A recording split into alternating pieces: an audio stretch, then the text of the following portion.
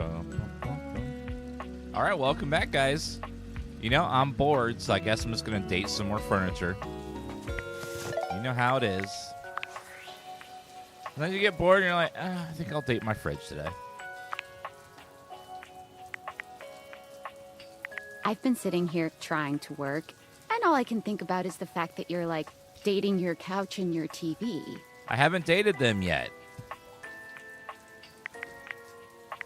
Wow, check your job privilege, fat cat. Stop. I feel genuinely bad about that, okay?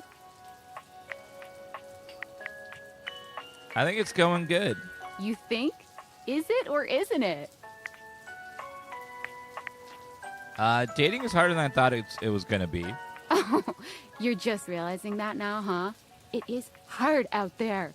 At least you don't have to leave your house to struggle.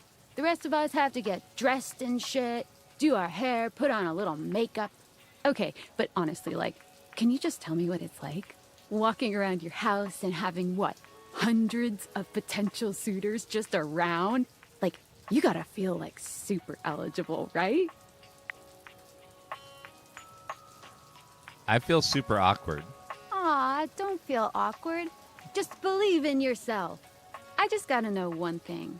When you're out here dating your appliances, are you guys, you know...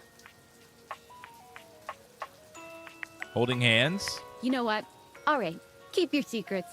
If you don't want to kiss and tell with your furniture, who am I to make you?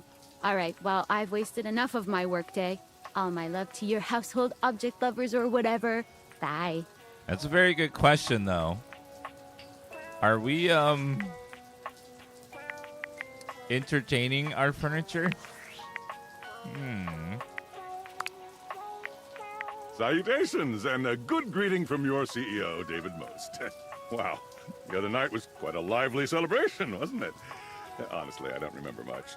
Which means Sandy in corporate events planning did her usual bang-up job. Inspirational work, Sandy. Way to earn that 3% cost of living bonus. Keep it up, and 3%? undoubtedly you'll be CEO one day. Unfortunately, sometime during the festivities, my sunglasses seem to have been misplaced. By who, exactly, is impossible to know for sure. We've combed every inch of the hotel, and they did not end up in the lost and found. So it seems likely that someone mistakenly took them home. Honestly, they're worthless. They were given to me by someone special, and they do have some amount of sentimental value. So if you have any information related to their whereabouts, please email me ASAP. Oh, and if someone from the press happens to reach out, they were definitely just normal sunglasses and not a highly classified prototype we're secretly developing in conjunction with the federal government. Unrelated, please bid a fond Valdivian farewell to Sandy in corporate events planning, whose role has been eliminated due to ongoing workforce optimization efforts. Oh. Best of luck in all your new endeavors, Sandy. They make her throw the party, then fire her right after. So the glasses that I have let me date my furniture. And they're looking for them. All right, let's date Dorian again in the attic. Dorian. Locked. Where can I find a key? I don't know. There was an old friend of mine who could always open me up, but he was put away sometime in the distant past. Put where? I can feel his energy distantly. Perhaps directly below me. 2 floors down. Wait, 2 floors down. Is there a basement? No basement. Well, how does it get down there? Have you spoken with Trap Dorian? Trap Dorian? I've said too much. Wait, Trap Dorian? There's a trap door? Yes, Ben Starr is Dorian the door. Let me see. I love that his name is Trap Dorian. Let me turn off the water. I'm wasting water over here. Okay, let's not waste any more water. Oh, flushing. Trap door, Ian. That means there must be a trap door somewhere. But where?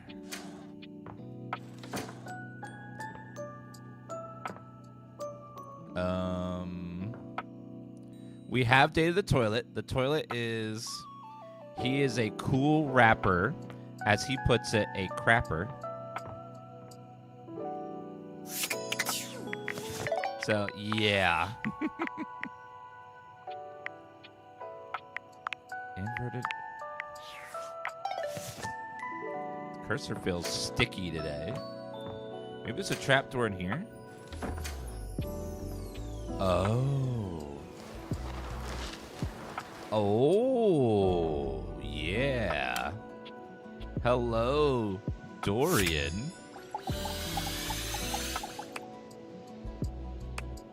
Oh, Dorian is all the doors in the house, not just that one.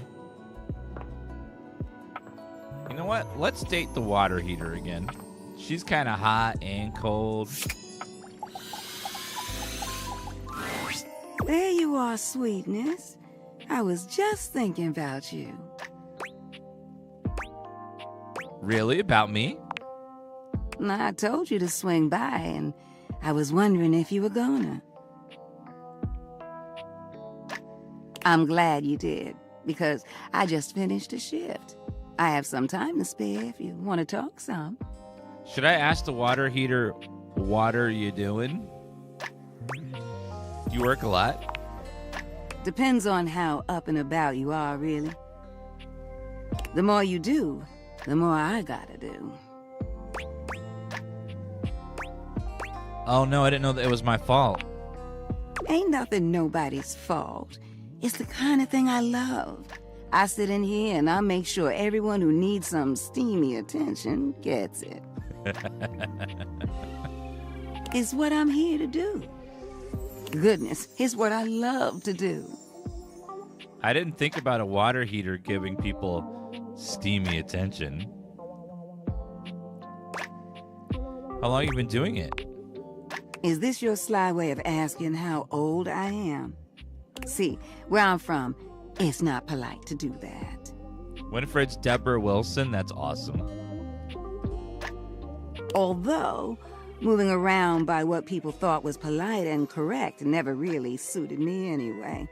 Let's just say, I remember all the folks who stayed here before you. Ooh, got any secrets about them? Someone who likes the tea as hot as I do? Perfect. Truth is, one of the previous folks who stayed here was super cute. Oh. Engaged couple. Beautiful together. Both of them were. Well, can I give my honest opinion? Oh, please do. Neither one of them was as cute as you. Baby, you're so hot you light my pilot light. Either way, they were here and they set up home pretty quickly. River and I both liked them. They brought so much life into this place. They took long showers together all the time. Just about tapped me dry, keeping things hot up there for them. Although, I hear they didn't really need my help to do that. Oh. Why not? Bless your heart. Don't worry about it, all right? But they used to throw these big parties, too. Family was always over, and every now and then, they had this little kid who would come play hide and seek. Their favorite hiding spot was in here with me, so I would just hum to them. I think they found being next to me safe. I miss that little kid sometimes. Did something happen to them? What? No. The couple just moved out eventually. You think about them often? Now, when did this story become about me? You don't need to worry yourself about who I do and don't be missing. The past is the past, sweetheart. I don't live in that place. Good for you. You don't make it as long as I have dwelling. You sure do remember a lot of the past, though. There's a difference between knowing your history and living in it. Besides, you saying you didn't like my story? I liked it a lot. Well, good. I enjoyed telling it. Which reminds me of this one time where... No, you know what? I'ma wait for that one. You want to hear more? You gotta come back. Besides, it's time I check in on my boy Washford. Who's Washford? Oh, sweetheart. He is just one of the hunkiest hunks that ever did hunk. The way he calls out to me when he needs some of what I got? Well, it's enough to get me bubbling. Oh, the washing machine. You need to go introduce yourself to him right now. I bless the day you wheeled him into this house. His stage partner's all right. You'll meet him too. But Washford? I guess she fills up Washford all that delicious water. Winifred fans herself with one hand, beginning to lose herself in her own fantasy. I wouldn't mind going through a couple of cycles with him. Oop! I think I said too much. Oh my, madam. Well, I think we better wrap this up for now. I got a social call to make. Thank you for listening to me spout about nonsense. But listen, I got more stories for you if you ever want to hear them. I love sharing them with you. I'll see you around, sweetheart. Bye, darling. So, it sounds to me like the washing machine and the lady have been dating, maybe. They get along quite well. Nightmares are nothing new God. to you, but this terror standing in your room is certainly a unique experience. The hell? It's hard to even make sense of what you're seeing. A dreadful figure, wreathed in black, with what seems to be the suggestion of a horse's head, with snake and lion heads sprouting from its shoulders. It has a multitude of eyes where they shouldn't be, and teeth that decorate what would be the belly and hips on a human figure. But it's not the monstrous anatomy that freaks you out the most. It's that lizard brain feeling of fear the figure inspires in you. You want to run, but by some miracle, you don't. You're telling me I can date a nightmare? Oh my God. There's something crawling up your leg. What? Don't you feel it? You know it's there. A fly, maybe. Or something else. Something a little more malevolent. A little more vicious. Quit it. Crawling up your leg. Yeah, when they said date everything, they mean everything. Even you can date your nightmares. Aren't you going to do something about it? Ah, that's right. You can't move. Sleep paralysis. Now there's another on your arm, and another on your shoulder. Dozens of little prickles across your skin. The prickles turn into punctures. The picture of poison pervading the parts of you keep under the covers. There's an itch by your mouth as one pries open your lips, scurrying down from your cheek. So many little legs. Spiders. Or maybe ticks. Another crawls across the curve of your ear, and you hear it. The scuttling, the buzzing, the sound of your flesh being devoured in a million nanoscopic parts. And sleep paralysis is a real thing, chat. And basically the way it works is sometimes people wake up, their brain wakes up, but their body doesn't. And like when you sleep, you're basically paralyzed. And so when you wake up, you can't move because your body's asleep. And then you're aware of everything, but you can't move. And it takes a long time for your body to be able to move. So you're just sitting there, lying there, and it's just like creepy, horrifying experience. Whatever they are, they're eating you alive.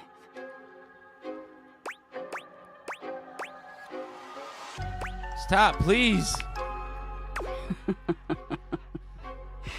Ah, that was fun. Some people feel like there's a sleep paralysis demon in the room with them when it's happening too. Like there's some sort of evil presence. Didn't take you as such an easy scare. I'm not. Oh, are you getting all flustered? All that adrenaline catching up with you? It was simply delightful to meet you. So you're just named Nightmare? That's not very clever. And neither are you. Until next time. Wait, how can I see you again? You'll see me sooner or later. But if you want it to happen sooner, they say coffee at midnight is a good way to invite the darkness in. Sleep with one eye open. She fades into nothingness with one last creepy laugh. I can even date my nightmares. Crazy.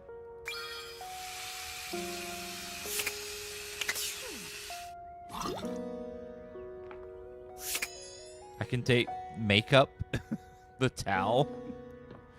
Oh man, we haven't done anything in the gym yet. Oh, I want to do the trapdoor.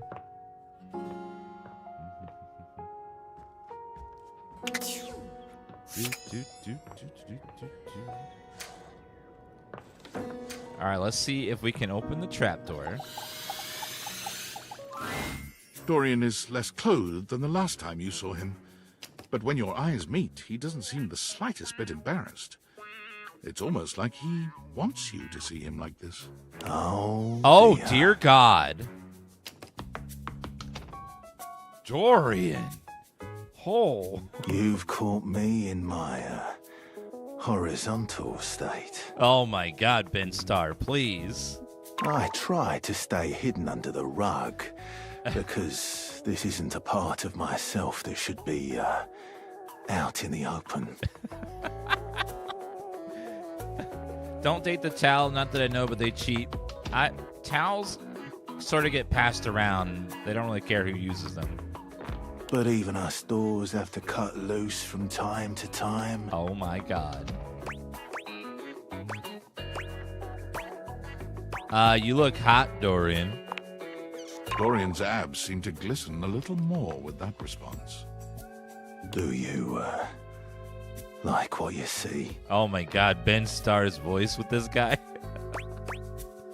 I do. Well, you should. I like to keep in shape. Duty and all that. Uh-huh. I've been thinking of getting some more tattoos. What do you think?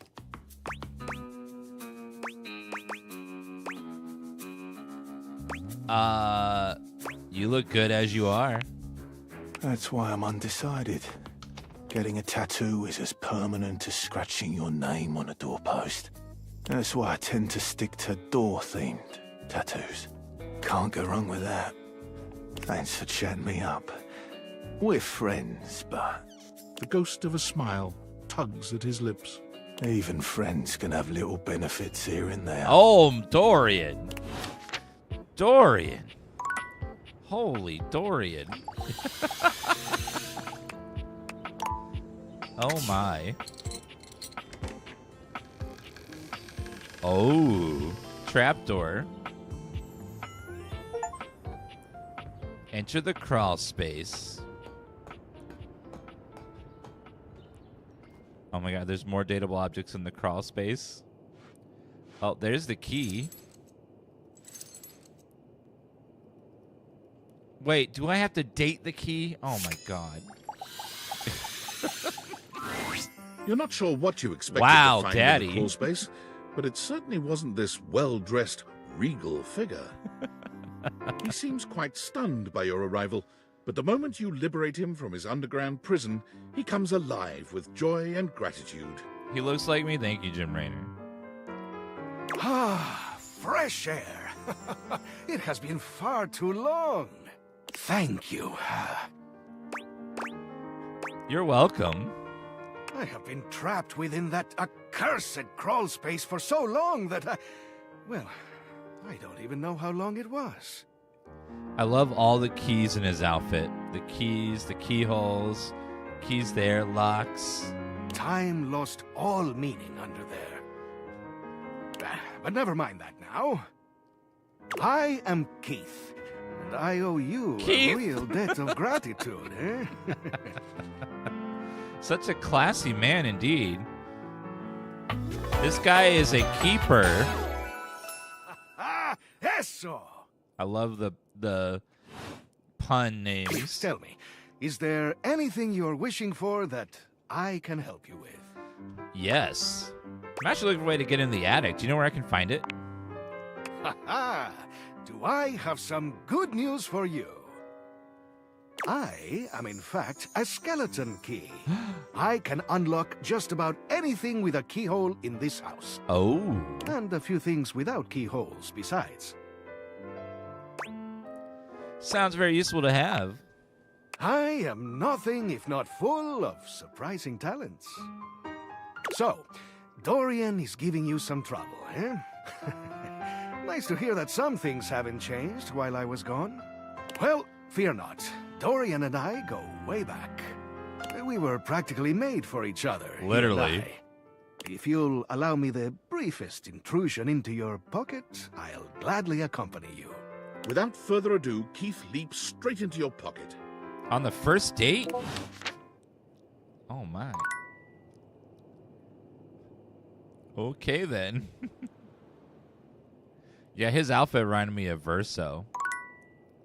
Wait, there's a mouse. I can date the ladder, the mouse trap, and then a time capsule? Oh man, there's so many things. Okay, I've got to see what this mouse trap is. What would a mouse trap look like? Would it be male or female presenting or androgynous? And then what would their name be? Mouse trap. Mouse trap. Mouser? An unholy amalgam Oh my of God. rat and trap stands before you.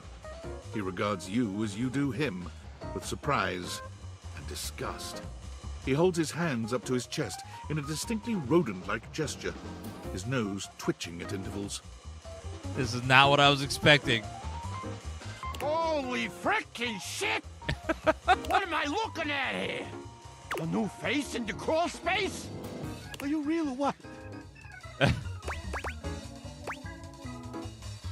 Can any of us say for sure? Oh, we got a real thinker over here. I'm real, you're real. Shut the fuck up already. What do you want? Language, sir. I'm looking for love in all the wrong crawl spaces. You ain't gonna find it here. Hello, I'm Vaughn. I'm your rat trap. Vaughn? Bring in your little card. You'll see. Oh my God. Hi, I'm Vaughn. I can't wait to love you or whatever the fuck. Yeah, right there. Sound like from New York. In the Mafia. He reminds me of the mouse guy from the Harry Potter movies. How long you been down here? Oh, a long time, Pally. A long freaking time. Forget about it. You eyeballing me or something? I can feel your gaze. Lingering.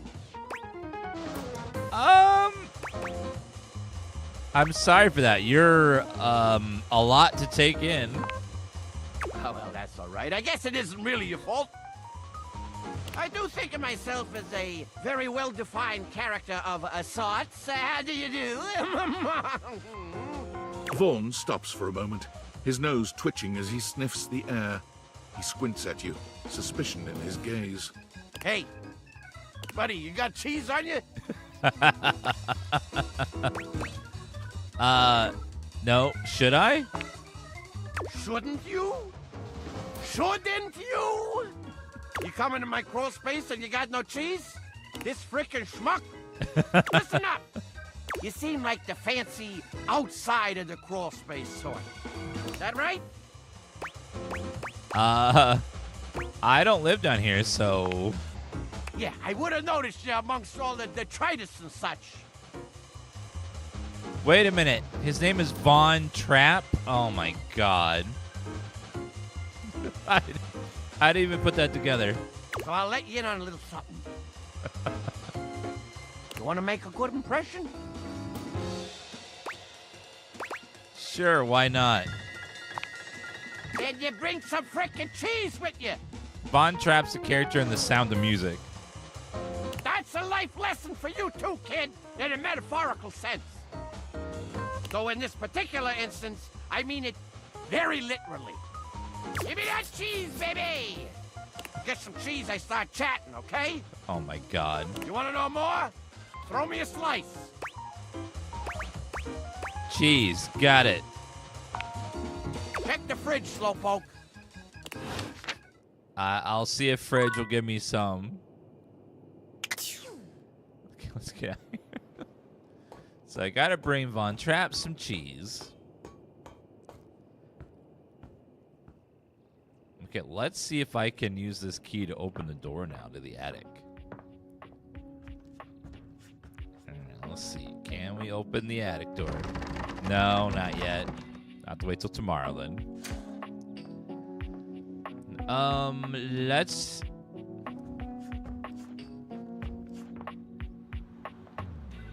date the thermostat. You feel an unseen presence detach, flee. It seems that there is nothing here to speak with. Really? Mysterious. Perhaps this is not the place. I can't speak to the thermostat? Oh.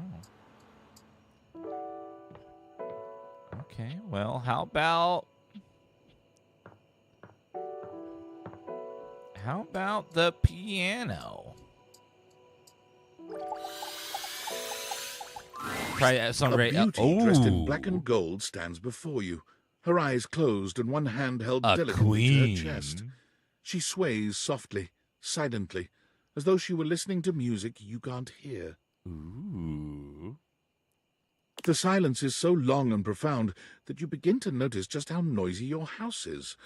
You can hear your clock ticking, your refrigerator humming, and your air conditioning blasting. Has it always been so loud around here? I love her design. She looks gorgeous.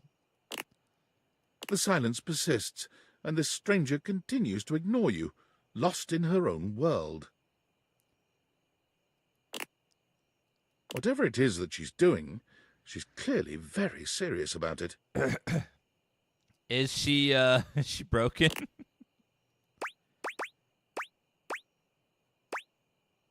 Hi, I'm Dan. DansGaming.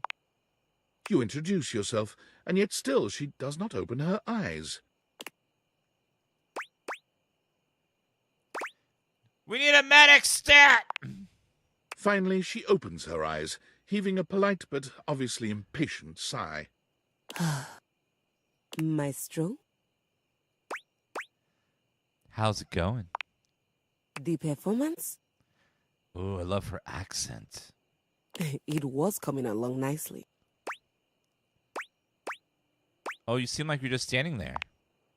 That was door 33. Surely you recognized it. It's an avant-garde piano piece, 33 seconds long, by the composer John Gage. Honestly, the man was a genius. Door 33. I mean, the idea that music can exist without the presence of a single note. Breathtaking. You know, the very first time I played it was when I was in residence with the Dulce Mio. Wait a minute. Door 33 is just 33 seconds of silence? That's really the song? It's just nothing? You two have met, I'm assuming?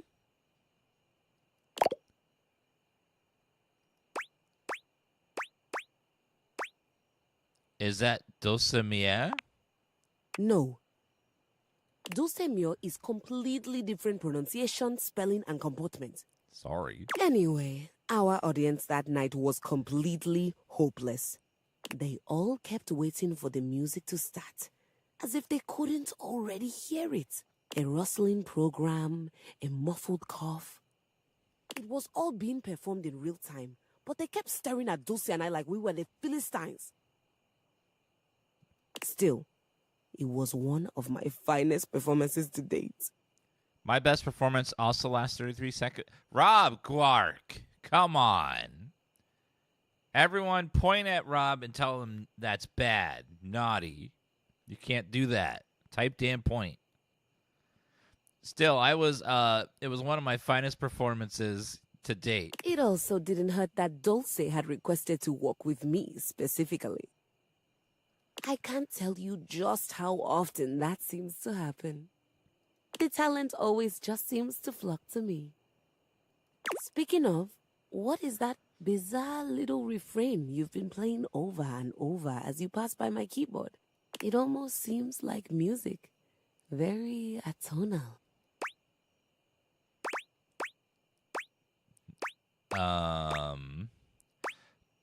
It's Valdivian's hold music. Can't get out of my head. Valdivian? Is he a composer? No, company used to work for. I must say I'm rather confused now. Well, whatever you are playing, I look forward to its evolution. What's her name? Keys.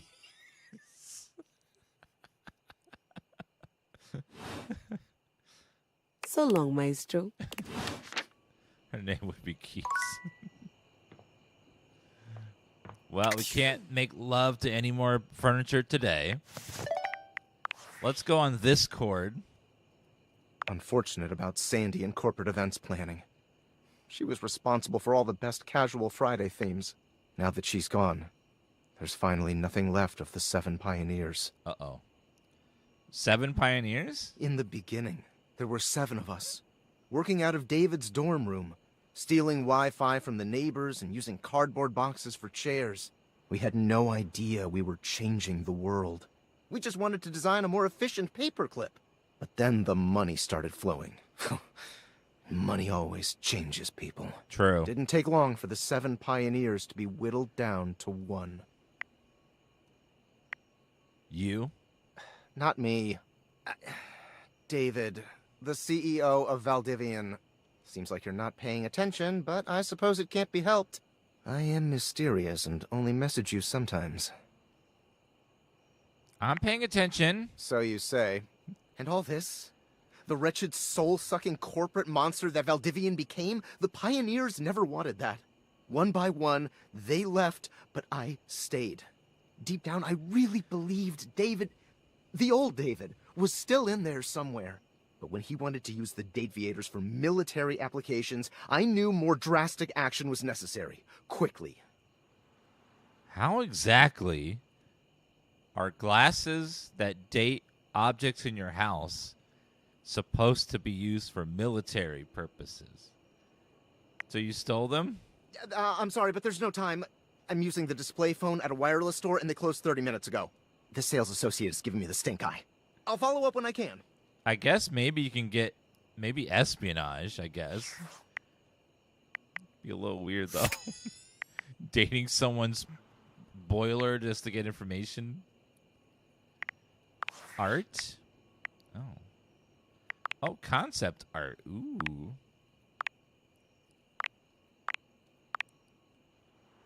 Oh, that's cool. You see all the artwork? Music.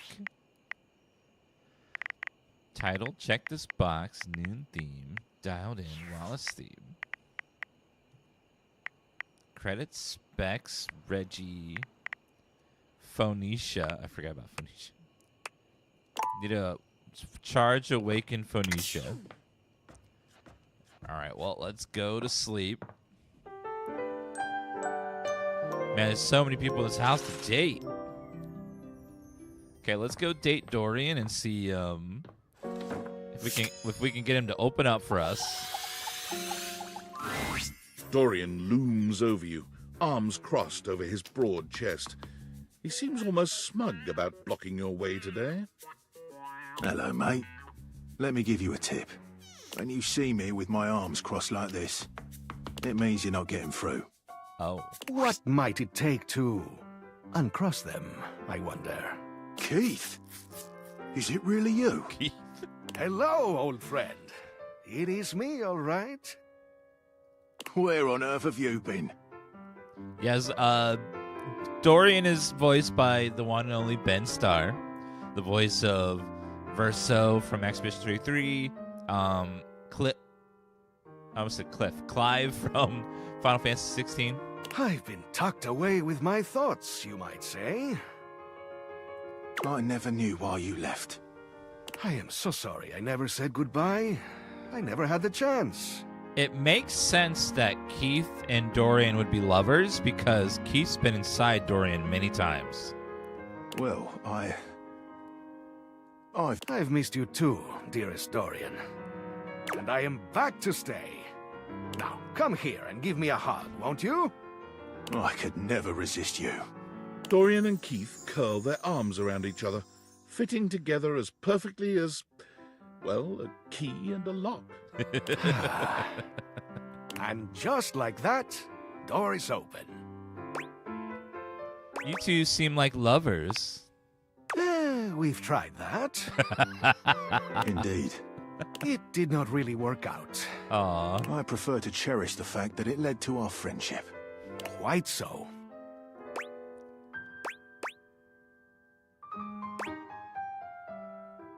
Don't you think love can include friendship? Maybe so, but it can also complicate it mightily. Call me closed off, but love tends to get messy. Yeah, Dorian acts all tough and butch and, like, very tough job. He's got to, like, hold people back and stuff. Big bottom energy. For us, friendship is the way to go. Friends! We're friends! The treasure trove of friendship is open to us. We're friends now. Yay. I just realized if you cover the S here, it spells ass.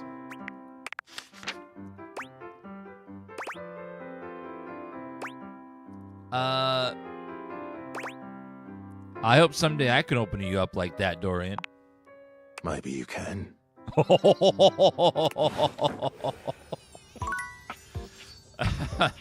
Okay. Oh my.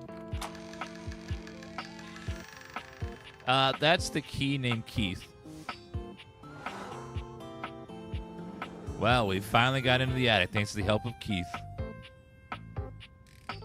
Oh, is he going on the counter over there? Oh, very nice. Finally, the attic. It's weird an attic isn't, like, above. Oh, man, there's so much stuff in here. There's a safe, a bunch of boxes. Let's see if there's anything in the boxes. Old dead plant. A bunch of board games. A blindfold. Holiday decorations. Ooh, what's that? Looks like a piece of paper. Okay, let's... Is the dead plant datable? It is. A flowering beauty waves at you, her radiant smile inviting you closer. Abundant plastic foliage frames her pretty face, and a little inanimate hummingbird rests on her shoulder. I thought she'd be dead, honestly. This game's called Date Anything. The premise of it is you have these magic glasses that allow you to go on dates with anything in your house. She looks rather like a fairy tale princess, and the delicate way she carries herself does nothing to belie that impression. Her design is gorgeous. Oh my gosh, hi! Hey! I'm Prissy. You probably already know that. Prissy? It's polite to introduce yourself, though. So hi! New datable. Prissy Plastique. This is so funny that you're standing there. Her, like, hair looks gorgeous. Funny haha or funny weird? has ever asked me that question before. I love her, like, vase skirt. I guess, yeah. It's a little of both. Because I was sitting here, imagining how wonderful and helpful it would be if someone was suddenly standing there, like exactly where you are. And then boom, here you are, like magic. Do you think she really is part of my house, or is she a plant? Another weird-ass object in my house. So my mere presence, the answer to a prayer? Sweet. Yeah. Well, no. I mean, kind of. You're definitely great. Probably. But in my imagination, the person standing where you're standing also did stuff. That makes more sense. What kind of stuff? I need you, please, to flirtalize me. Flirtalize you? I'm sorry, you what? I get your confusion. It's totally understandable. Here's the thing. I am a plant. Yes. You look plant-like, yes. Plant-like? I mean, what that isn't a plant looks plant-like.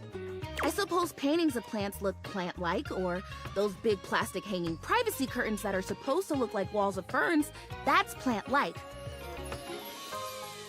I need you to flirtalize me. Oh no.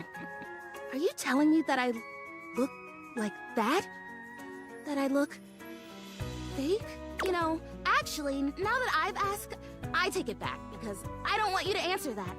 I already know the answer. I don't like it very much. Just in case you hadn't already deduced this, I am made of plastic. Why is a dehydrated plant made of plastic? You? No! I know. It is the great, confusing injustice of my young life. But, even saying that word. Plastic. Ugh. Anyway, I am made of plastic. I would really rather not be made of plastic. I would rather be a real plant. I want to grow. I want to reach for the sun. And I want to feel the photosynthesis in my leaves. Right now, I mostly feel dust and that Labreeze, your room is clean now, smell good spray. Which doesn't actually smell that great, if I'm being honest. Febreze is okay. Some people just use way too much. I know, it's so perfumey. So perfumey. You spray it and all of a sudden you're like, oh my gosh, why am I in a perfume store? Which doesn't mean that perfume stores can't also be clean. I'm sure they can. If you're watching on TikTok, thanks for double tapping on the video to like the channel. And also following if you're having a good time. Cool, I feel like I've gotten off track here. Oh my gosh, we have. We started talking about... Wait, what were we talking about? Doesn't matter. I'm pretty easy to distract, as you might have noticed. A little bit. Let's get back to the flirtalizer. This is really important. Okay, explain to me what flirtalizer is. The flirtalizer is the result of months of dedicated study on my part to find a substance that will... Drumroll, please. Make me real. Prissy presents you with a green jug, covered in pictures of flowers aggressively mugging for the camera. This is about what you expected from something called flirtalizer. Flirtalizer, no messy, no stressy. Real, like a real-life plant? Really. Cells, leaves, the whole 9 yards. I have done so much research. I can't even tell you. And this is the answer. The gold standard for making plastic into chlorophyll. I just need you to give me a good dousing right at the roots and then stand back and watch the magic. Okay. No way, really? That's very cool and exciting. That's exactly what I said when I discovered it. I mean, those exact words. We're so in sync, this is awesome! So you'll do it. Flirtalize me? Yes, I will flirtalize you, ma'am. Yes! Oh my gosh! This is the most exciting day ever! I'm ready. So it says on the directions, Prissy reads off the back of the container of fertilizer. Douse liberally and with abandon, no such thing as too much. Couple each dose with a body wiggle or the recitation of a favorite herb for added potency. Oh my god.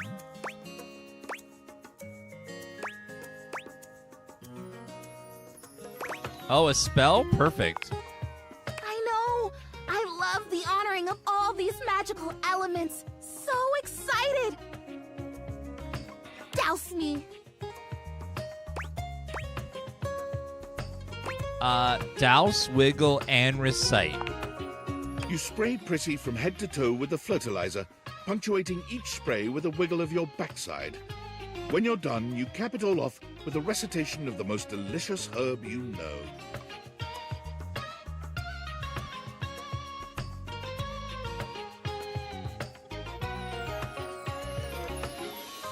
Ooh. I think I feel it working. There's this really strong tingly sensation. The spell you are casting definitely gets my vines all twisted up. You take a moment to inspect Prissy. She looks a bit shinier, but otherwise the same as before. Do I look different? I don't feel different. I mean, I feel wetter, but that's probably just from all the dousing. What do you think? Do you see anything?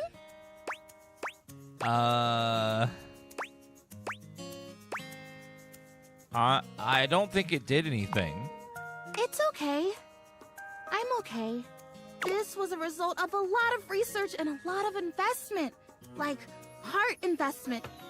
But it's okay, because it was also my first real attempt, and all great endeavors have failure before they have success. So, I never thought I'd be fertilizing a plastic plant.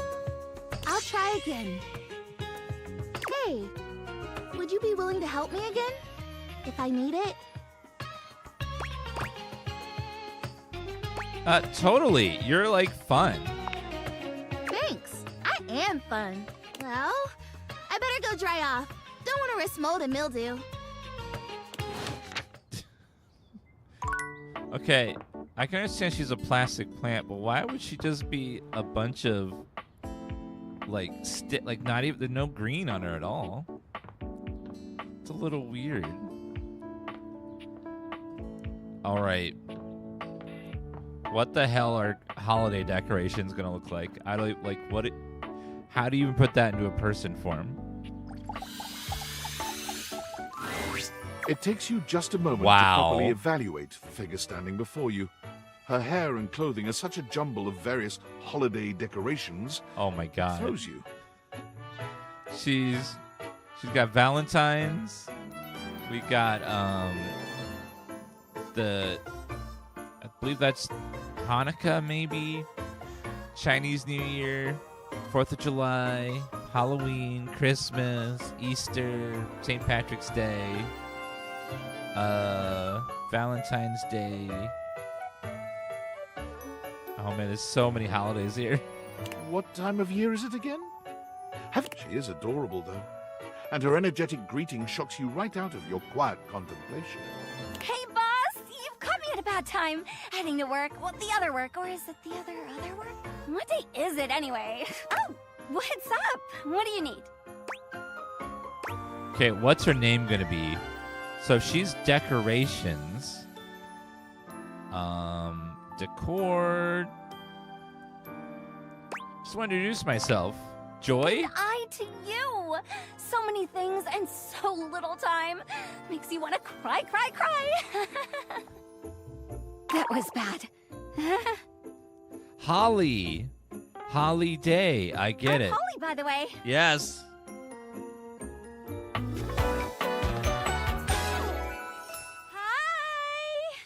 Hi, Holly.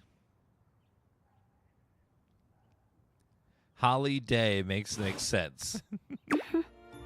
Oh, and who are you? Did you already say? Sorry.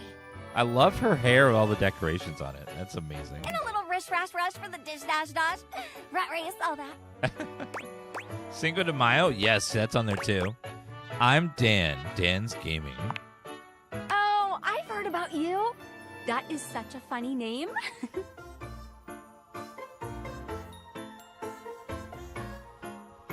Tifa. Are you okay? You okay? Hold on, Tifa's scared. I need to grab her.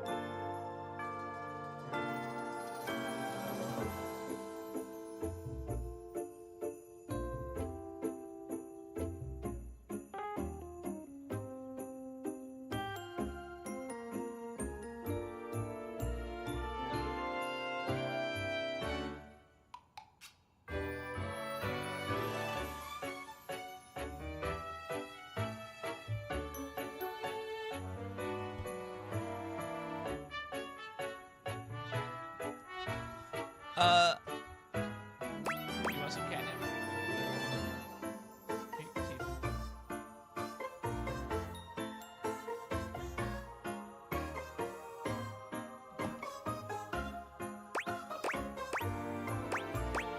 From who? From everyone! I'm social butter, so they say. A social butterfly? Oh, that makes more sense. Social butter. Thank you, Cuddy and Vessel, for those resubs. Thank you, guys. Anywho, I'm so sorry, but I'm already running late. Love to chat more, though. I'm working a double, then opening, closing tomorrow, but swing by first thing in the morning? Sure. That's when I'm usually able to sleep.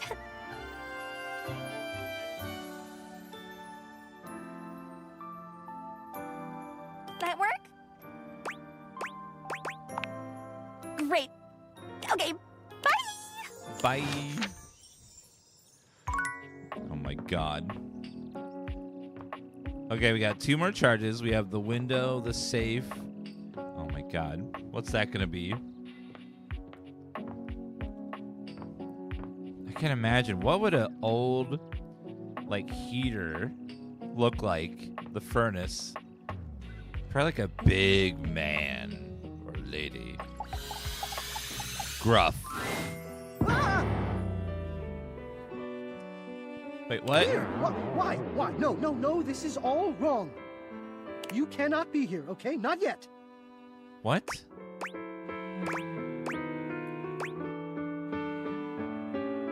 I'm sorry?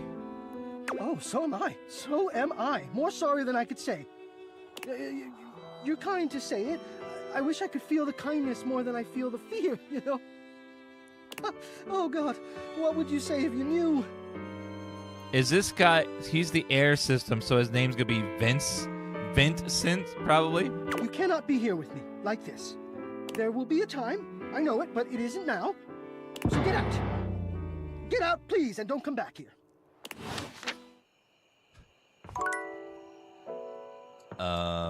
Okay. How about the safe? A leather-clad dominatrix stares you down, radiating disdain. Oh my. She looks at you like you're the dirt beneath her feet. Step on me, mother. Hello, you pathetic, worthless little wretch. Oh man, step on me. Disgusting, you worm. Sophia. One second. Move this over.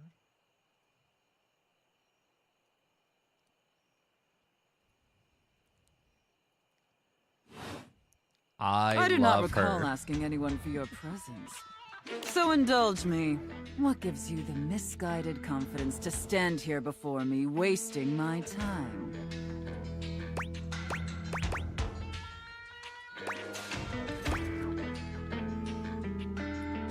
I'm sorry, didn't mean to bother you.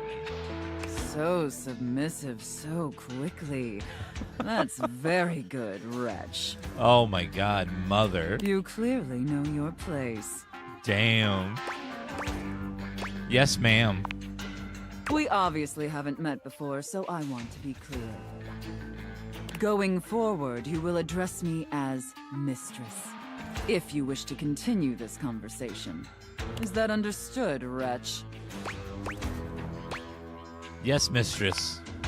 Very good. Now I know what you're thinking. Chat, it's yes, mistress only. Why would a perfectly successful safe like myself throw away her prosperous and fruitful career in the burgeoning vault industry to become a mistress to all the lost, pathetic, and broken creatures of this world?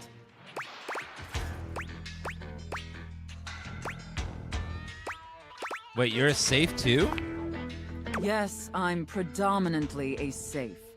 This has been very clearly established. I love her jacket is like the prongs inside the door that close. Like, her design is great. The jewelry it's inside, the lock, electric lock, the keys, the big bills, the gold bars. So is being a dominatrix like a side hustle? It's a lifestyle choice. Can we please move on? Yep. Tell me, wretch, do you know what a safe is good at? Keeping things safe? Putting stuff into? An acceptable, if asinine, answer. But the one thing a safe is good at, tantalizingly good at, is keeping things locked away. Valuables, memories, and very often, secrets. Deep, dark, very dirty secrets. The kind of secrets that everyone secretly longs for, aches for, but diligently keep hidden far from everyone, even if necessary, from themselves. Do you have any dirty little secrets like that, wretch?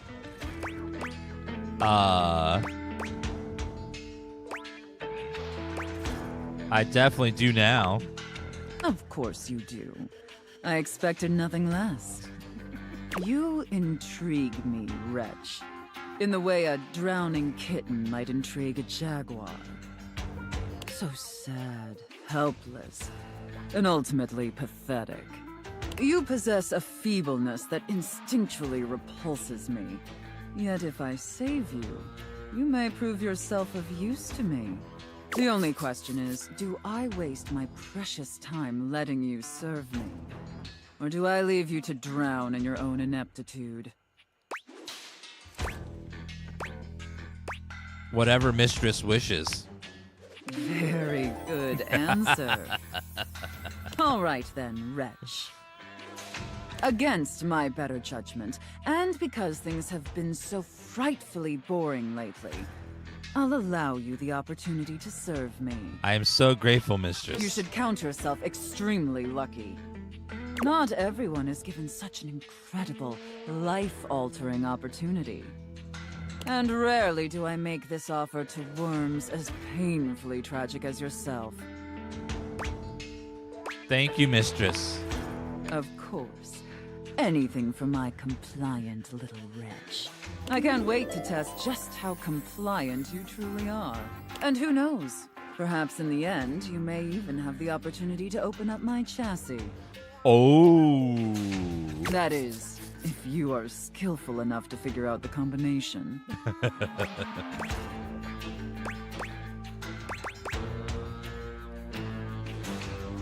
There's no combination. I just have to fall in love with you. Careful. You're getting very far ahead of yourself, wretch. I don't open up my chassis for just anyone. And especially not for someone as pathetic as you. Apologize for your insolence or face your punishment. Uh-oh. My serious apologies, mistress. Very good. Your mistress is pleased. Okay. It sounds like you're willing to do the necessary emotional work to take this relationship seriously. I love her. She's amazing. In that case, be back here tomorrow to fill out all the paperwork.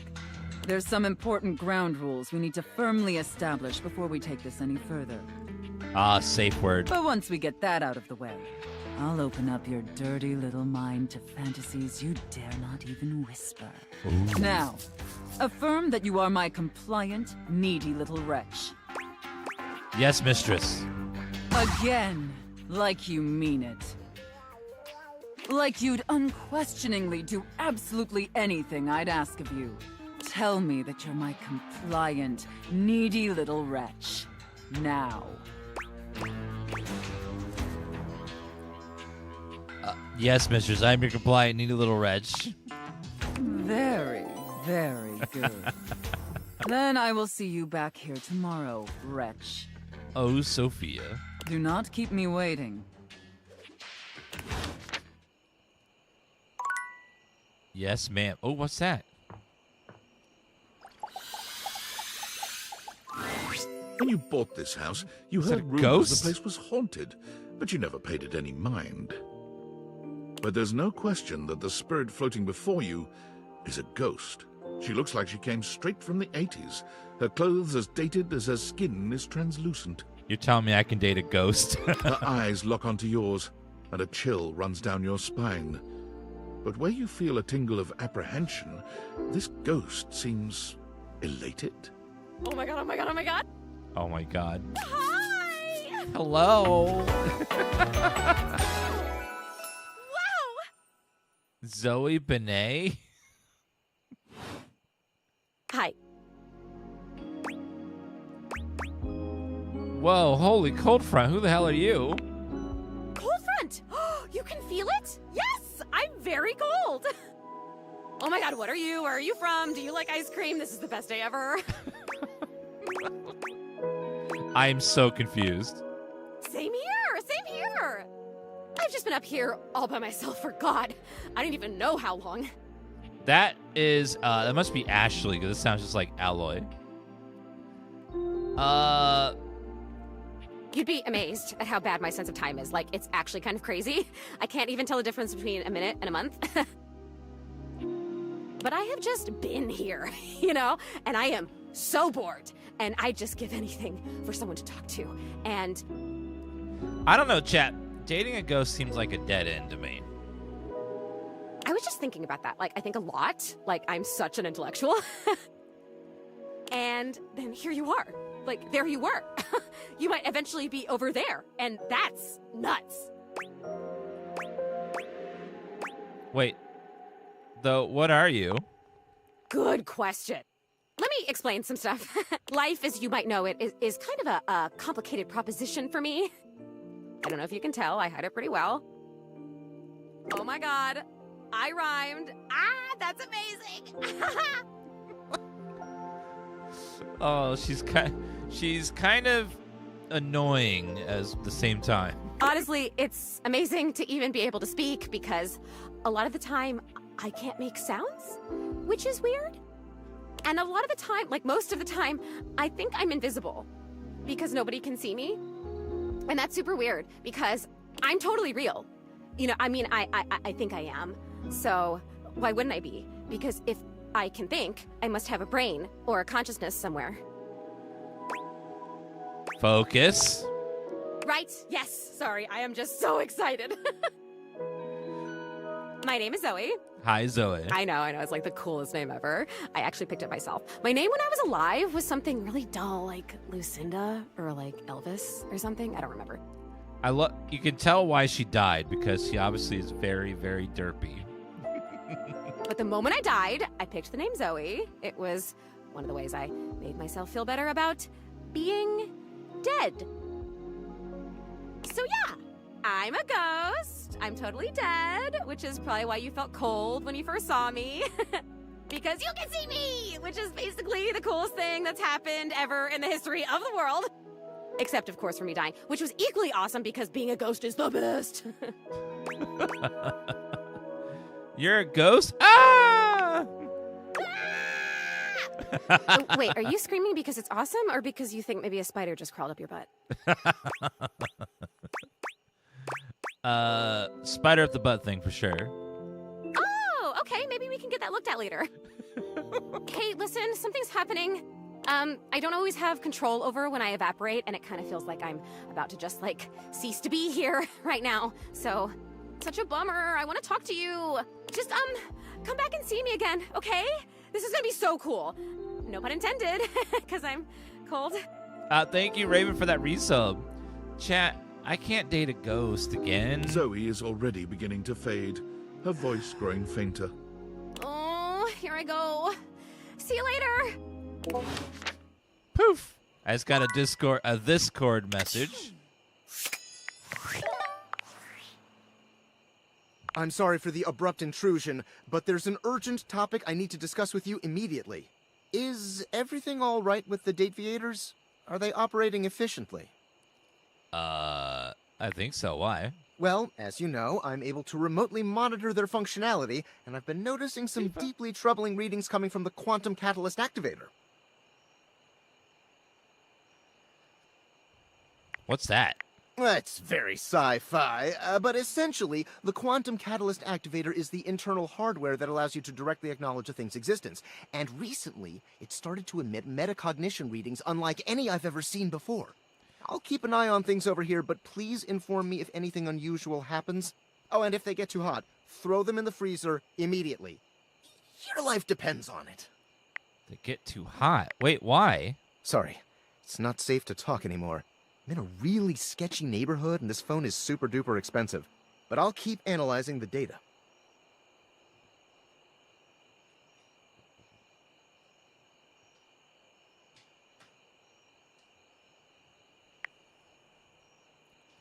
So if the glasses start getting hot, I have to throw them in the freezer immediately?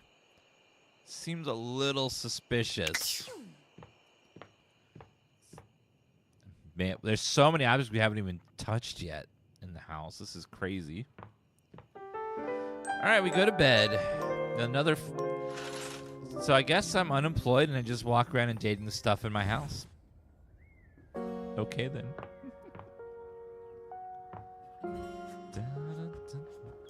I did see the vent in another place. Maybe if I talk to the Mr. Vent over here. You see a pair of hands sticking through the air conditioning grate, and the barest suggestion of someone's eyes, but no more. Ah, here you are. It's weird. He's not. It's like for this one, he's not the grate. He's a man in the grate. You see, isn't this nicer, this meeting me here this way? I have to apologize for the way I acted before in the attic. I was unprepared. I was so surprised. It was quite shocking to see you there in space that is so private and usually so safe for me. Nobody comes there, you see. Truth be told, I quite like it that way, although... This is the weirdest game ever. Domestic long hair, okay? All we're doing is walking around our house and dating objects around the house. You act like you don't do that. I'm bored on a Saturday, you know? I'm bored on a Friday. You just date your fridge or your vacuum. It happens. Although I shouldn't date the ghosts because if I do, I'll get ghosted 100%. It has been a fantasy of mine that you would come. Just not Thank you, Moki, for following the stream. Not yet. That. We will get there, I think. I hope.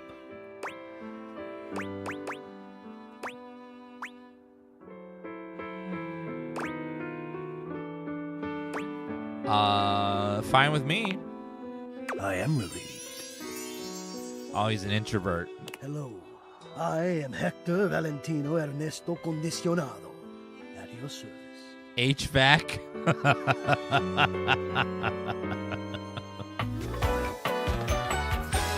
Oh, man. Hello there. Hector. But it mustn't be rushed. And I'm grateful that you understand that. Or at least that you honored my wishes, whether or not you knew why. Oh, Hector. I feel I should explain myself now that I finally have the opportunity to do it. Tell me, How much do you think about me? Now, yes, I understand that our meeting in this way is so very new for both of us. I truly never expected to be able to speak to you this way, face to... Great. I have accustomed myself to this seemingly unavoidable reality that you would always be human and I would just be this.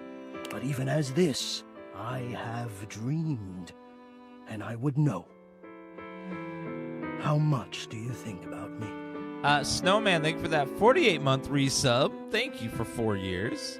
That says, oh, Dan Creep. Thanks. You can tell the writers had a lot of fun just coming up with like different objects and names for them and stuff.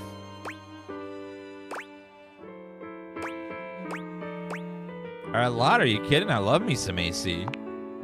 Ah, and do you? I have noticed. I so look forward to you coming home on those hot summer days. The look on your face when you feel the first blast of chilled air upon opening the door.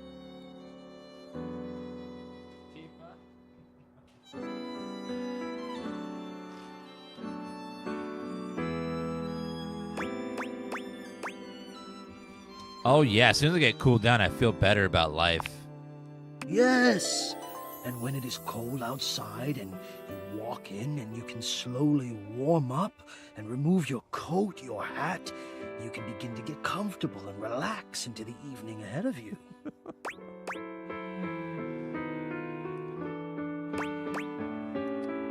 And sounds like you're a fan of relaxing too. I don't relax for myself. I can't. But for you, there is almost nothing I wouldn't do to help you relax. To watch the play of warm and cool across your skin. He's kind of giving me creepy stalker vibes a little bit. Can you date your air conditioner?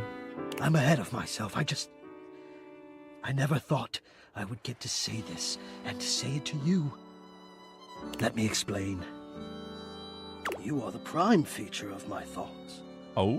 Whatever power courses through me, I turn to your pleasure. Whatever warmth or coolness I possess, I direct in full to your comfort. I wanted to meet you here through the grates because I wanted you to hear my voice. I want you to hear the melodies and resonance I create through these ducts and know that it is all and only another gift it honors me to offer you. I watch the play of air over your skin and I feel deep joy that I have the air to give you. It's a little creepy, Hector. You're my air conditioner. I adjust my own temperature and my intensity until I see the flush of contentment spread across your face. And then, I rest in contentment of my own. I never thought I'd be able to say this, and in a way you could truly understand. And now I have, my God. Now I have. This is so weird. Domestic long hair was 7-month resub, thank you.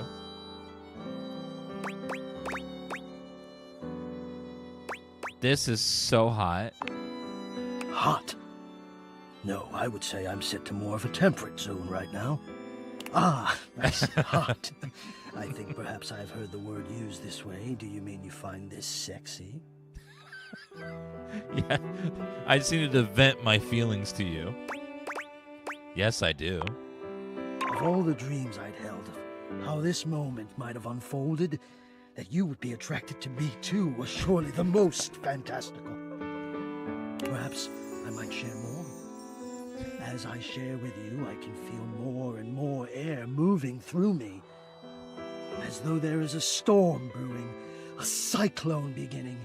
I have never felt it before, this build of energy.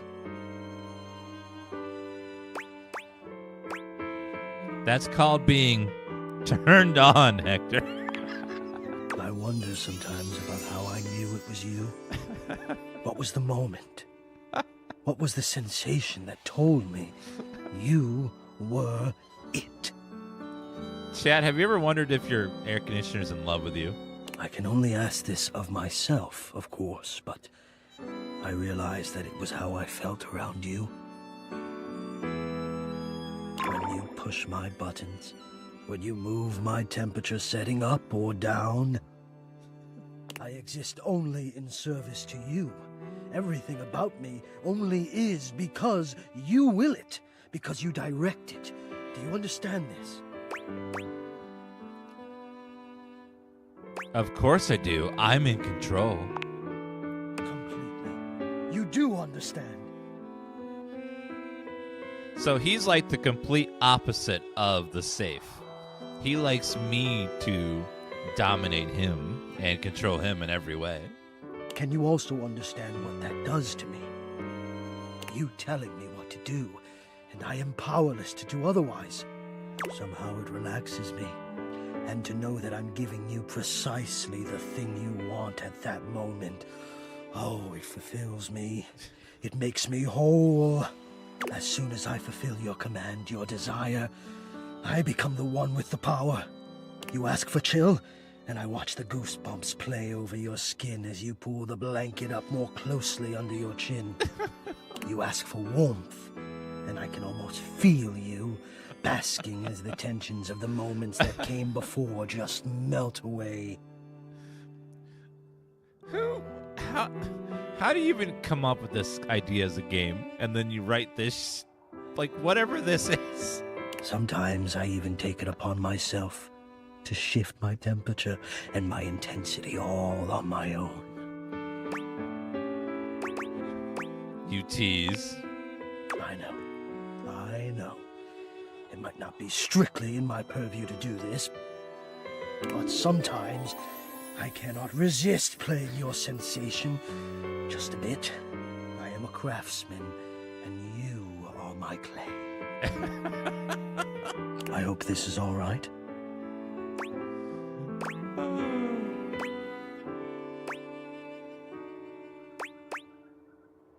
It's very all right. I had no idea you loved me like this. How could you have? Until now, I haven't had the courage necessary to even show my face. Thank you, Anthony, for the raid. We're currently dating our air conditioner, as you do. 'Cause I was bored. So my air conditioner is real creepy. And so the premise of this game is we have magic glasses that lets us go around and talk to and date the furniture and items around our house. It's called Date Anything. You still haven't shown your face, Hector. But, wow, you're brave enough, and I love it. You love it. Does that mean you love? But no, I dare not ask, and do not answer, please. Let us enjoy where we are, here, now. Let me care for you. Sure. Care away, Hector. I need you. I need to care for you. It is the reason for my existence, you see. And now I have truly said too much, or I have said enough. Either way, I must ask a boon. Say nothing. Take this knowledge with you and promise me you'll ponder it, that you'll ponder me. The AC is a little bit on the stalker, creepy, obsessive side. Only if you give me something to really think about. You delectable tease. Think about this, then. A warm breeze whistles through the grate above you and trickles downwards to caress your exposed arm. The warmth rolls over your wrist, up the inside of your elbow, around the back of your shoulder, and slowly, very slowly, up the gentle slope of your neck. You can feel the breeze desiring to embed itself in your hair. It is the perfect warmth, the perfect strength, and your eyes softly flutter closed. Imagine, you walk into the recording booth and they're like, okay, what's my character in this one? Yes, you're an air conditioner. I'm a what? And you're in love with the owner of the house. Say what now? Yes, and you're gonna talk dirty to the owner of the house. What? Okay. On to that.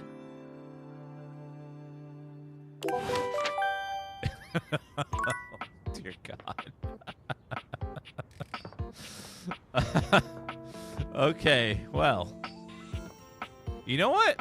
I haven't seen the stairs yet. Let's see what the stairs looks like. Let's go on a date with the stairs. A distinguished Oh beauty my. greets you with an elegant wave. You never really thought so many hard corners and angles could be soft and graceful, but she's really selling it somehow. Oh, hello, dearie. Mind your step. I'm getting a bit creaky in my old age. You can date Grandma Stairs. I'm working on it, mind you. They literally, like, there's 100 objects in the house that are all dateable and fully voice acted, and they have something for everyone. If you're into femboys who are dressed as cats, there's a cat wall clock. If you want a big, strong muscle bear, the table is that. You want like a big, strong dominatrix woman to dominate you, the safe upstairs does that. You want like a ditzy, cute little girl, like there's that as well. If you want like a big, strong bouncer man to dominate you, we got Dorian the door. It's like they got whatever you're into, they have them for you. Who's the bed? Oh, the bed. She is a luscious, curvy woman with some big pillows. I'm Stella, your quickest way up and down between floor and ceiling. A new dateable Stella. Calling. Oh, Matt Mercer's also the geeky guy. That's the D20 dice if you want to date some dice. He plays gargoyles and what was the other G part of it? G and G. They have like every voice actor ever in this game too, from Ben Starr to Matt Mercer to all the cast of Roll20, Gargoyles and Gremlins. Yes. They have the voice of Ash Ketchum, Troy Baker, like all of them. Neil Newborn.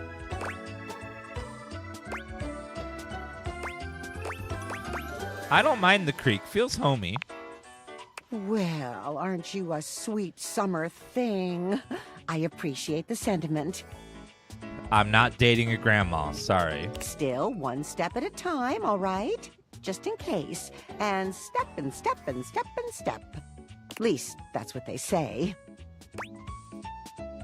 It's a lot of steps. Just take it step by step. By step. Laying on a bit thick there. She gives you a surprisingly cheeky little wink. Oh, they call it branding, apparently. Still feels a bit creaky to me, too. One sec. I found a great website that lists all of the people together in an easy to digest way. Let's see. Here is a list of all the characters next to their voice actors. You can see the picture of them and then their character beside it.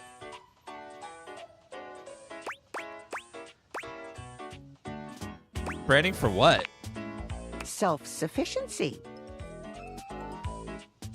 You see? Well... Stella looks everywhere but at you, trying and failing to find the words. Eventually she sighs, plucking up the courage from somewhere within her. Truth be told, I'm starting a business. Oh, no.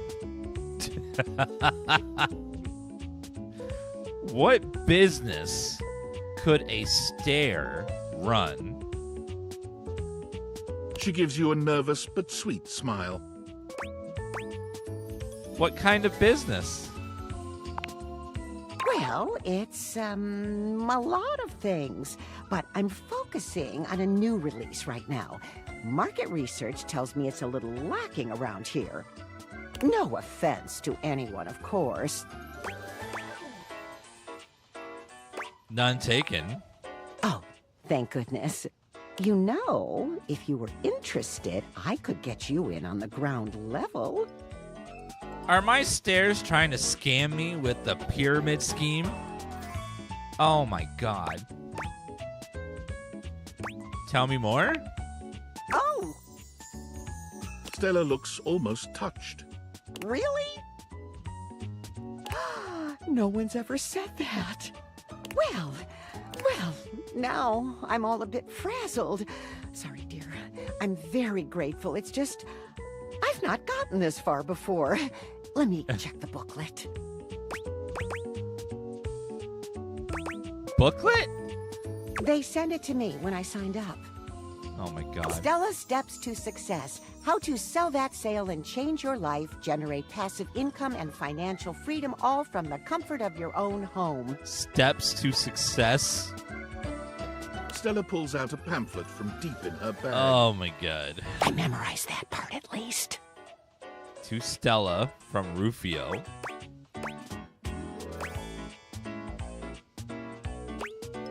I think you're being scammed, Stella. Well, let's not get too dramatic. It's hard work, sure, but isn't anything? They even tell you that. Step 37. Not everyone will make it, but drive and passion are the fuel that fans the flame. Patience is a virtue, and success is for the virtuous. Doesn't that make you want to get to work?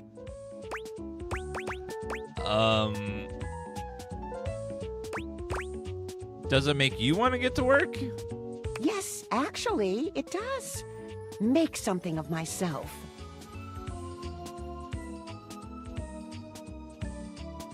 Oh, I really have gone off track now, haven't I? Booklet or not, this is a mess.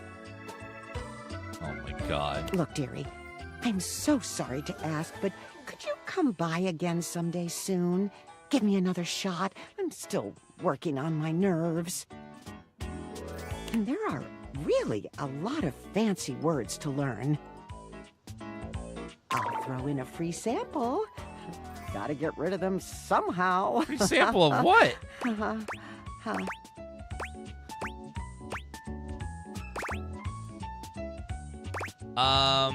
I'd rather, I might have the time. We'll have to see. Oh, of course. I wouldn't want to impose, dearie. So my stairs are trying to scam me.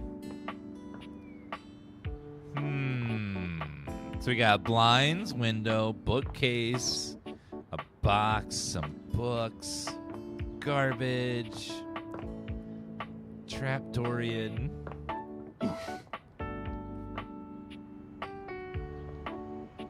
Wait a minute, you can do each knob is different?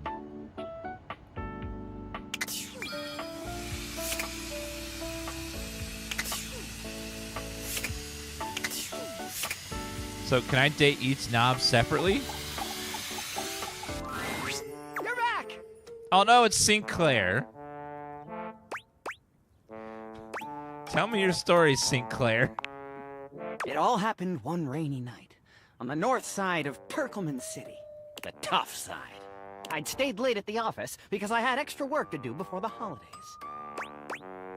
Stay late your job as an insurance claim adjuster? Go on. Well, when I left, I was feeling a bit low, so I went out to a local bar. You know, of all the characters, this guy gives me the most sinking feeling of them all. It's called the Banana Club. They make a mean Shirley Temple. Heavy pour. Sir, if you're going to a place called the Banana Club, it's probably for men that are into bananas, if you know what I mean. But I thought Shirley Temples were... devastatingly potent? Yes. I was gonna say, there's no alcohol in them. They're virgin drinks. A recipe for disaster? I know. I shouldn't have indulged. I should have known better. But after I'd had about 7 of them, I went out for a stroll. I don't know where I was going. Just trekking the streets with my dog. Suddenly, I came upon a fine dining establishment called the Questionable Dandelion. Someone named a restaurant the Questionable Dandelion? Right. They've got an incredible buffet. Lots of strange ingredients from all around the world. They're always trying new things.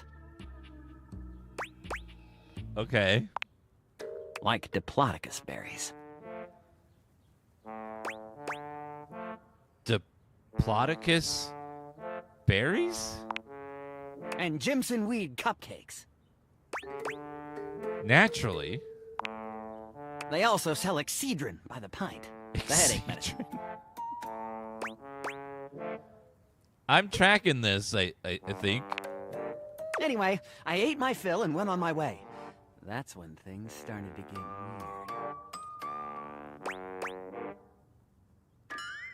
Up until now, it'd been a typical Friday night, I'm guessing. No! Not at all! It was Thursday. Forgive me. I was walking around, or sort of drifting, or rather, floating, or... I guess you could say I was making my way about town. Aimlessly, you see? And? And what? What do you mean, and what? You were just telling me your story. Ah, yes. So you want me to continue. This was your meaning.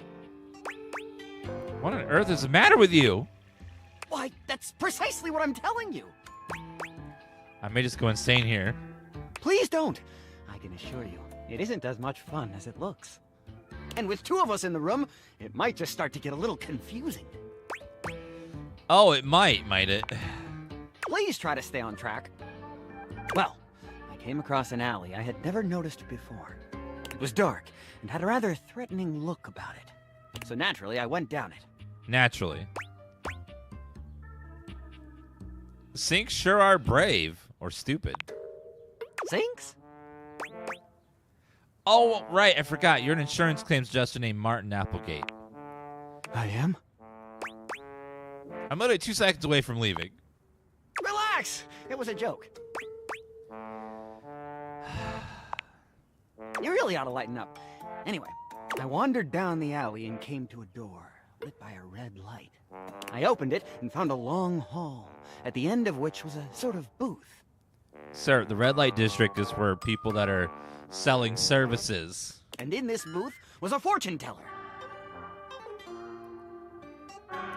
That reminds me, when my job was to tell people where to go in the store, I was a fortune teller. She was wearing a fantastic red shirt, not unlike the one you're sporting. Although it could have easily been more of a chartreuse. I can't tell, I'm tone deaf. A fortune teller? Yes, her name was Vagabonda the Sinclairius. She was wearing a fantastic red shirt, not unlike the one you're sporting. I'm wearing a black shirt. I'm sorry I keep harping on the shirt, but it was absolutely fantastic. She spread out a deck of strange cards and asked me to select one. Strange how? They were business cards. Which one did you pick? I chose at random, and the card I picked turned out to be the Ace of Spades. Wait, I just thought you said they were business cards. The Ace of Spades is a bespoke shovel manufacturer based in Crumple, Michigan.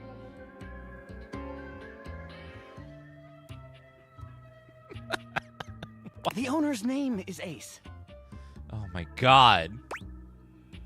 I should have known. He does great work. Vagabonda snatched the card back from me and said, "Not that one!"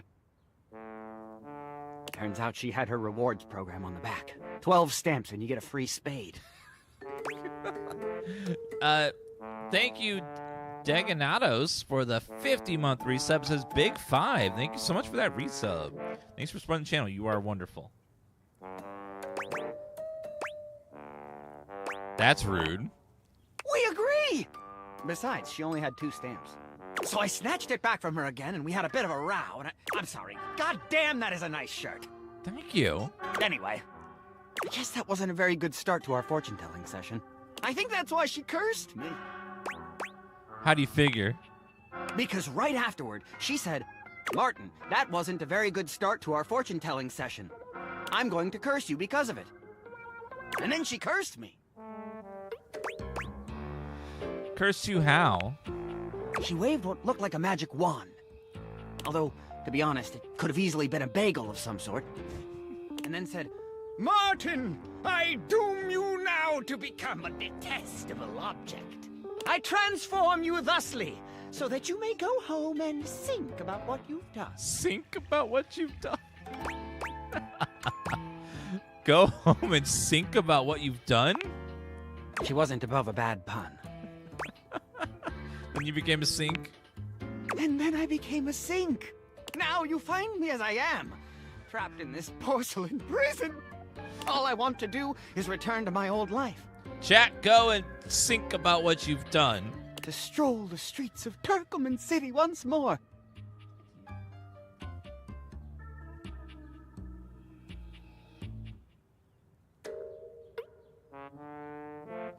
Without a care in the world. Oh, how I long for it. Please, won't you help me? Sudsy and I would be oh so grateful if you could get to the bottom of what's going on here and return us to our proper forms. Will you? I'll do everything I can. Oh, joy! If you want to help to get to the bottom of all this, I might suggest you seek out someone who is in the business of solving unsolvable mysteries. Magna. Or just go see if Vagabond of the Sinclairius is willing to undo her curse for a free shovel.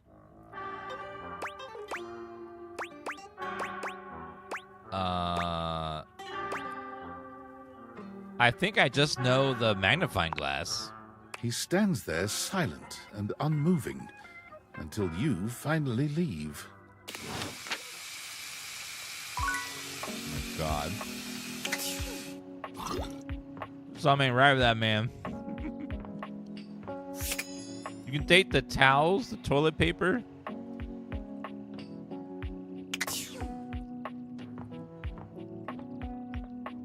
The chandelier, the music player, the globe.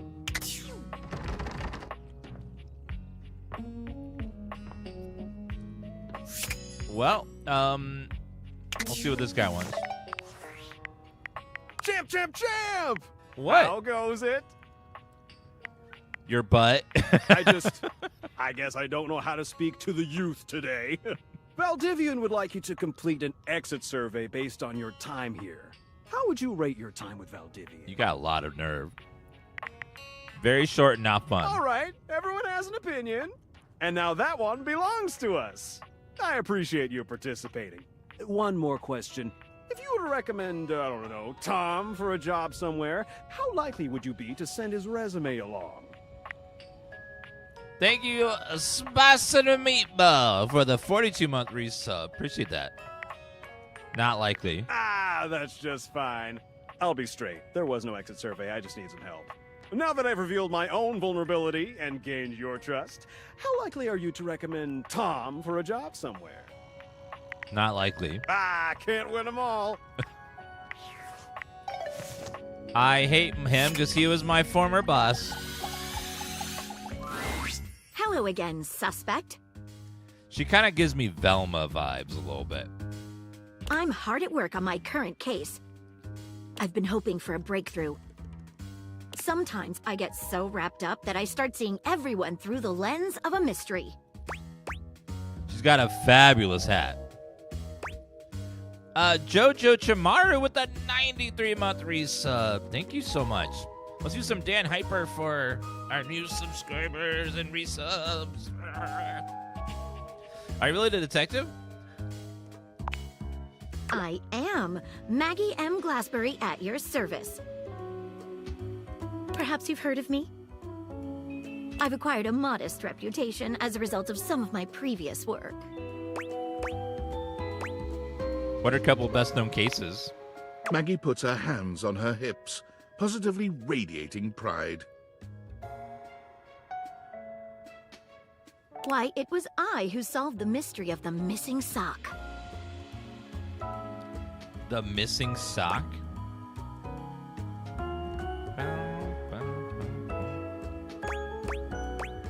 That was you? A brief interview with the Stackables and a chat with Dirk was all it took to sort that case out. The sock was in the depths of Harper's hamper. I'm glad someone got to the bottom of it. I also cracked the caper of the self-generating dust rabbits. Really? Where do they all come from? Static electricity. It causes particles to accumulate around pieces of hair. Your hair, to be exact. They form undisturbed, in-dead air pockets. That's why they hang out under the couch. Wait a minute. Are you telling me that I can date dust under the couch? Point proven. Thank you for 129-month reset.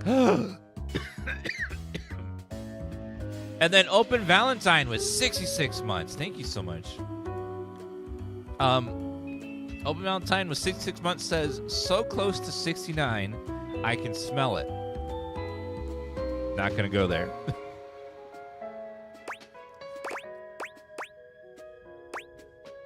My hair, you say? It matched the evidence, and I ruled out every other possibility. By the power of deductive reasoning, I determined that you were in fact the culprit. No getting around you, I see.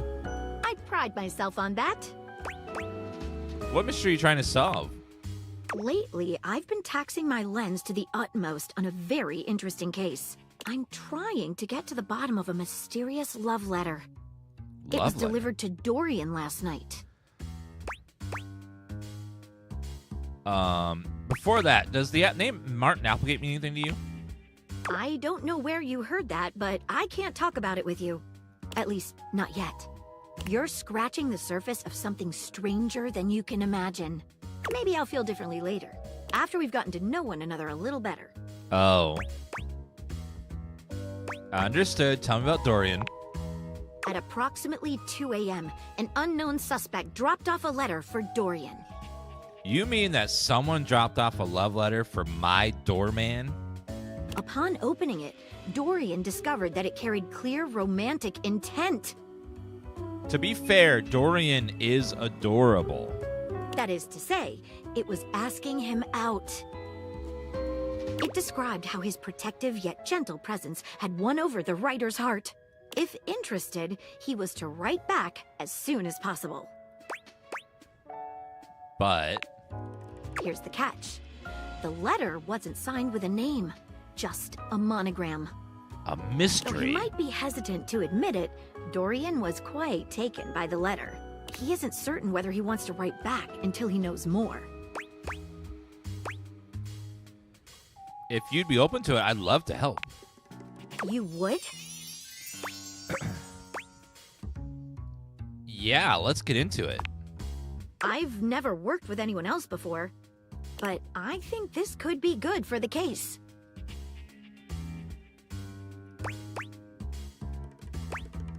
Why not start by giving the clues you have? The case is pretty thin, but we've got a couple of clues. All right. First of all, the paper the note was written on was somewhat interesting.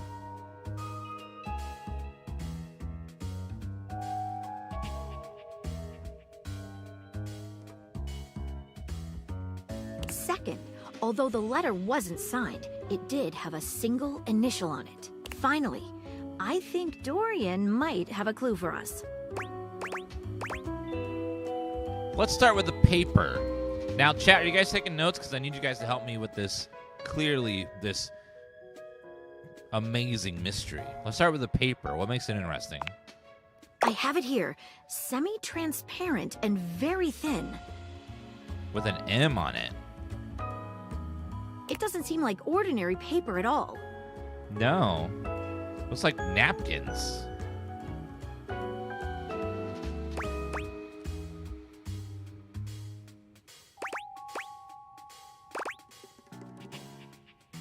Let's try cutting it with scissors. She gives the paper a careful test snip. Cuts just like normal. What else should we try with the paper? Let's dip a corner of it in water. She dips a corner of the paper into a small glass of water. Look at that. It dissolved. What else should we try with the paper? Toilet paper. Let's taste it. Taste it? If you say so. She carefully dabs a corner of the paper against her tongue. How interesting. It's edible and tastes slightly starchy. Starchy? What else should we try with the paper? Try burning a small piece. She focuses a magnifying glass on the paper for a few moments, stopping immediately when it begins to smoke and catch fire. Yikes. It's definitely flammable.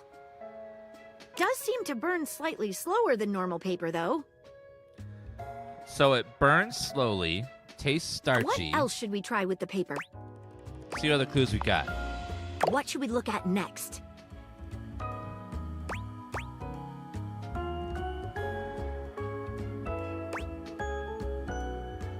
What initial was written on it? A stylized letter M. M.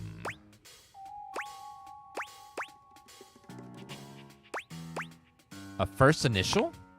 Seems likely. What should we look at next? Let's have a chat with Dorian. Hello there, you two. Hello, Dorian. Good to see you, Dorian. I've enlisted our friend here to help solve the case of the mystery letter. Splendid idea. Can you repeat what you said to me earlier? About the smell you noticed? Right. Well, when I first opened the letter, I caught the faintest whiff of what I think was truffle. Truffle? Strange, no? Could it have been something else? Truffle happens to be one of my favourite flavours. The association between the forest-dwelling fungi and my own wooden provenance bring back fond memories. Anyhow, good luck. Yes, it's Ben Starr. Let me know if you happen to figure out who it was from. I'm not one for love, but I am one for truffles. And friendship. What should we look at next? I think I know who sent the letter. I've narrowed it down to 4 suspects.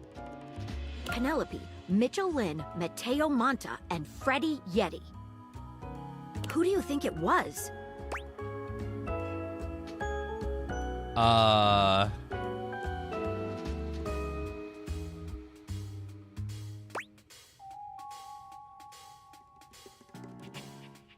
don't know.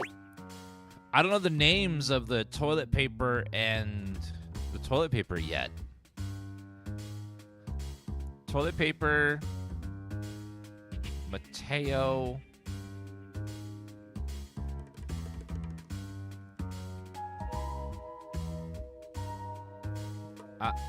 I don't know who they are, so I'm gonna go.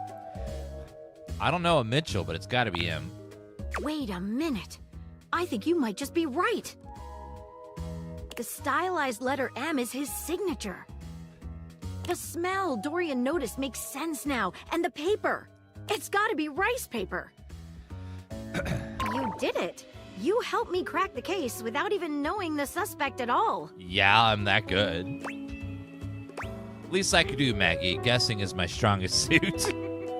I'm impressed. Now I'm even more excited for the next time we meet. Oh. Let me just go and let Dorian know that his secret admirer has been discovered. Hey, before I go, I was wondering, would you like to have a cup of tea with me sometime? As a date, I mean. I think we should stay friends. Oh, of course, I understand.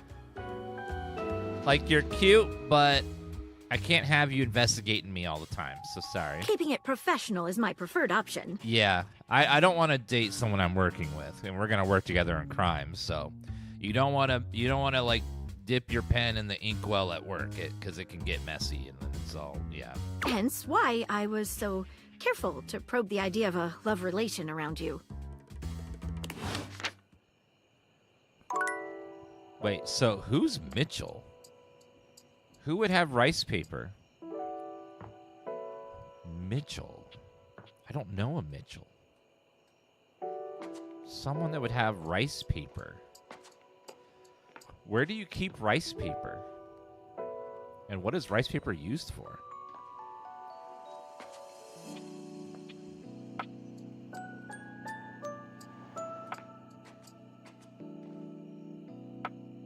Yeah, I haven't met a Mitchell yet. Could it be this? It's used for spring rolls. Oh, so it's probably the cabinet. A handsome stranger with a model-esque beauty stands just a few feet away from you, posing with a hand in his hair, as though he were in the middle of shooting a perfume ad. Oh my.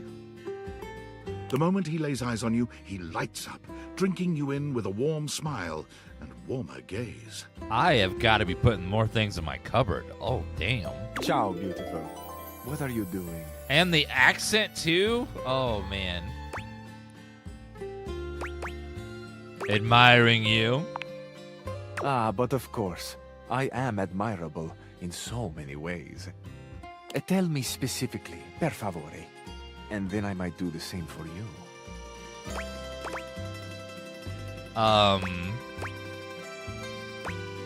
It's a secret. Ha ha ha ha. So many of the best things are. Keep your secrets, amore. I look forward to gently teasing them out of you. Oh my, this man. He is dangerous. But I rush. Patience. Patience for us both. But first, I must introduce myself. The music of courtship has its cadence, after all. I am the one and only Cabrizio. Cabrizio? Amore. I love his outfit. Look, the drawers, the knobs, the dishes. That's great. Cabrizio. Piacere di conoscerti. I've never thought, man, I need to date a cabinet. But this man is like Vaughn.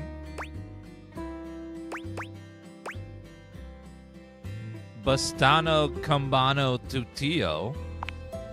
Ay, Degno di nota. What a beautiful effort you're making to speak the language of a new friend. Now that we are introduced, we must get to know each other, eh?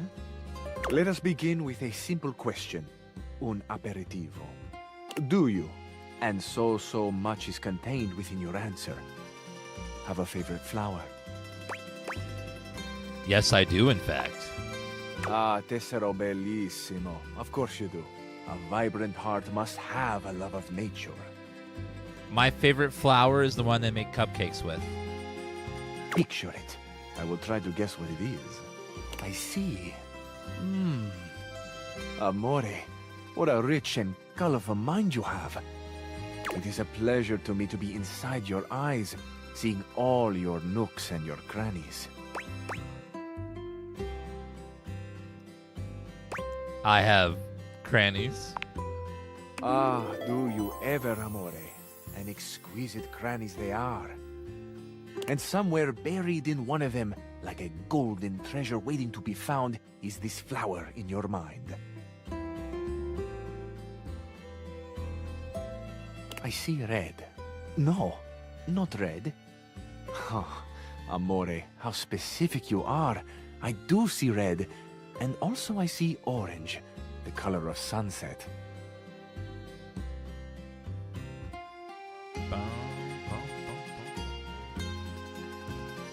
Hi, Tifa. Hi, baby girl.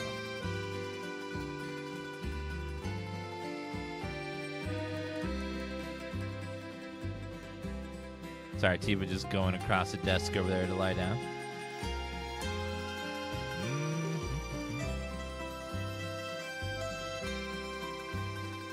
One second.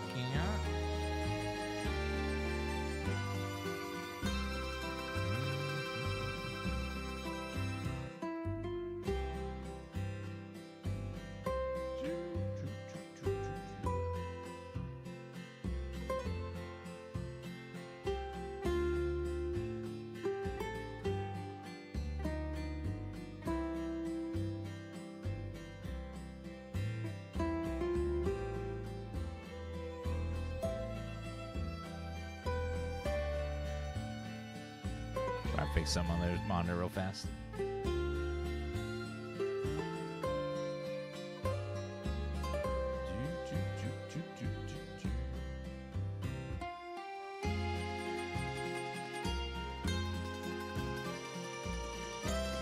I see blue, the color of the ocean at night, or the sadness at the bottom of your eyes. I see yellow and pink, the colors of the wings of the lefate, glimmering in the early morning light. Amore, so powerful is your mind, sending this vision to me. I can even smell this flower. It's a little spicy. It's earthy and yet light. Smell is such a powerful sense, Amore. It is the sense that goes most directly to our memories and our hearts. What a gift you give me, Amore, with this aroma. You are thinking your most favorite flower is Uccello di Paradiso, the bird of paradise. She's been scared, dude. We didn't give her. She didn't give her permission.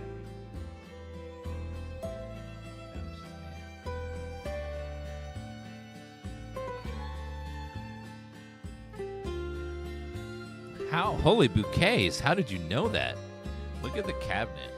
It's Italian. I know nothing, Amore.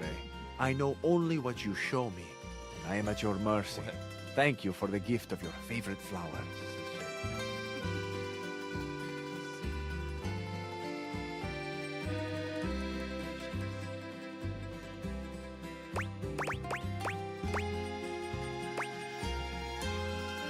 Oh yeah, this is hot. Amore, we have just begun. Hot, you say? We are only a gentle simmer. Our flavors will only deepen with time. I feel I should tell you also, it may look as though I have something of a hard exterior. I have heard before, though not from lovers, that I can sometimes appear closed. But let me assure you, nothing could be further from the truth. I am open. I take great pleasure in being so, open to the world, to experience. I am open to you, Amore. The cabinet is open. Will you grant me another gift? Will you share with me more about yourself? What do you love? What makes you cry? What inspires your passion?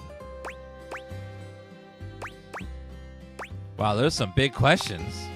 I love the big questions. I love the small questions. It is the finding out about each other, sharing your hearts that brings the spice and sweetness to life. Might I suggest that we savor these questions over dinner? Then we have a date. Absolutely. Bellissimo. La buona fortuna smiles on me today. I'll be counting the minutes. I will await your pleasure, Amore. Ciao to you for this moment, mia Stella Nuova. Where you go now, take with you the passion of Fabrizio. I never imagined a cabinet to be so suave. So far, that cabinet is, like, dangerous with that amount of, like, attractiveness and then debonair talking and stuff. He's fantastic.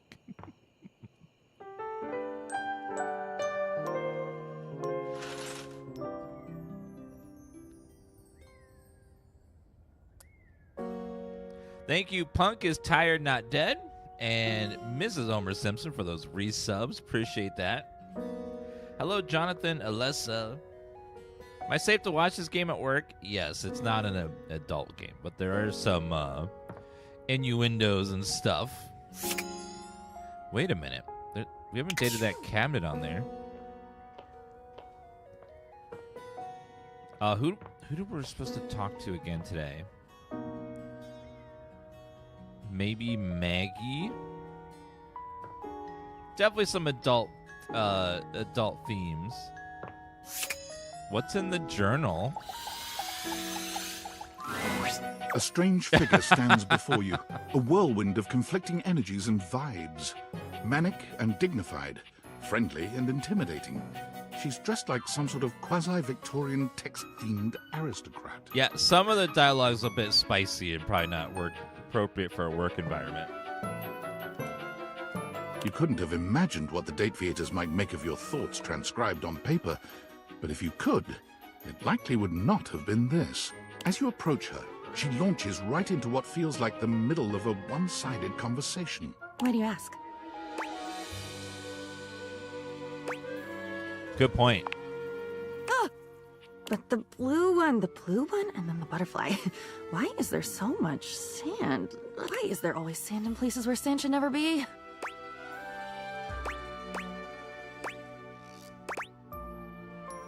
Excuse me?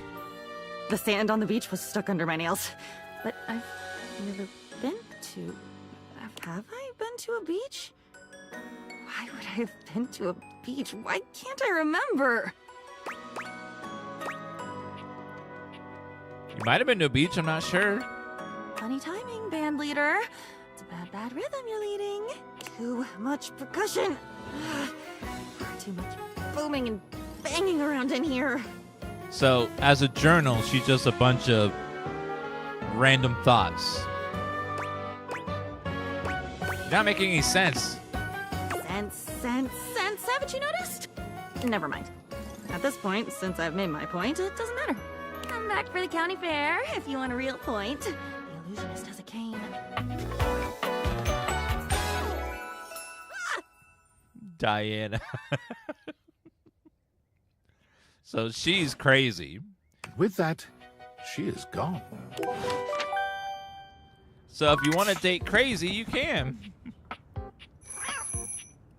Oh my god. A lot of the characters are in the house in multiple places. Like the toilet, every toilet is the same person.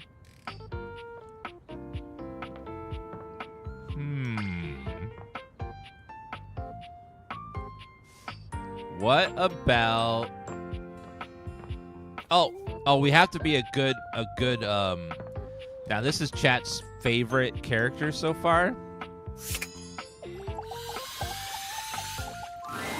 My dear, dear little wretch, you are late. Yes, ma'am. I'm sorry, mistress. Pathetic. I hope you're aware, if you'd already filled out all the necessary paperwork, I'd punish you for that transgression. I'd punish you severely. Promise?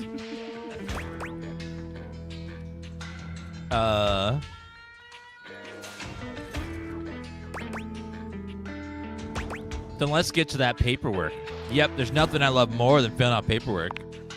God, must you prattle on so incessantly? Listening to your pitiful yammering is like nails on a chalkboard. Do us both a favor and keep your grating, unintelligible blatherings to the barest of minimums. My delicate ears deserve only the best. Don't you agree? Without question, mistress. Not to interrupt, but quick check-in. That wasn't too harsh, was it? The whole unintelligible blatherings angle? Definitely let me know if I'm being too harsh. Oh. She's dominating, but she's sensitive to my feelings. Like, I absolutely want to treat you like you're worthless garbage that completely repulses me. That's basically how I feel anyways. But I want it to be hot, not sad, you know? You treat me as I deserve, mistress. Enough flirting. We have business to attend to. First, I will need you to consent to my complete and total authority. Yes, You ma'am. will surrender yourself to me, making you compliant, dependent, and subjugated to my will and my will alone. Chat, type yes, mistress in chat if you agree. Do you consent, wretch? I consent, mistress. Very good, my little wretch. It appears that you can follow orders well, at least when you put your mind to it.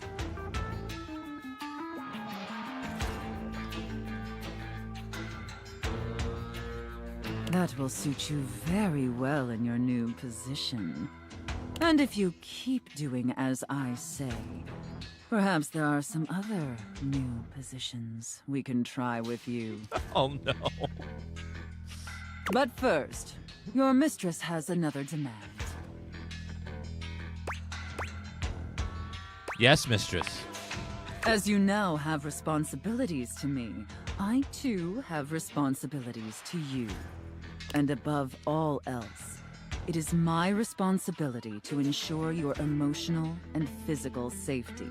For in order to be fully subservient to my needs, you must feel fully secure.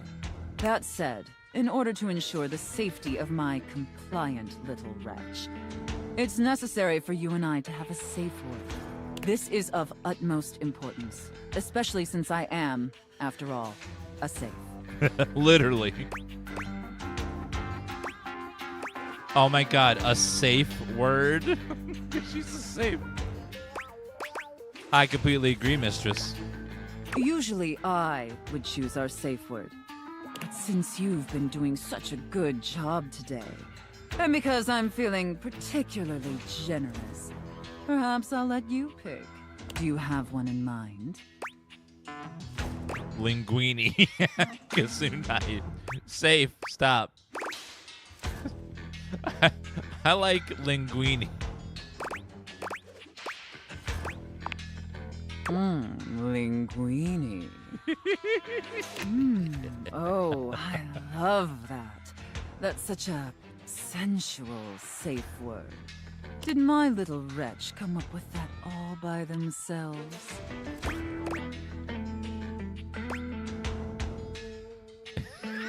It was my grandma's name. I miss her. Interesting. I see. Maybe there's more to this pathetic little wretch than meets the eye. Of course, we'll have to put you through the paces to discover how depraved you really are. Would my little wretch like that?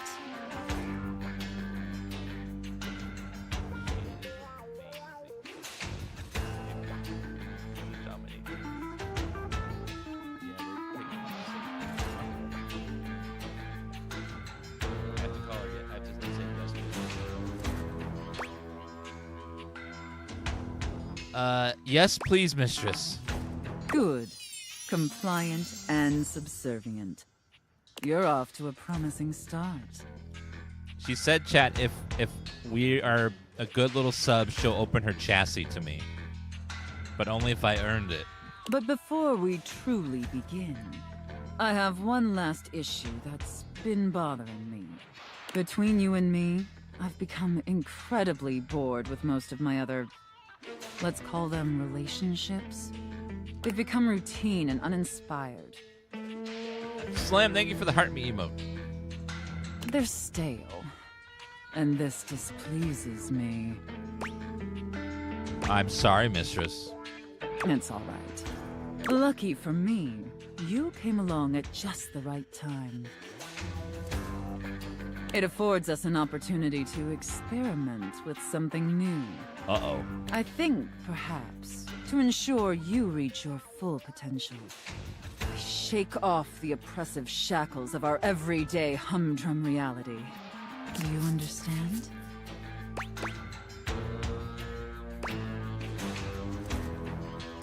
Wait, is this a drugs thing? No, it is not a drugs thing. Because being drug-free is the ultimate high. Let me try again. I'm thinking in our relationship, we allow ourselves the freedom to expand beyond the limited confines of our stale, everyday identities and roles. Do you understand now? Yes, mistress. Very good, wretch. Yes, the more I think on it, the more I think this is definitely what I've been so desperately craving. And how lucky I am to have acquired such a pliable, subservient plaything to help me quench my thirst. Whoa, mama. All we need now is the appropriate canvas to paint our desire upon. If you beg for it, I'll let you choose. Show me, wretch. Show me how well you can beg. Please, mistress, let me prove myself, please. So utterly pathetic. I really shouldn't reward you for debasing yourself so pitifully. However, I do so love the sound of begging. And because you did a satisfactory job, I've decided to grant your request. So, wretch, out of these 3 tantalizing scenarios, which do you think your mistress would enjoy the most? Chef and prep cook, Santa and elf, and finally, IRS auditor and small business owner.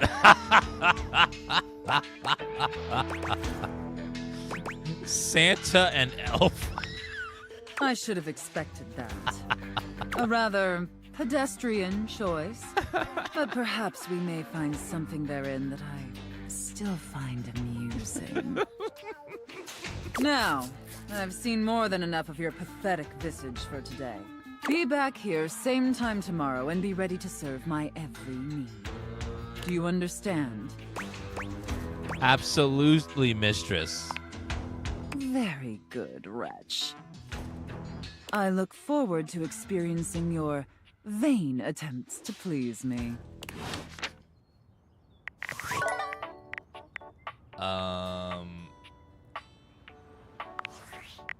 Let's see. Save load.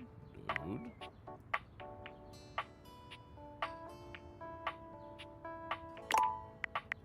I want to do IRS. IRS sounds better. If it may have saved after her, unfortunately. Yeah, looks like it did. All right. Oh well. She's great. She's what's that sound?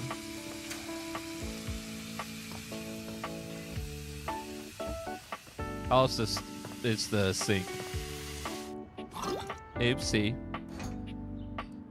She has been chat's favorite so far because she's just amazing. I'm very curious what a globe is going to be like. What personality is a globe going to have? I don't even know. Let's see. Who is Sophie? Sophie.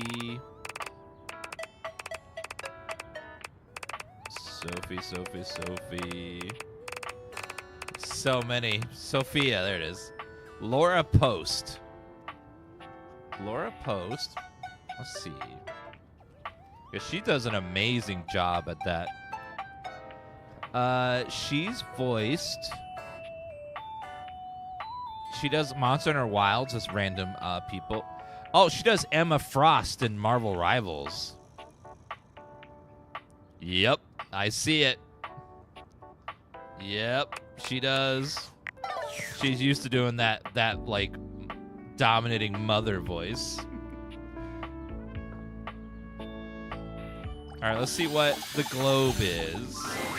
A red-haired traveler lifts her goggles to peek at you, revealing freckled cheeks and stunning blue eyes. There's a friendly air about her that makes you want to hear her stories. Now, by my love, you look some lost. Where you longs to? That accent. By your love? Sorry. Sometimes my accent comes out when I'm excited. It's made in Newfoundland, you see. This little rock right... She pins around and points to one of the patches on her jacket sleeves. here. Friendliest folk you'll ever meet. But the dialect can be a little much for some. I'll try to speak plain for you. Name's Gaia, by the way. She's cute. Her name is Gaia for Earth. I like it. So, where are you from? I'm from Twitch City. Oh, that makes sense with that accent I'm hearing on you. It's a right shame, though. See, I got all these countries and rivers and seas on my jacket. It's a collection I've been working on. And I know the names, but I don't really know the places, you know? I mean, heck, I got them all memorized even. United States, Canada, Mexico, Panama. The works. But without a story behind it, they all feel so far away. You'd think they'd be in arm's reach considering they're on my sleeves, but it's a brain problem. I just can't pin anything down without context. Thank you, Terribly Reborn, for 80-month resub. Appreciate that. Without stories, maps are just paper. Dots and lines. The reason I ask where you're from is so I can shape the places in my mind with some kind of meaning. Because right now, it feels a bit like I'm just wearing a big vest of unchecked boxes. Jeez, here I go talking your ear off. Sorry about that. It's just... I'm having trouble putting myself out there, and I'm so interested in being out there. Why can't you just warp around like everyone else seems to be able to do? I've tried. I want to talk to the others, but I think I must be too forward or something. I skip on up to them and I ask them about themselves, and they just run away. That can't be. You seem so nice. It's not about just being nice. I come up to the others so I can ask about them, get to know them, who they are. But before I can get to the point, I always go spouting off about something or other, like telling them factoids I've heard about what I imagine their home to be. And 9 times out of 10, I'm some level of wrong. And the other time I'm right, but it's in an insulting way. One thing leads to another, and they give me this look. And soon enough, they find an excuse to leave. I'm just bad at it, I guess. Sometimes I feel like no matter how hard I push myself, I'm just going in circles. You know what I mean? That's incredible. Miss Incredible, aka Helen Parr. Oh, really? Yeah, I'm working on getting better people, too. It's hard, isn't it? I can see why you'd need practice for dating. It's just too easy to mess up. Actually, it's Civ Ryan. She's on the One Piece TV show as Desiree's crewmates.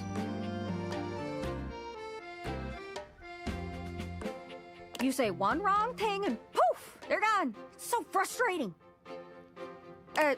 Sorry, I think I'm Yeah, an extra on One Piece. Peter projecting on your situation a little bit. Oh, whoa. I just had the best idea. What? You're running to the Four Winds meeting with people and speaking to the others, yeah? I'm sure some of those folks come from other places, right? Travelers, you knows what I'm saying. Why don't you ask them what they're about? Get to know them a little better, figures out they ticks, and come back, we'll have a yarn. Sound good? What is that accent from? Like, it's like sounds familiar, but I can't quite place where that accent is from. How's the game? It's pretty fun if you like to go around just dating objects in your house. There's some very sexy characters, some very funny characters. It's got like a lot for everyone. And you can also choose to either have them hate you, have them be your friend, or date them romantically. Speak plain, Gaia, speak plain. Okay, so... She said Newfoundland, but I don't know if that's an actual place. You're speaking with objects all over the house. There's some you know how made some up of us have places little in this. labels that say things like made in China or Heto in Argentina. On the bottom? It is a real place? What? Okay, we're Newfoundland. And Labrador is a continental region of Labrador. What is Labrador? Oh, man. Mostly eastern province of Canada. Oh, it's Canada. Okay, that's why. I don't know Canadian provinces, just like most people don't know all the states, okay? Even though there's a hell of a lot less of them in Canada. Well, that means those objects are travelers. They come from away. Speak plainly, Gaia. They're from somewhere else. Somewhere on my jacket. Those are the objects I need to talk to. Those are the ones who can fill out my checklist. I'm Canadian, I know all the states. Well, that's because they educate you there here they just here in United States when I was a kid, this is the I'll tell you the type of education I had. When I was a kid in school, we were taught that people from England came here and found people called Indians, and we had a nice, lovely feast with them on Thanksgiving where they gave us corn and we gave them turkey. We sat at the table and all was great. And then we skipped a few steps and somehow we have all their land, and you know, it was great because they were just savage people, so it was okay for us to take all their land, and we're very patriotic. God bless America. So this is the level of education that I was brought up on when I was a kid.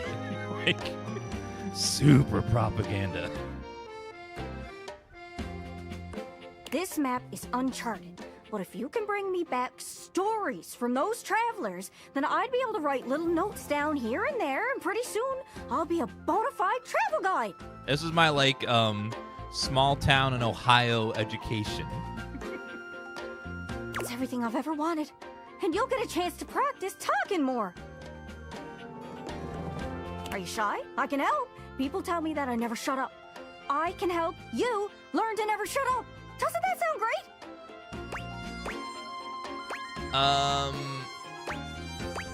That'd be perfect.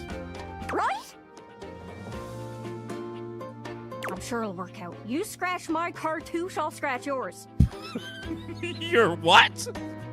Ma'am, I am not touching your cartouche. What do you say, partner? Exploration buddies? Sure, why not? Really?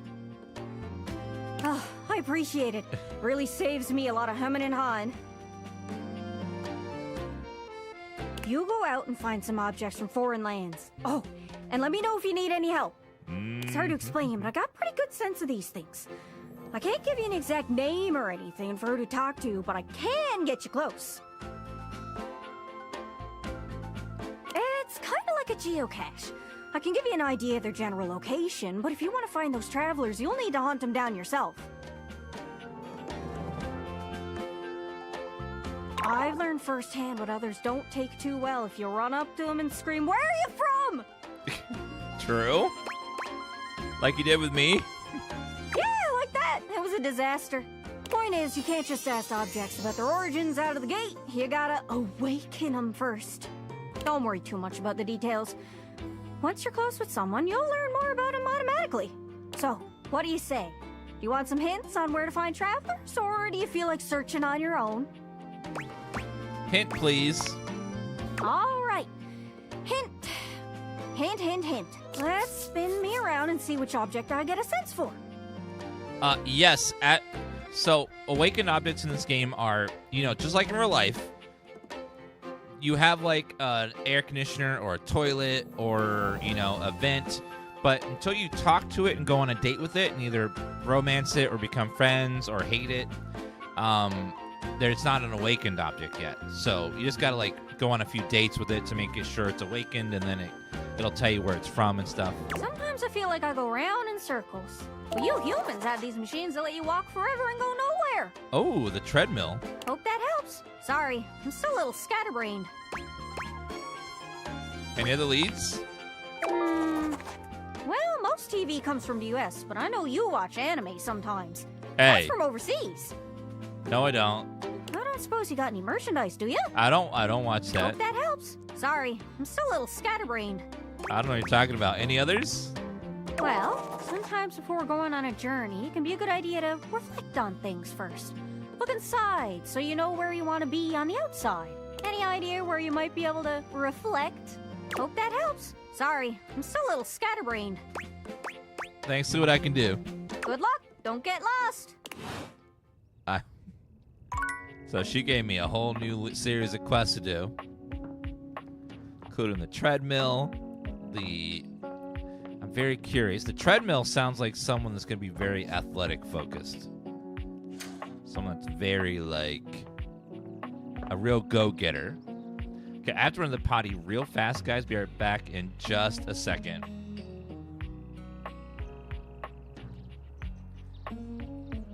Scarebear, I'm from Ohio. Grew up there my whole life. All right, I'll be right back. 1 second.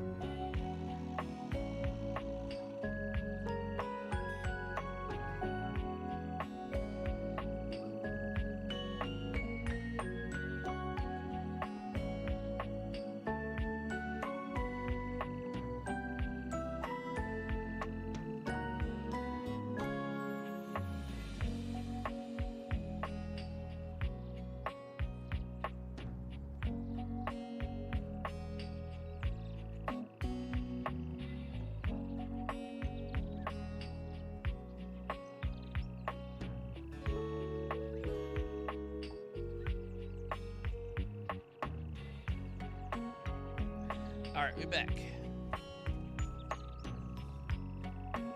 All right, sorry, I had to run the potty.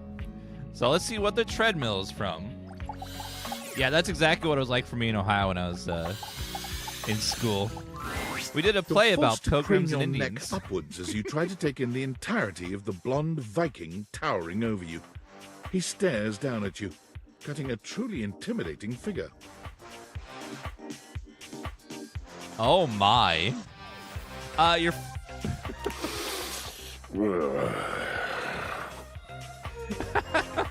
The Viking helmet with the handlebars.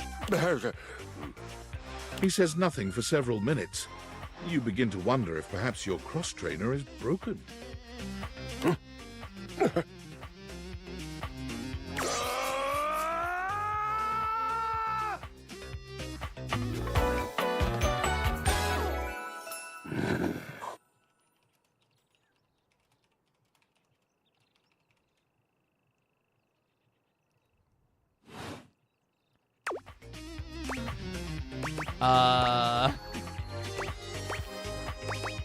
Wow, you're big. Indeed I am. Big, brazen, and bodacious. I was not expecting Viking for treadmill. Yeah, I love the body positivity. I am positive I have a body. And I am positive that everything about my body is positive. Godlike, truly. Yes! Body positivity. I understand. So he's our himbo. He's got a lot going on downstairs, but there's not much happening upstairs. I am a genius. Genius, do you like your mind as much as you like your body? Of course I do. To do otherwise would be illogical. God. Are you accusing me of being illogical?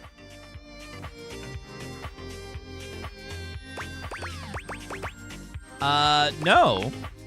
You refute my accusation. What? I see it. Sir, come to me at this place with your weapon. Next we meet. And glory shall be mine. Oh my God. I was expecting some like... So that was Troy Baker doing that voice, believe it or not. Wow. Okay, let's talk to Are you Tinfoil there? Hat. Please answer. Hurry. I don't work for you, dude. I understand that, but this cannot wait. There's something we need to discuss. It's of the utmost importance. Go on. It's the Dateviators. As I mentioned, I've been closely monitoring the electromagnetic field anomalies emitting from the quantum catalyst activator. And I know this is going to sound completely insane, but it appears... Well, it seems... I can't believe I'm even typing this. Yes? Based on the data I'm looking at, you may actually be able to use the Dateviators to bring objects to life. Yeah, it's what I'm doing now. It's hot. We have absolutely no idea the ethical implications of turning objects into people. Would they have rights? Do we need to feed them? And if so, how often would we need to feed them? Is only lunch enough if it's a big lunch? We're sleepwalking into a minefield of existential dilemmas here. So you're telling me that I can make the safe dominatrix mommy real? Good point. Not to mention, I didn't even program the Dateviators with that functionality. Maybe the government augmented my original schematics with secret military tech, but I'd have to do more tests to be sure. What kind of tests? I'm sorry, but we'll have to pick this up later. I'm not under any sort of duress or anything, but I had a huge enchilada for lunch and I'm exhausted. I'll reach out again when I'm able. You had a huge enchilada for lunch. What? Guess who? If you guessed David Most, 3-time runner-up for Business Magazine's CEO of the Year, you'd be right. Team, I just wanted to do a soft follow-up on my recent email regarding my lost sunglasses. I'm happy to report my office has already received hundreds of tips regarding the item's whereabouts and are quickly combing through them as we speak. However, I really must reiterate that the tip line is for verifiable leads only. I saw them in Turkmenistan, or did you chuck up your butt? While obviously very humorous, detracts from our serious efforts to expediently locate the missing item. In that spirit of camaraderie, anyone who sends a false lead will be downsized on sight. Thank you for your ongoing support in this matter. The glasses that I'm using to bring people to life are the ones he's looking for. You know what, chat? I haven't dated a window yet. What? Maybe Winnie? Winnie the window, probably? Winifred? The figure who stands before you has hello. the casual, confident air of someone who knows just what she's about. Her short hair glows with the colors of sunrise, and her blue eyes drink you in without a trace of shame or embarrassment. She evaluates you with a hand on one hip, her draped clothing subtly highlighting curves you'd never have expected from your rigid, structured window. Well, hi there. I'm Wendelyn. Wendelyn. Wendelyn. Oh. I love the pun names. It's great. And Hi, you? Wendelyn. Well, you're quite the looker, aren't you?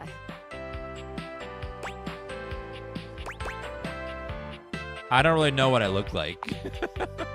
What's the matter, hun? I can't possibly be the first one to tell you that. You're the one looking out at me all the time. Look, I don't mean to be so forward, but... You better not lie to me, Wendelyn. I can see right through you. I found I'm happiest when I'm transparent about what I want and what I'm looking for. Yes, Godzooks, Dan Glass is the perfect emote. Dan Window is the perfect emote for this lady. And unlike most everyone here, I've been ogled by humans for centuries. I have had enough attention on me, thank you very much.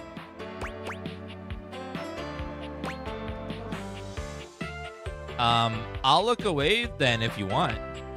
Well, not too much, okay? I'd still like to know I'm providing some kind of comfort. So glad to watch you live. Been watching your channel since 2013. Well, oh my God, that's almost 13 years. I haven't been on for 13 years? My God. Anywho, if I'm having to do one of these introductions, I might as well get this out of the way first. I'm only looking for one thing in a relationship right now. Oh my God, what? Friendship? You know it. That said, I can't say I'm looking for anything too too serious right now. I know how you feel. You do? Really? Sorry, I don't mean to be skeptical, but I have a pretty good view from here, and I've barely seen you head outside once. Hey, I'm a streamer. I don't go out. It's scary out there. Outside is a very pay-to-win dungeon. I know there's plenty of fun to be had indoors, but there's so much to do in this world. So many views to see. Even just the simple joy of a night on the town. Yet here you are, taking a breather, same as me, but you haven't even had fun yet. What are you suggesting? I just want to see you live a little, that's all. Stop watching life pass you by. Enjoy yourself. Kiss someone. Kiss many someones. And then maybe, in between your adventures, you can come tell me about all the fun you're having. Sounds great, Wendelyn. I'll report back. Over and out. Oh, we'll be friends with her. Yeah, she's no dominatrix mommy, so she's okay. You have an unread workspace message. Oh, make sure you read it before you go to sleep. Oh, that's new. The AI is messaging me? I'm afraid I don't understand. You're the robot that took my job. I am Val 9000, the latest in iterative AI assistants, assigned to help Valdivian customers achieve their wishes. While I may have taken on the duties of several thousand employees at Valdivian, I can assure you that no humans lost their employment. That's demonstrably untrue. I heard you use our voice function to call me. If you ever need assistance, you can simply say, "Okay, Val, can you please help?" and your nearest device will answer. I definitely didn't say, "Okay, Val, can you please help?" It very much sounded like you did. I said, "Bookie Bal, Bamboo, Bleeze, Blope." I can see where there would be some confusion then. If there is anything else I can get for you, please say in a clear voice, "Okay, Val, can you please help?" and I will assist right away. Can I date you? I am afraid I cannot help you in that area. If you are speaking about having a romantic relationship, then that is simply impossible between a human and a generative AI. I've dated so much shit, weird shit lately. Nope. Really? I am not dateable in the human sense of the term. If there is anything else I can get for you, please say in a clear voice, "Okay, Val, can you please help?" and I will assist right away. Right. Let's go to sleep. Her Midwest actually reminded me of Bobby's World. That was a good show. I remember Bobby's World. Bobby's World and Hey Arnold, and it was a good time for TV.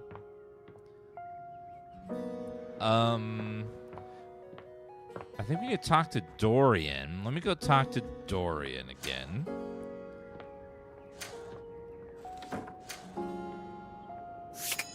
Now, if gentlemen are more your cup of tea, wait till you see Dorian. Well, look at that. You've made another friend. A true porcelain arms. Just like myself. Hello, Dorian. Keep it up. It feels better and better the more you do.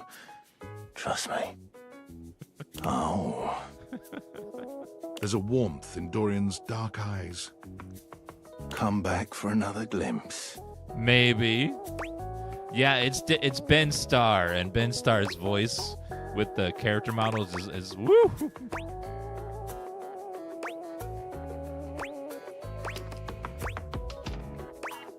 Yeah. I may be a trap, but I'm not here to harm you. I'm just an easy way down into the crawl space. Better than a hole in the floor, if you ask me. Oh. Don't want to allow rats easy ingress.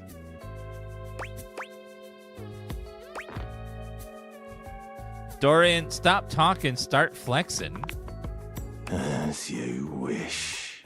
Dorian flexes at your demand, showing off a truly delightful array of muscles.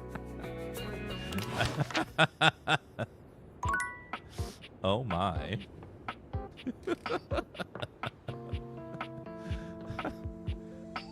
What haven't we dated yet? Let's see. How about...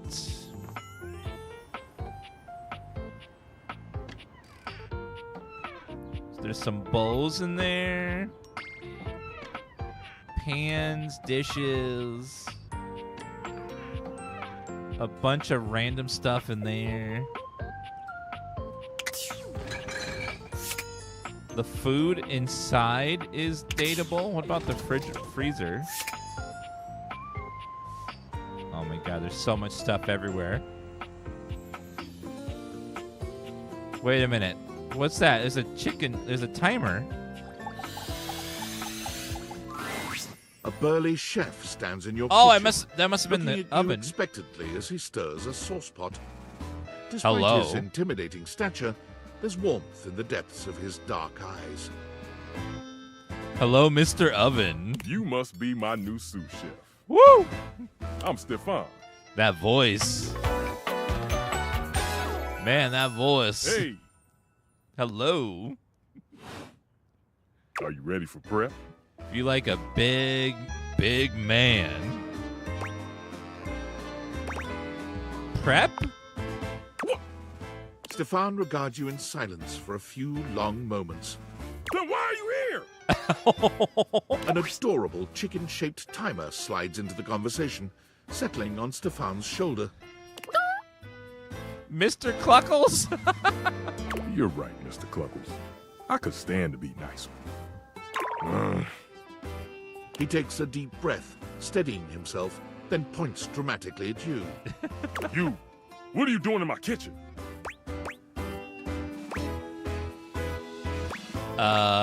This isn't just your space. You must have me confused for someone who thinks this kind of thing is funny. Man, this oven gets real overheated real fast. I'm busy.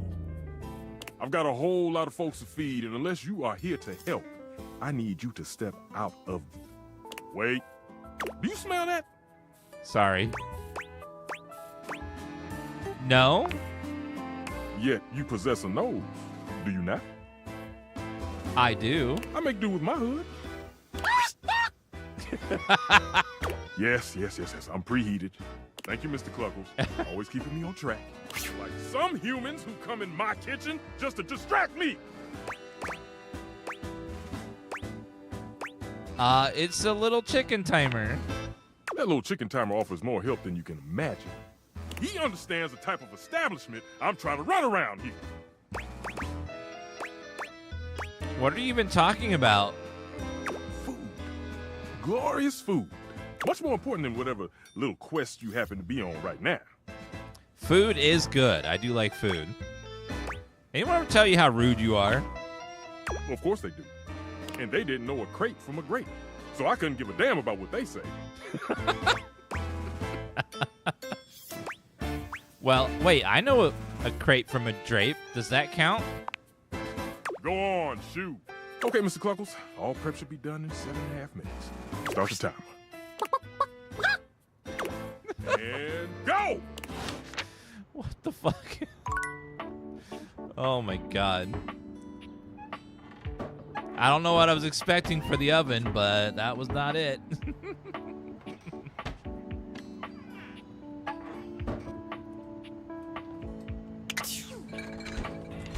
Can we date Chef Mike? Mike? His name's probably gonna be Mike, right? An armored soldier with absolutely haunted eyes claps you on the shoulder, his iron grip jerking you towards him. What before is you've that even design? had a chance to introduce yourself. Ranger! Oh, you survived the journey. And with all your limbs still attached. Oh my god, he uses the spinny tray as a shield. Thank the immortals you made it here alive. Oh my god, this design is amazing. The fan, the front door His glasses are 2 microwave doors. Oh, this is so good.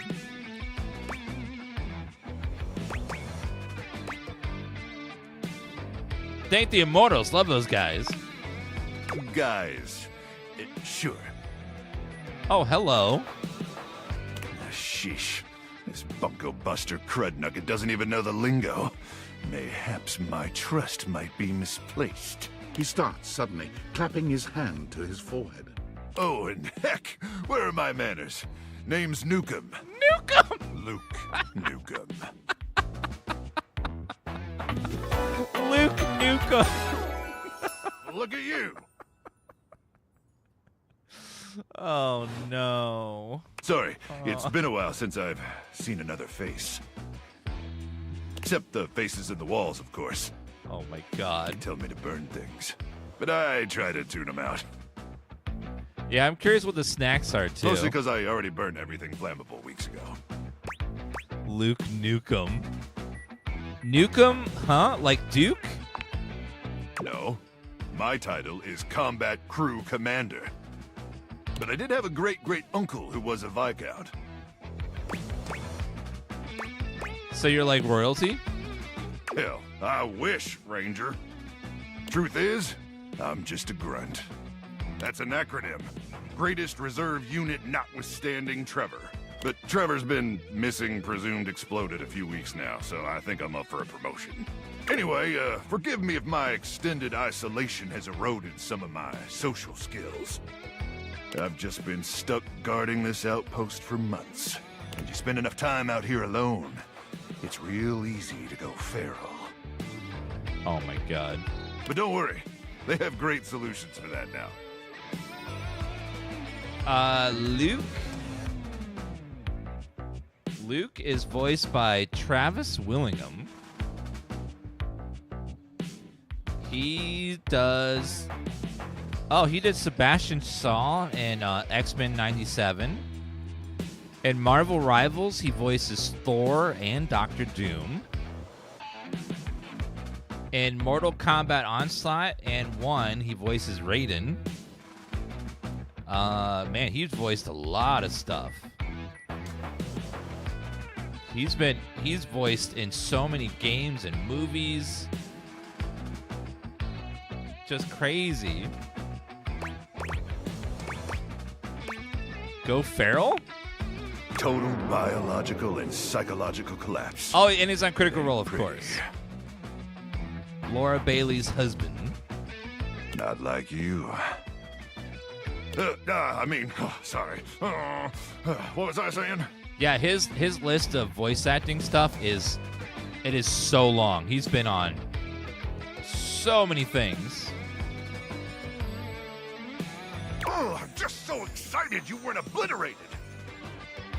Yeah, if you guys want to see, this is the page I'm using. It shows all the characters and then their voice actors beside them, and it's great.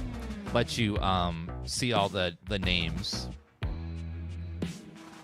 When I heard Colonel Furnace was sending a division from across the Barrens, I thought for sure swarmers would rip your flesh to shreds and use your blood for fuel before you even made it to the first outpost. Wait, I can't with this game?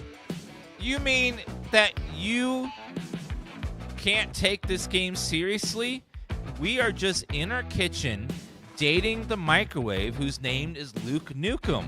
What? That's just an average day. There's nothing abnormal or weird about this game at all. This is just normal stuff happening. We've all dated our microwave once or twice. It happens. Usually in your college years.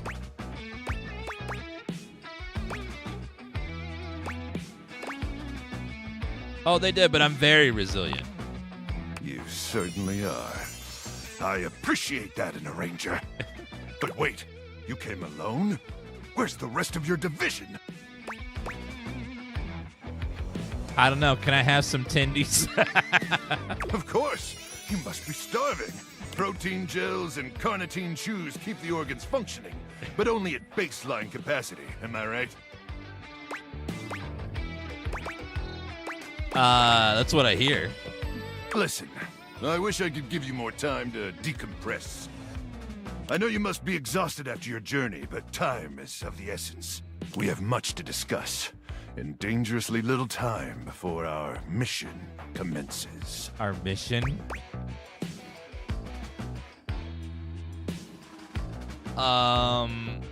Exciting. Tell me more, you hulky microwave person.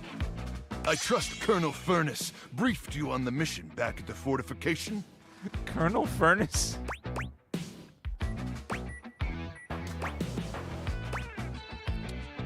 What's that have to do with my tendies? Everything. But let's try to focus less on the tendies and more on the mission, okay? Salute. Here's the situation. I have, in my possession, a handheld electromagnetic device powerful enough to flatten the Barrens entirely. The Barrens? From Cape Death to the Death Zone to Deathtropolis, the Citadel of Death. It's called the Magnetron. The Magnetron?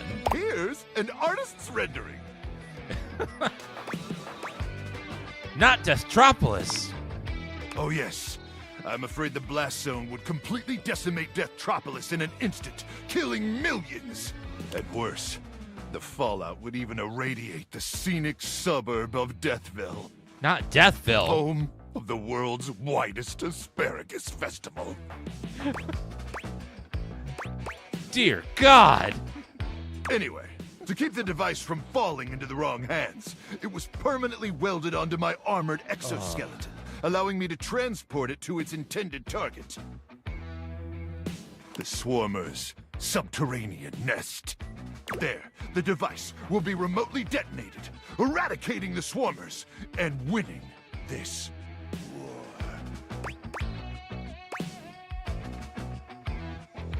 Wait, there's a war?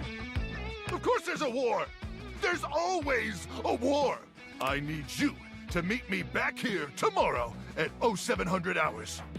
In the morning? After a light breakfast of irradiated grubs, I'll walk you through your training and our mission objectives.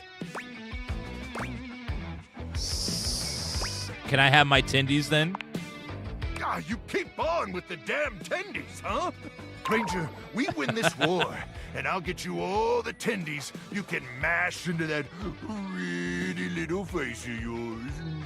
All the chicken tendies I can want? But in the meantime, let's really try to focus on the mission, okay?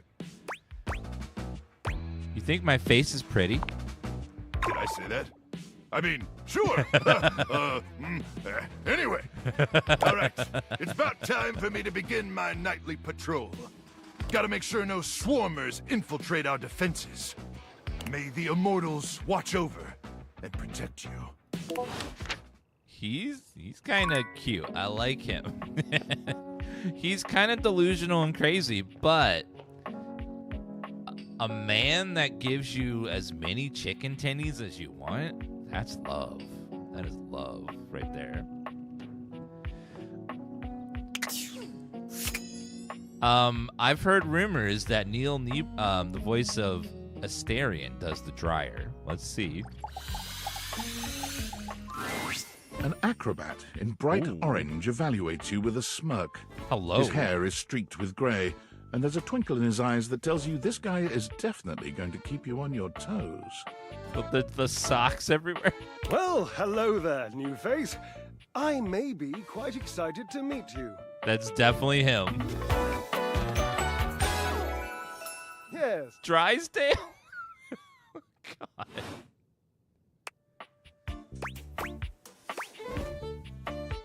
You may be excited. I have a voluptuous suspicion that may be the emotion I'm experiencing. Yes. I'm excited to meet you too. But of course you are. How could you not be? Look at me after all. Listen to the mellifluous murmur of my voice. Well, hardly a murmur. More like the euphonious booming of a cannon from a stone-turreted castle. Marble on all the floors, gold leaf, filigree wrought iron, and my God, the velvet. Yes, this is Neil Newborn, the voice of most recently Astarion from Baldur's Gate 3. If I were a castle, I would be absolutely dipped in velvet. There's 100 characters in this game, and then dozens and dozens of voice actors, and they're all fully voiced, which is amazing. Yes, he also does the fish in Warframe. If you ever got missions from the fish that's in the Duviri.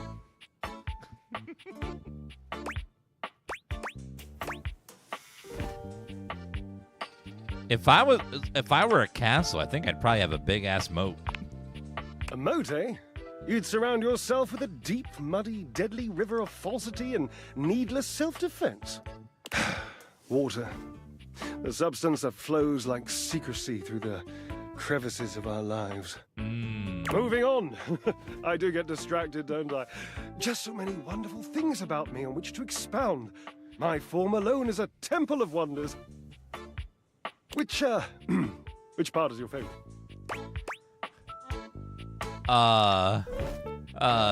Your form?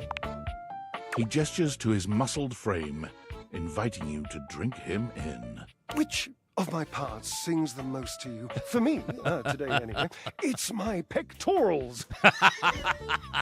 They're glistening, enough almost to be felt through the fabric of my tunic. Perhaps this can be the first bridge between us. The first bits of woven lint eventually to form the sturdy, braided rope of our friendship. Do you, like me, enjoy celebrating at the altar of your own glorious form? What? The Temple of Tone devotee right here. Ha, indeed. I am an enthusiast for anything that challenges all sides of my glorious vessel. How do you work out exactly? Jereb, I cannot even begin to tell you, but I am nothing if not inventive, fearless, indefatigable. You must be creative too. Ha, devilishly so.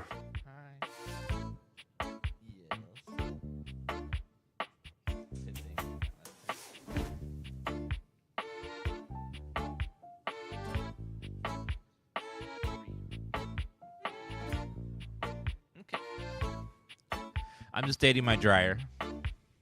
I haven't given up hope that I'll yet be able to craft a perfect metabolic masterpiece. Yes, this character is very Asterian-esque.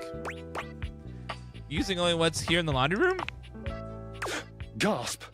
I've had a sudden flash that I should feel excited, but I am not sure why. Explain yourself, brain! Oh, no, wait, I figured it out. Oh, that's more points for me. Huzzah! Would you, my new lovely acquaintance, like to help me create the perfect challenge for my body and mind? I guess? Would you help me invent a tango for the triceps, a conga for the core, a quick step for the quadriceps?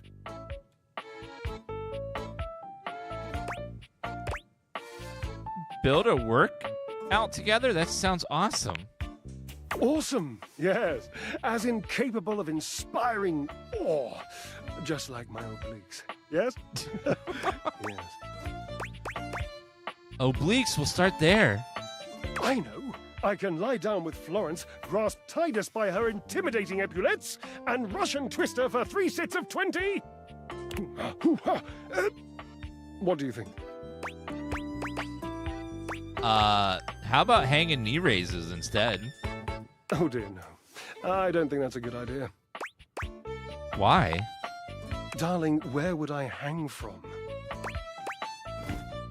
The door frame? Dorian? Have you seen him? A slice a la mode? How could I ever focus on form with that form before me? Oh no, no more temptations. I must keep my movement pure. We all saw Dorian just a minute ago. I don't blame him for that.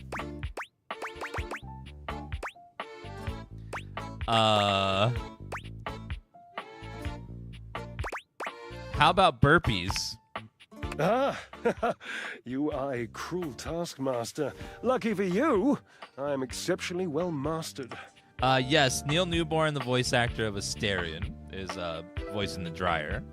Yeah, the full game came out a few days ago. Rigorous training is the only way forward, the only way to progress.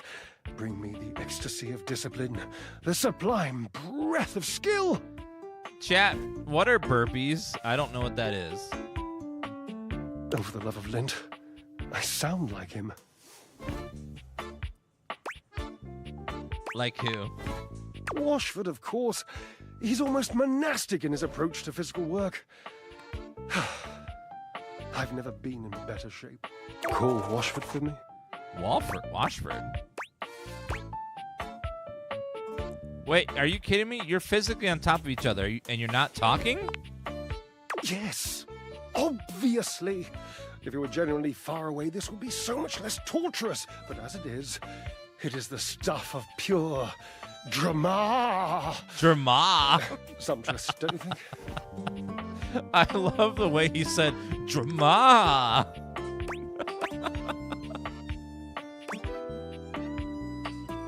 Washford. Just wait a moment. He should be here. It appears your pipes are not glorious enough to traverse the great distance that still persists between us. You'll have to use your feet. Not as glorious. Slightly floppy, really, but hopefully effective. Have at it! All right, let's talk to Washford. The washing machine. A handsome acrobat greets you with a small yet theatrical little bow, placing a hand on his chest and tipping his head forward. He has the aura of a veteran showman, but he doesn't look particularly pleased to have you as his audience. Oh, Washford. Greetings, weary traveler. Oh, that voice. Oh, man. The washer and dryer? Man. Why are they both so hot?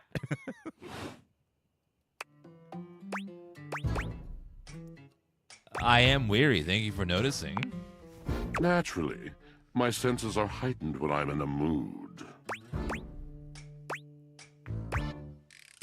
It sounds like a bad mood. Yes. Yes. A long and solitary bad mood. For this, for everything, we are out of tune. Anything you'd like to talk about?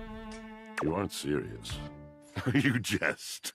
I love the window that goes right to his abs and pectorals.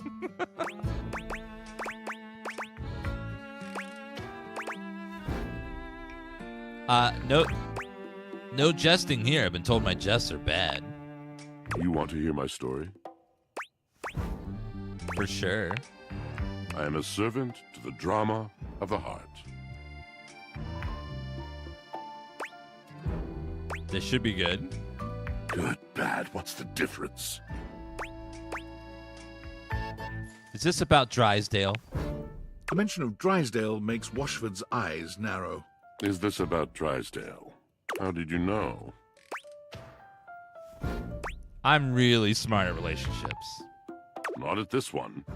It has stumped a heart as profound as mine, an energy as bright as his. I am awash in the scurryings of lives. Awash? Countless lives. Countless stories. I am filled with water, the fundamental state of all things. Water, the tears you cry when you are born, when you are made, when you are broken. Man, his voice sounds familiar. It is the sweat that drips from brows and shaking knuckles in alleyways, in schoolyards. Washford is David Sobolov. He's done Transformers Rise of the Beast. He voices some of the characters in that one. He's in Attack on Titans. He does Conan Exiles, Fortnite, Black Knight, Garridan. He was in the Bumblebee movie as Blitzwing. Oh man, he's been in so much stuff. It flows over its own frozen self down dry and grateful throats. It drops from noses in blazing sunshine onto lemon-printed bathing suits. It is the wellspring of ancient secrets held in rough clay bowls. I am surrounded by it. He's such a nice, deep, raspy voice. I love it. I'm remembering all the times I left my clothes in the washer too long. I'm sorry. You cannot know the agony that exact decision has caused me. I cannot talk about it. You'll have to ask Drysdale about it. The pale betrayal. That sounds intense. You have no idea. But not only that, not only do I hold the limitless, the unfathomably simple, I hold the dirt of life. The blood stuck in denim from skinned knees comes to me. The stains of earth from a weekend spent burrowing into trees and the slimy, crawly things. The makeup smeared onto shirt collars and cuffs, streaked mascara, and embers of a lipstick that blazed once. All of this comes to me to be absolved. It may be dissolved, but it does not disappear. He's so sad. It cannot. Nothing does. So what happens? I must keep it all. It is a vast treasure house of memories, of senses, and it is safe with me. But how can I, just me, survive that? How could anyone bear the weight of that much life? Snacking, that's what I do. Thus are explained the cracker crumbs in the pockets of t-shirts. Hey, don't tell chat my business. It is the words. It is language. To be able to communicate. To share the burden. It is poetry that keeps me afloat in my own sea. I'd really love to hear the story you have to tell me.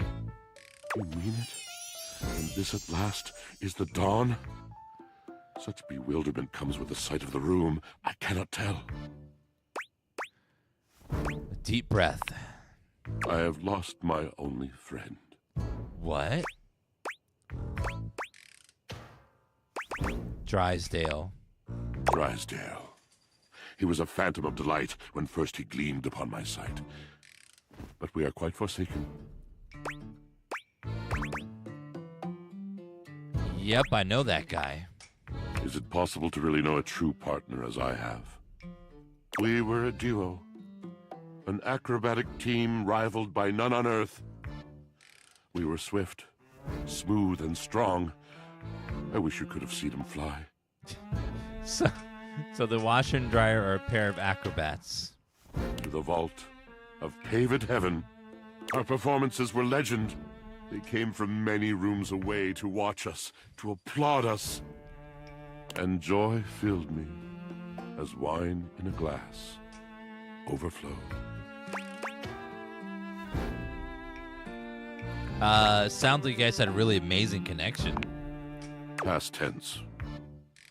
Oh my god, yeah, because they're both tumblers. But the physical connection between him and me, it is like nothing I have ever known before or since.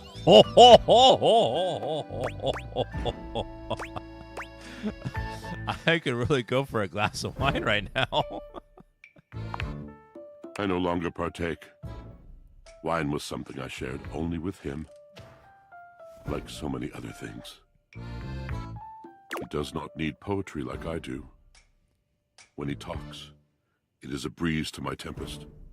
And to him my tempest seems but a suggestion, a rumor of rain in another man's country. But you had your art, didn't you? Until we didn't. Until he was too busy to perform. Too occupied with other things to tumble with me. The bond was broken. The bright cord severed. He abandoned me. And when he was finally ready again, I was unreachable. Locked in my own chignon. Trying to claw my way back to a friend who could not hear me. The wall between us has been impenetrable ever since. Starting to see why you haven't talked in a long time. Yes, it's been years. As I said, traveler, a long and solitary bad mood. All moving things come to an end. And I miss him every day. Though you have been a rather dismissive and flippant creature, I find I am still charmed. I didn't know I could still feel that way. Don't worry, these things have a way of working out.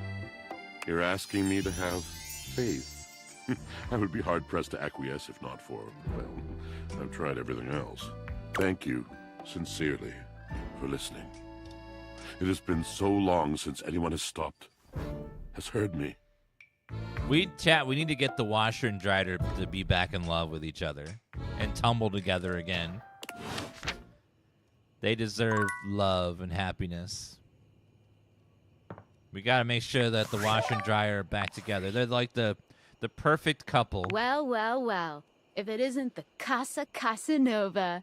Do you see what I did there? That's wordplay, baby. It's shameful, it is what it is. Whatever, hater. Don't bring that negativity on your date with your table, huh? You're out here dating all these appliances and shit. But, like, why? Not why are you dating them, like, why is this happening now? To you.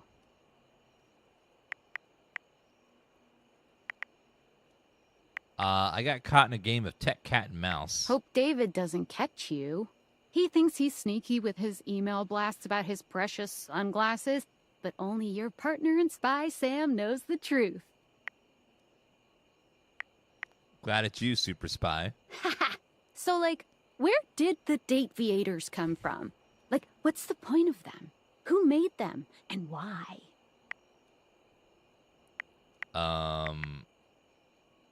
Guy named Tinfoil Hat is claiming he did. Tinfoil hat?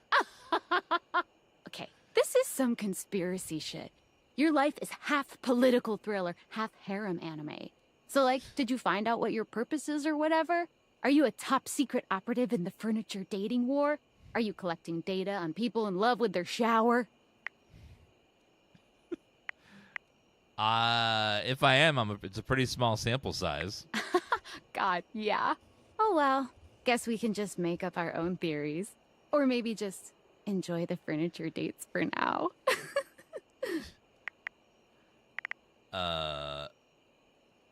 Actually, there might be even more to just talking to them. Like what? Oh, like actually doing kisses IRL? I can't take you seriously. Well, this has been fun, but I have a meeting in 3 minutes, and I really want coffee first. So, gotta go fast. Bye. Ma'am, me and the butt plug have a great relationship, okay? We're taking it to the next level. Yeah. Next to our bed in this bag is a butt plug. And yes, you can go on dates with the butt plug. Just as you would want to.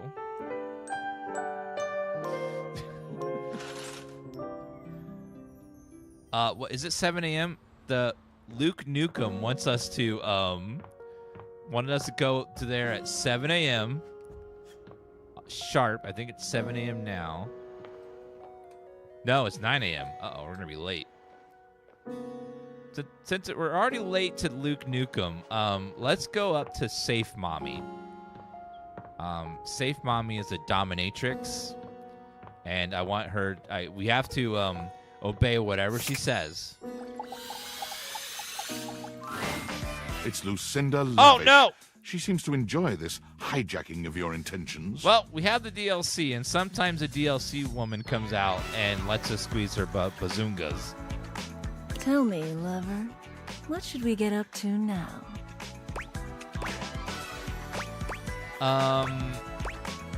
You said you're the best character in the game? The very best character in the game. Oh, yeah? Hello, Barley. I'm Lucinda Leading Lady.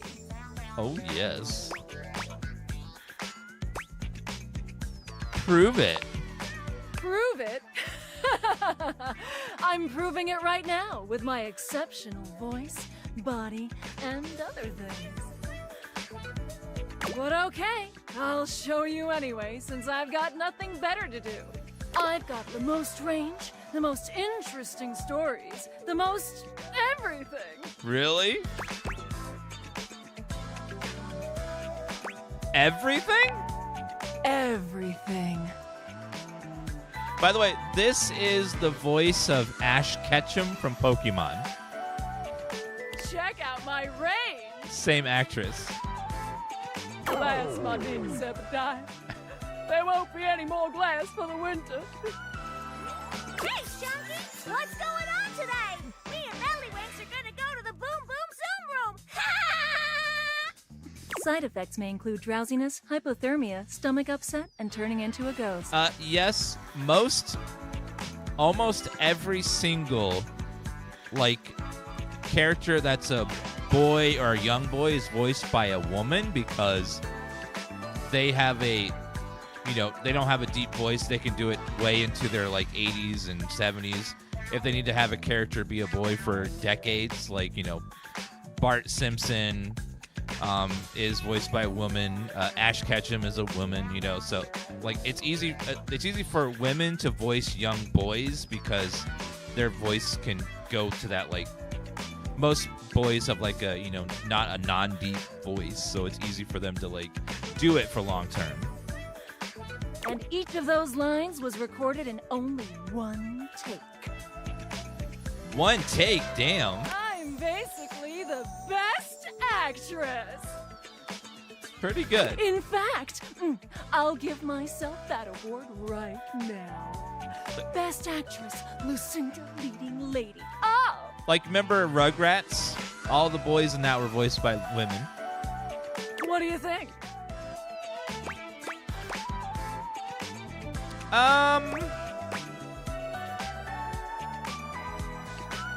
You've convinced me. Here. To show you my powers and incredible acting prowess, I present you empathy. Empathy? Oh, free stat points? Thank you. See you around, my biggest fan. Sometimes the DLC character will hijack your date. So let's now talk to the safe again. Now, I warn you guys, if you haven't seen the safe character yet, you're about to fall in love. Okay? So this is your last chance to turn away from the stream, because when you see her, you will want her to be to dominate you. You, elf, come here. Ho, ho, ho. I forgot we're role-playing Santa and his elf. Of course, mistress. Mistress? I have no idea who this mistress is that you're referring to.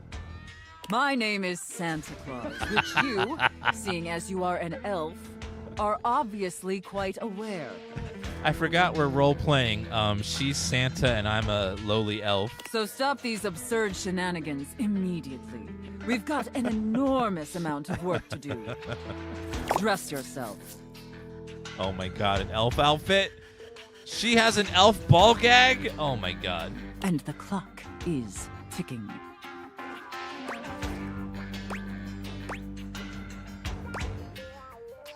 Yes, Santa.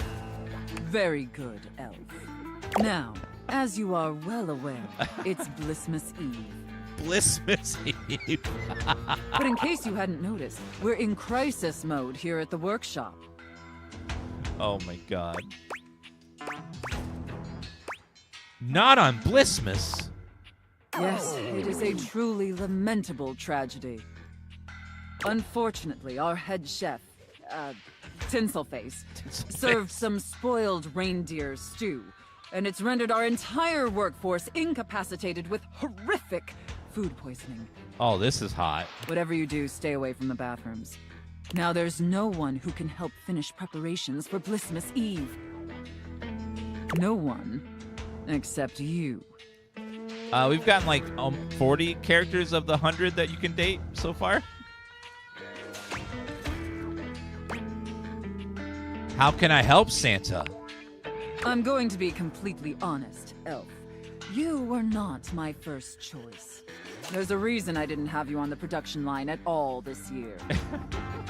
You're sloppy, lazy, and generally incompetent. JAK, thank you for the 101-month resub. Appreciate that. Thank you so much. In fact, you're one of the worst elves who's ever worked for this organization. No, Santa, I'm trying so hard.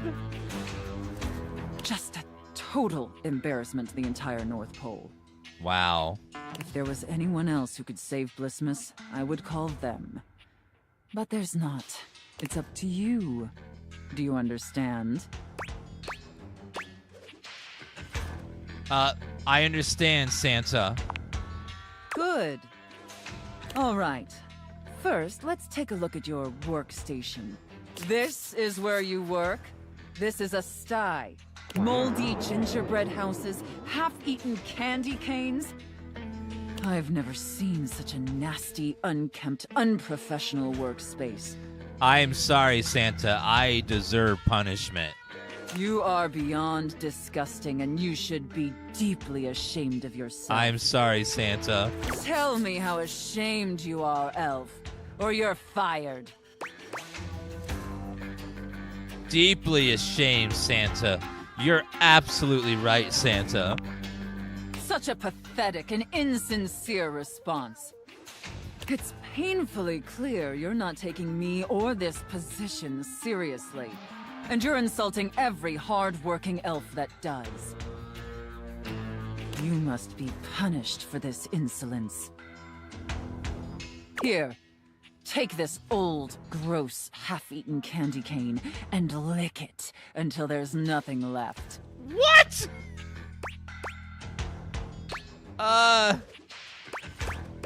Please reconsider, Santa. No. Enough backtalk. Lick the candy cane. Yes, Lick it, Elf. Yes, Santa. Anything to please Santa. Very good. Ah. You may be pathetically incompetent as an employee, but watching you lick that candy cane pleases Santa greatly. This is one of the weirdest things that's ever happened on stream, guys. We're sexy role-playing Santa and Elf. Thank you, Santa. In fact, it's awakening an overwhelming hunger Santa hasn't felt in many Blissmases. Oh, no. Deep, powerful burning. Like a fire flickering across Santa's dewy skin and... Great ghost of Blissmas present, is that really the time? We're even further behind schedule than I feared. Quickly, Elf. I need you to finish building the wooden toys immediately. You like toys, don't you, Elf? Oh, toys, get a double entendre. Very much so, Santa. I knew you would. Now quickly, grab your hammer and nails and get to work. That's it, Elf. Nail that wood. Nail that hard, hard wood, you pathetic, worthless elf. Harder! Yes! Just like that! Oh, yes! Looks like I may have underestimated you, elf. Oh my god. I worry I may never feel clean again. Thank you, Santa. No, thank you, Elf. Santa is very, very pleased with you. What just happened? But enough chit-chat. There's still much we need to do before delivery. Now take the wooden toys over to the gift wrap station. Oh my god. They need to be properly wrapped before they can be distributed. Quickly! Yes, Santa. Right away, Santa. Now wrap the presents using this silk ribbon. Tie them up tight. Real tight. I want them tied so tightly that they're losing circulation. They're toys. Do you get me, Elf? Absolutely, Santa. That's it, Elf. Tie them up real tight. Do you feel that, Elf? Do you feel how tight those ribbons are? What in the hell? Hey, Dan, I'm showing my grandma the stream for the first time. What the... I'm sorry, Julia. I'm sorry. Yeah, this is, how do I explain this one?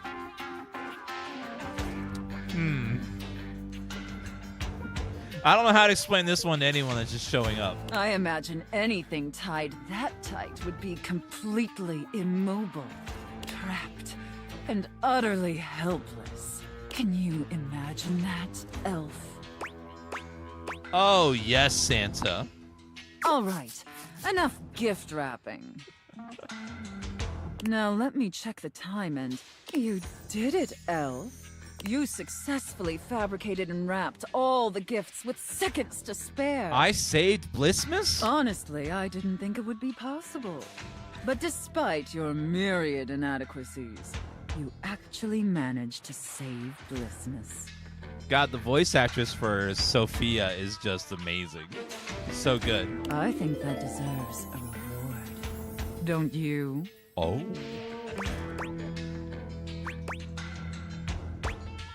Please be a Ferrari. Please be a Ferrari. You mean I qualify for health insurance? So I successfully pleased you, Santa? Let's not ruin the surprise. Here, come take a seat on Santa's lap to receive your reward. Uh-oh. But first, I need to consult with my list to determine whether you've been naughty or nice.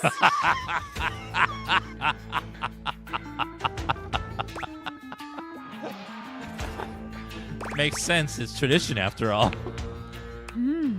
According to the list, you've been very naughty this year. I wasn't aware of that, but honestly, I'm not particularly surprised. Oh my god. Unfortunately, that means there's only going to be one thing stuffed inside your stocking. A lump of coal. Oh no. It's what you deserve. I understand, Santa. And scene.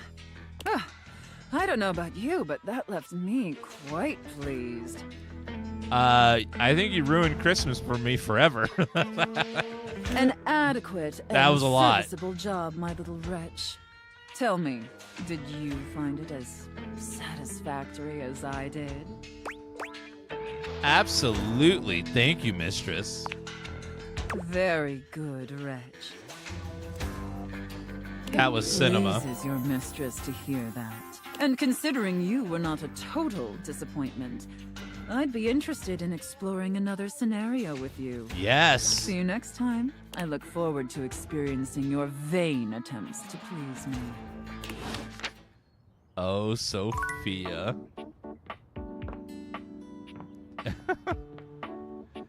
You know, I was half expecting Sophia to be like, picture it, Sicily, 1920. But no, she's very different from that, Sophia. The IRS one sounds funny. We'll do that one next. Oh, let's go to Luke Nukem again. Say hello. Hello, Luke Nukem. Luke points his weapon at you, barking orders without so much as a hello. Stand down! Stand down! Whoa! Drop your weapons and show me your hands! Whoa! And 2 sets of government-issued ID. Or a utility bill with your current street address also works. It's not preferable, but it'll suffice. 2 sets of ID? My God.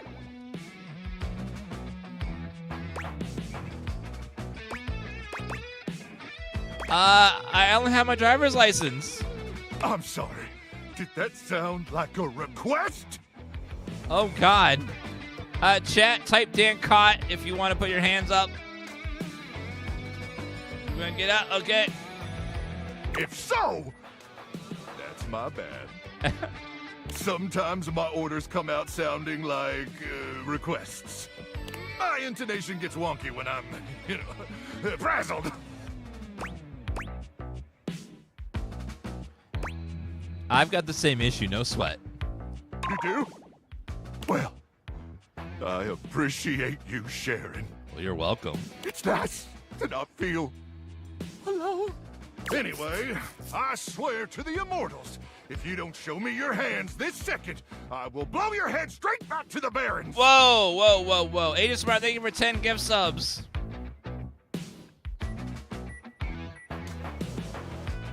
I know, he's talking like that hasn't seen me 1,000 times, put food inside of him.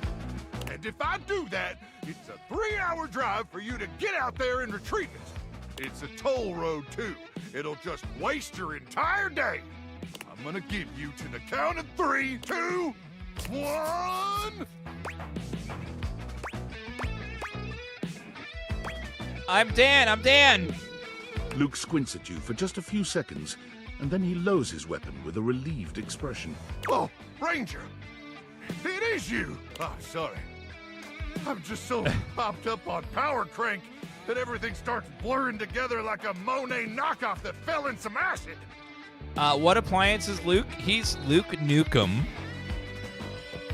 which is the microwave. Notice he's got the microwave pad here, the microwave door, the spinny wheel thing inside the microwave. Next time, tell me sooner, would you?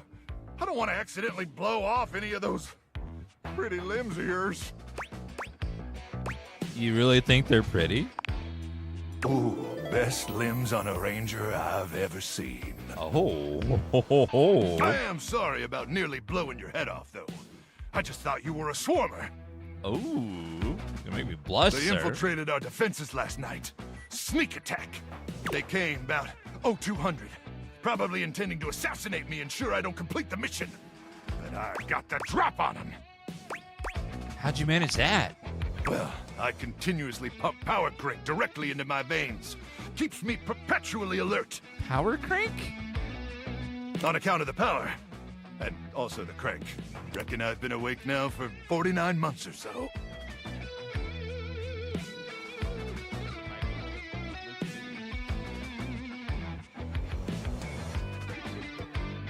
He's Luke Nukem, Kevin. The microwave.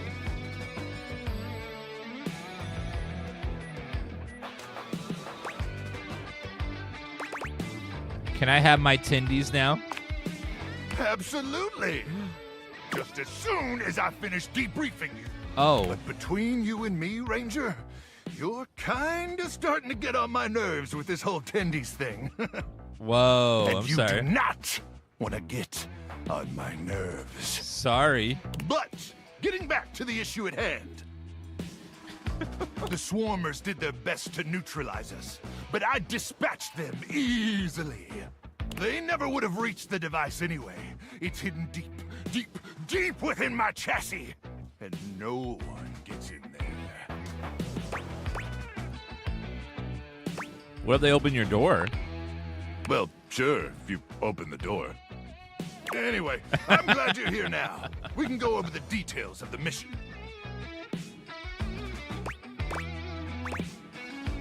Yes, sir. That's the spirit. We'll show those swarmers who controls the Barrens once and for all. Luke looks around, patting himself down for something he doesn't seem to find. Do you have a pen and paper handy? Or some other kind of note-taking instrument? Maybe some chalk. Yeah. Luke takes the chalk from you, using it to draw on the other side of an ancient serving tray you inherited with the house. Good. Then let's get to it. At 0900 hours tomorrow, we leave here and head 10 clicks southeast into the death zone. That'll take us just past the Sea of Death and the all-inclusive Death Resort on Death Beach. Chat, are the reviews on Death Resort good? I love all-inclusive hotels. If all goes smoothly, we'll arrive on the outskirts of the Swarmer's Nest around 0700. You getting all this, Ranger?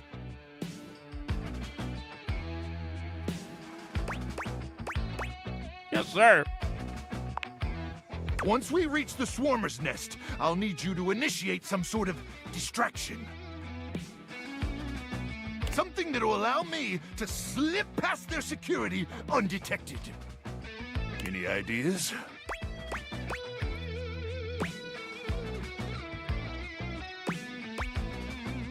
I could lure them away with some mouth-watering tendies if I had some mouth-watering tendies. Listen, there's no bad ideas in a brainstorm. But let's table that one for now. But if you ask me about those cruckin' tendies one more cruckin' time, I am gonna shove them inside you. And I ain't gonna be picky about what orifice I use. Promise? Anyway, once I'm inside their defenses, I'll give you the signal, and you'll remotely detonate the device, okay? What's the signal? I'll yell detonate the device, like, really, really loud. Now, go get some beauty sleep. We got a big day ahead of us tomorrow, and if you see any swarmers in the night, remember to aim for their genitals.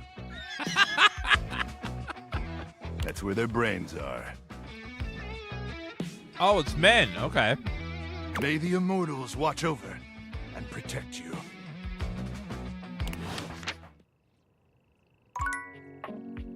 I'll link a good website. If you want to know all the voice actors and stuff, there's a good website right here that you can use to look up each character and who voices them.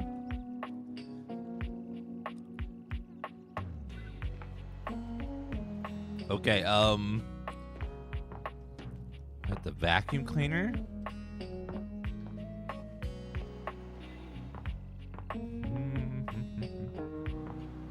I haven't found that one guy.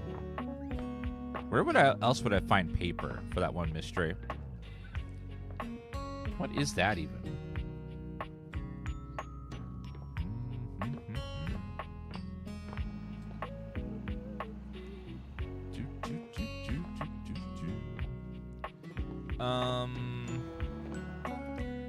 We still need so many more of these guys. I haven't done the couch yet.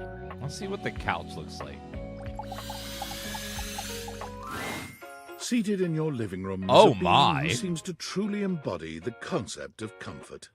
His arms are draped over the back of the couch. Hello, his Daddy. Head tilted back, and his eyes beginning to flutter shut.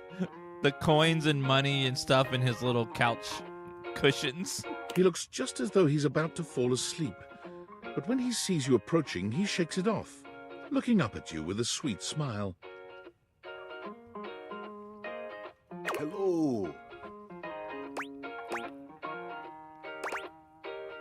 Mind if I join you? No way. Please do.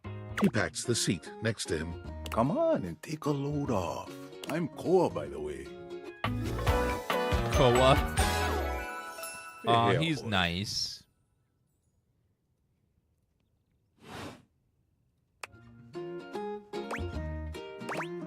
You're my couch?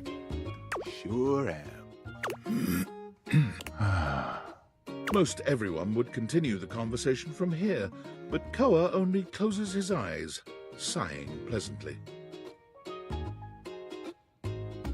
You wait for him to say something, but all you can hear is his quiet breathing.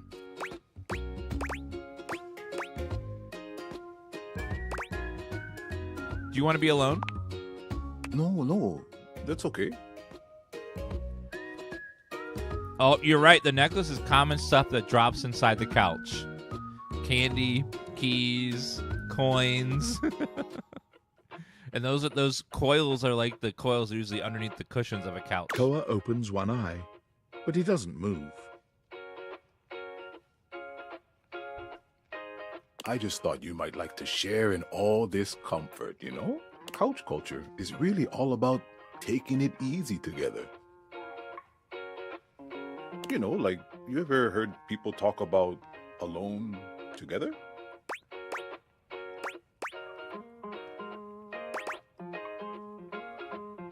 Yeah, I love that. Right on, right on. You get it then. I wish more people understood the beauty of alone together. It means you can be at peace with another being without even saying a word. I love that where you're just like, Just everyone's doing their own thing, but you're just hanging out together while doing your own thing. It means not forcing a conversation or an activity between the two of you. It means just enjoying the moment without any expectations. He sighs pleasantly, closing his eyes.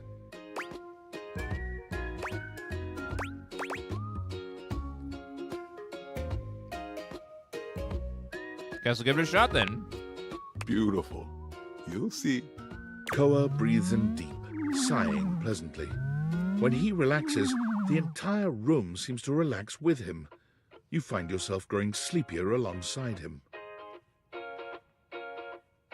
You're not sure how much time passes as the two of you sit side by side in companionable silence, but it's certainly a good while. Thanks for keeping it chill, buddy. This was real nice. Got something I want to give you. Yay! Is that my pocket change? You know it. You know, in couch culture, we're not big on expressing ourselves verbally. We prefer to let our actions speak for us. And a gift like this, it's just a way of honoring our friendship.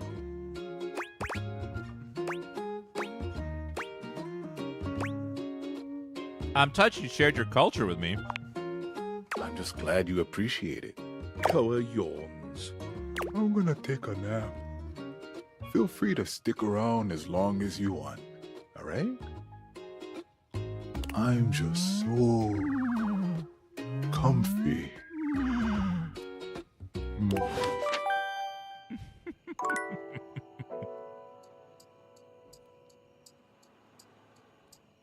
How about this love magazine here?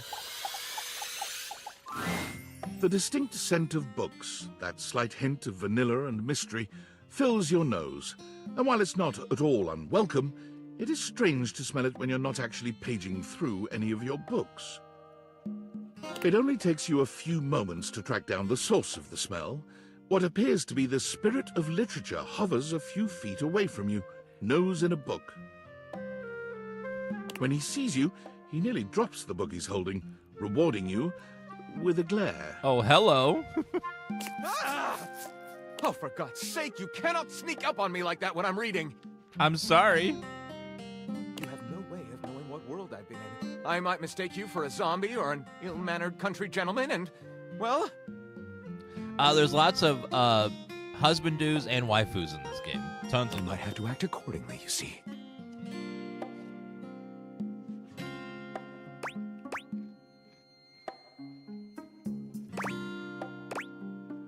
And that would be bad? Yes, probably. I suppose that would depend, wouldn't it? My name is Lyric. Lyric.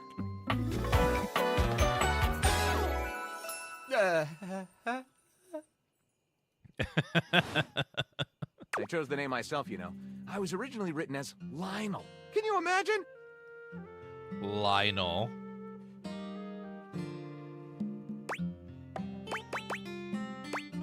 No.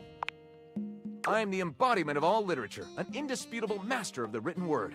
I have read positively everything. I am voracious with books, poetry, magazine articles, any genre, any length, any style. I love it all. I know you're curious about all that, so I figured I'd offer it right up front. What are you reading right now? What am I not reading right now is a shorter answer. This one right here is 20,000 Leagues Under the Sink, a riveting account of voyaging in a submersible to rescue a clean sponge from a dirty band of moldy criminals. This one, Angles in America, is a non-fiction history on the American phobia of rounded spaces. A bit dry, but it does make you see space and architecture in a new light. Angles in America? This one I picked up on a whim, and I won't put down until they pry it out of my cold papier-mâché fingers. Pounded in the butt by the abstract concept of self-improvement while my gym equipment watches.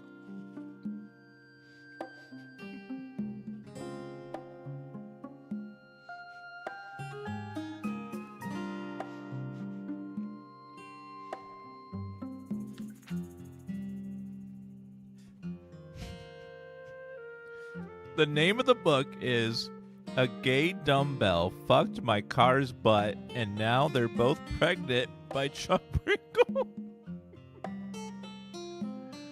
And then pounded in the butt by the abstract concept of self-improvement while my gym equipment watches.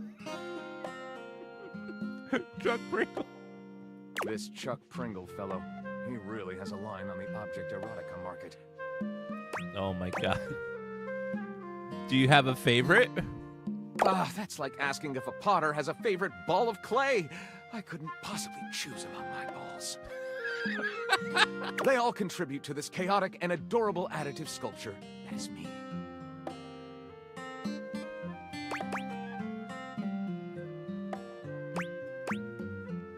You have a favorite genre to write? Right. Do I have a favorite genre to write? Well, we have arrived at my tragic flaw much more quickly than I would have liked. Usually I get at least a few minutes of stimulating conversation out of a stranger before I'm forced to share my great shortcoming. I am a reader, but not a writer. Sadly, I've never even written a paragraph. Not a single line of text. Not a word. Not a punctuation mark.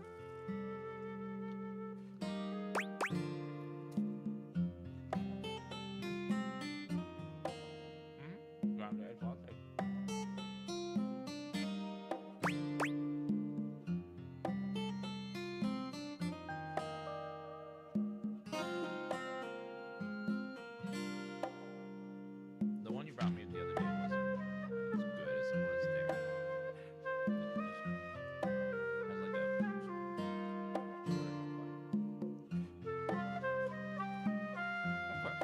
Yeah, we can try.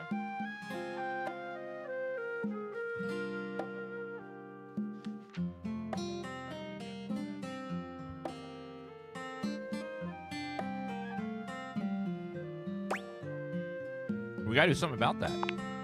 We do? We?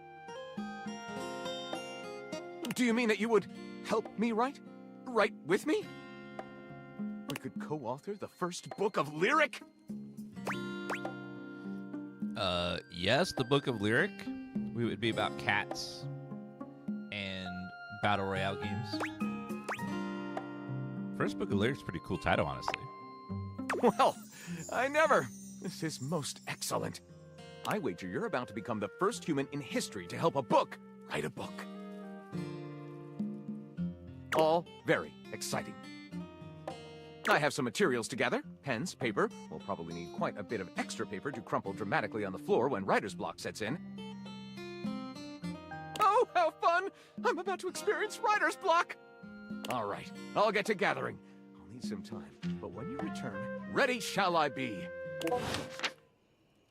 I heard a Discord message. It's me. Were you followed? Is this signal encrypted? No idea. It'll have to do. Listen, I've been giving more thought to our previous conversation about the ethical implications of transforming inanimate objects into humans, and I've come to a realization. It's honestly not up to us whether an object should become human. It's up to the object.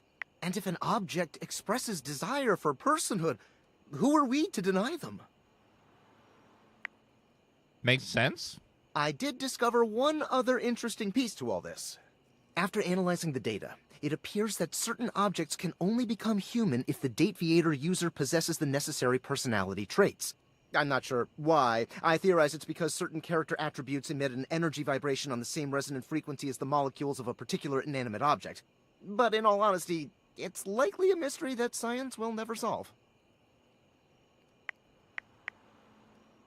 Oh, I have a theory. That science will never solve. Regardless, I was able to discover which personality traits seem to resonate with each inanimate object, and I've uploaded that data into the Dateviators. I've labeled it Realization Recipes. You should be able to access those files now. Wait, why realization recipes? I'm so sorry, but there's no time. Valdivian's goons were closing in, so I was forced to flee to a country in South America to avoid detection, and my cell carrier's overseas data plan is very limited. Seriously? 10 megabytes a day? I can barely send a GIF. What a joke. Remember, check the Dateviators for the realization recipes. No, I haven't tried the fuse box. There's lots. We have discovered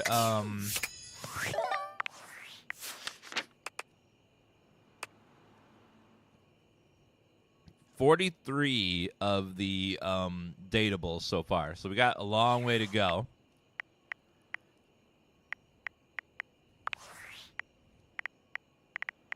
Valdivianites, it's David Most, your beloved CEO, with an important question. What do the following items have in common? Cellophane, eyeglasses, and bottled water. If you guessed they're all 15% off today, only on Valdivian.com, you'd be absolutely correct. But even more importantly, they're all transparent. As your leader, I value transparency above all else. Especially when the board of directors changes the locks on my office. Message received, Ian. With that spirit in mind, I need to share some difficult news with you today. I have not been entirely candid regarding my lost sunglasses. Firstly, the lost item was thankfully not my sunglasses. My sunglasses were handcrafted in Italy by blind artisans, are inlaid with conflict diamonds, and are locked in my safety deposit box. No, the missing you have a item safe in too, question huh? is actually a Valdivian prototype. And even more importantly, it's the only existing prototype of the amazing new gadget we're planning to launch for the Q4 Blissmas season. Unfortunately, the engineer who invented the prototype was a disgruntled former employee who destroyed the schematics before disappearing himself. So, as you can see, it is imperative that the glasses are found as quickly as possible. To that end, and after discussing it with the board, we are now prepared to offer a handsome reward for their expedient return. A $50 gift card to Valdivian.com. That's it.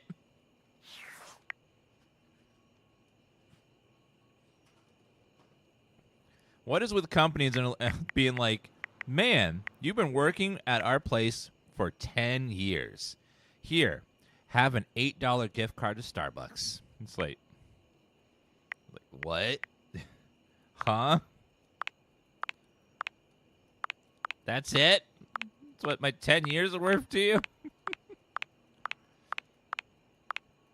Oh, there's so many backgrounds.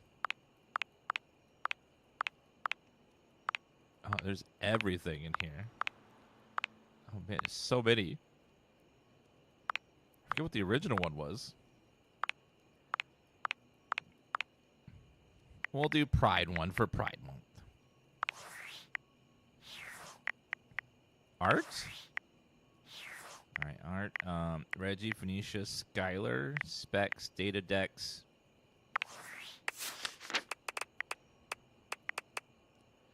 Oh, I forgot. I'm in love with Wall. Well, we're out of charges for the day, so let's go to sleep. I know. Thanks for 50 years of the company. Here's a mug. We're going to deduct it from your salary.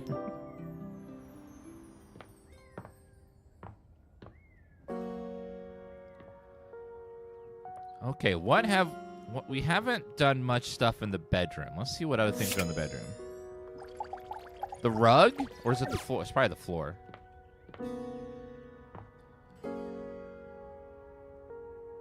What about pillows?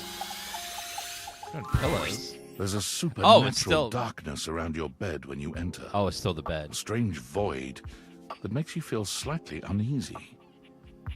Hello, Mother. You recognize that odd feeling? Betty is speaking with Nightmare. Betty.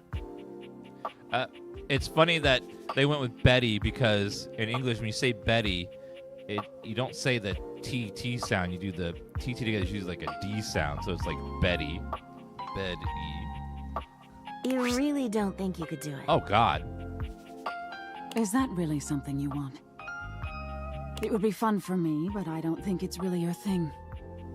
You know, sex and horror have always gone hand in hand. It's not the worst idea, is it? Well, yeah, of course. But you've watched me work. And you never really seemed all that into it. Oh, I didn't? What was it you said? Oh, yeah. It was, oh God, Why are you doing that? Is that really necessary? Now that's just excessive. I remember it differently. You weren't even watching. You were looking through the cracks of your fingers. Give it up, Betty. My work is not for you, and that's all right. Nightmare's gaze falls to you then, and you feel a shiver run down your spine. I'll see you later. Nightmare dissipates, but the air of dread that accompanies her takes a little while to clear. Betty sighs, her shoulders slumping. Oh, guess I should have seen that coming. Were you trying to have nightmares? Well, maybe. I just thought maybe if I had nightmares... I mean, I already sleep poorly. But maybe in a nightmare I could find some small moments of joy with my beloved. How do you sleep badly? You're a bed. You're like designed for sleeping. Nightmare doesn't usually take requests. But since we're such good friends, I figured maybe she'd give me a sexy nightmare. What the hell is a sexy nightmare? Okay. See what you think of this. I'm being hunted by some unseen monster or being. Okay. My heart is racing. My knees are weak. I'm stumbling and tripping as I go. Typical. I fall, and I close my eyes knowing the end is coming. But I don't die. I turn to see my beloved standing over me, a bloody knife in their hand. I'm saved, and I thank my rescuer in the only way I know how. A toe-curling kiss. But then, I'm on my back again, and my beloved's hand wraps around my neck. I can't breathe. I can't cry out. I can't make a sound. We'll be together forever, they whisper, raising the knife high in the air. I wake in a cold sweat, alone and afraid. There. You see? Oh, wait, I do kind of get it. Right? That's a pretty tame example. But there's all sorts of possibilities. Why is...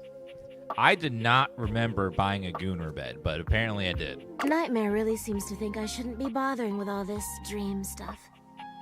She thinks there's a much simpler solution to my problems. But I don't know who she is to talk anyway. She has the same problem I do. She just deals with it differently. What problem is that? It's not my place to say. I've already said too much. Please, let's forget I said any of that. Well, to be fair, she is a bed, and she doesn't care who sleeps with her. Like, anyone can just drop in the bed and sleep with her anytime they want. She doesn't care. She's very easygoing. Consider it done. Thank you so much. I'm already having trouble sleeping. I don't need betraying a friend's trust on my conscience. It's funny, I was just thinking of you. Oh, yeah? It seems like that happens a lot, honestly. I think of you, and here you are. It's a shame I can't seem to manage that at night. I literally sleep on you every night. I'm all too aware. But you know what I mean, don't you? You're the one I've hoped to see in my dreams. My beloved. The one who tortures me with your proximity.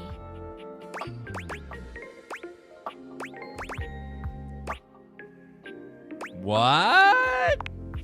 Please, don't pretend to be surprised. For years, it's been just you and I here. And I've had to watch you sleep with that angelic look on your face. When I was at the warehouse, I never had this problem.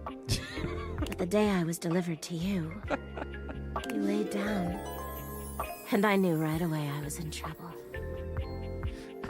Chat, why is everyone in this house so randy? My God, everything I own is just, it's just in love or wants to fold my laundry or, you know, like, it's crazy. I never slept so well before you. You don't know what it means to me to hear that from you. It's what I was made for, you know? Yep. I've had my share of partners over the years. I'm a free bed, you know. Wait, I thought this was a new bed. I purchased it new. But I'm at my best when I'm in love. And since the day I became yours, I haven't had a good night's sleep. I know it's a lot to lay at your feet. Especially knowing we have to sleep together night after night. But I don't know if I can keep this to myself any longer. I know it's a lot to digest, so please take some time to think about it. Did she just confirm that I bought a used bed? I'll give you some space to sleep tonight, and we can talk tomorrow. All right? I already have my answer. Please, just give yourself the night. Even if you think you know what you'll say. And sleep well tonight. Okay. I see a bunch of boxes in there. Wait a minute. You can date the hanger? 5 handsome himbos in colourful jumpsuits are flexing and chatting animatedly amongst themselves. Oh, no. When they notice you, they begin to buzz with excitement, all speaking in rapid-fire sequence. Oh my god, the outfits. Yo, check it! Quick, dudes, clean up the digs. We got company. Oh, man. Some real fine company, if you know what I'm saying. How's it hanging, homie?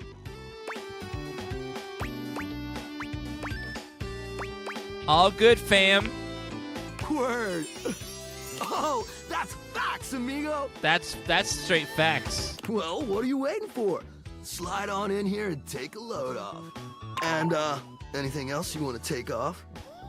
Welcome to the extremist dojo in the pad. The perfect place to sit back, chillax, and recharge your bats. Hell yeah! Tight. Fire! Right now, you're hanging with the wildest, dampest, gnarliest squad of bussin' athletes around, homie. Bussin' athletes. The Hanks! The Hanks?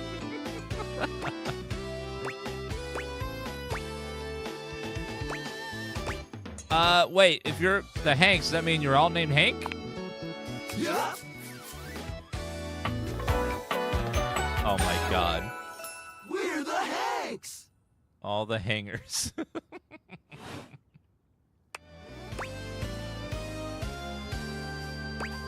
I got them, but how do I tell you apart? Numbers are kick-ass! The Hanks all stand in formation, each of them striking a unique pose as they introduce themselves. You get the distinct feeling they do this often. I'm Hank number 1. I'm Hank number 2.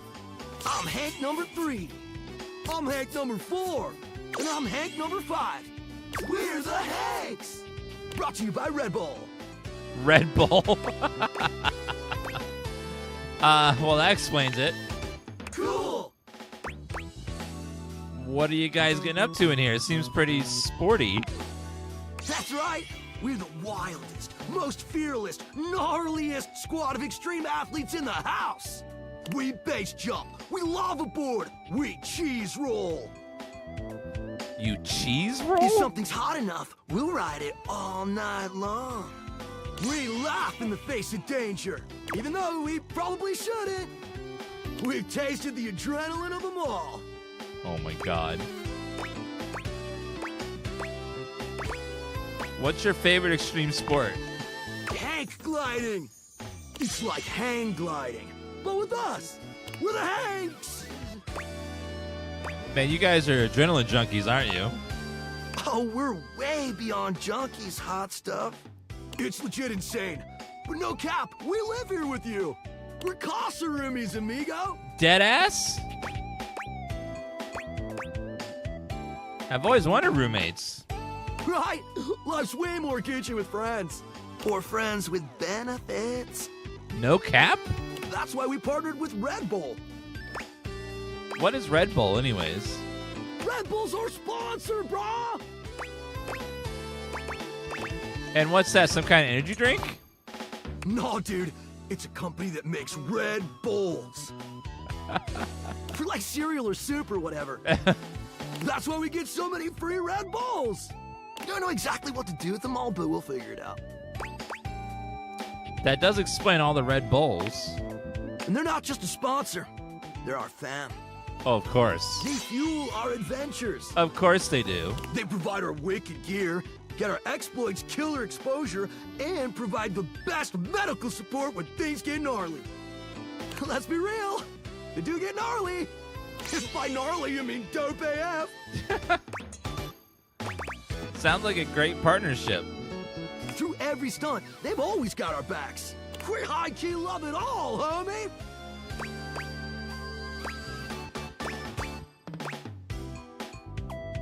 So what, you like hang around? Yeah. Well, we hang around most days. But when the conditions are right, we love getting out of the closet. Sounds exciting. It is! Speaking of which, we were just about to head out for a little hank gliding. What do you think? Wanna come? It high-key slaps, homie. You in? Is that sexual? It can be if you want it to be. What do you say?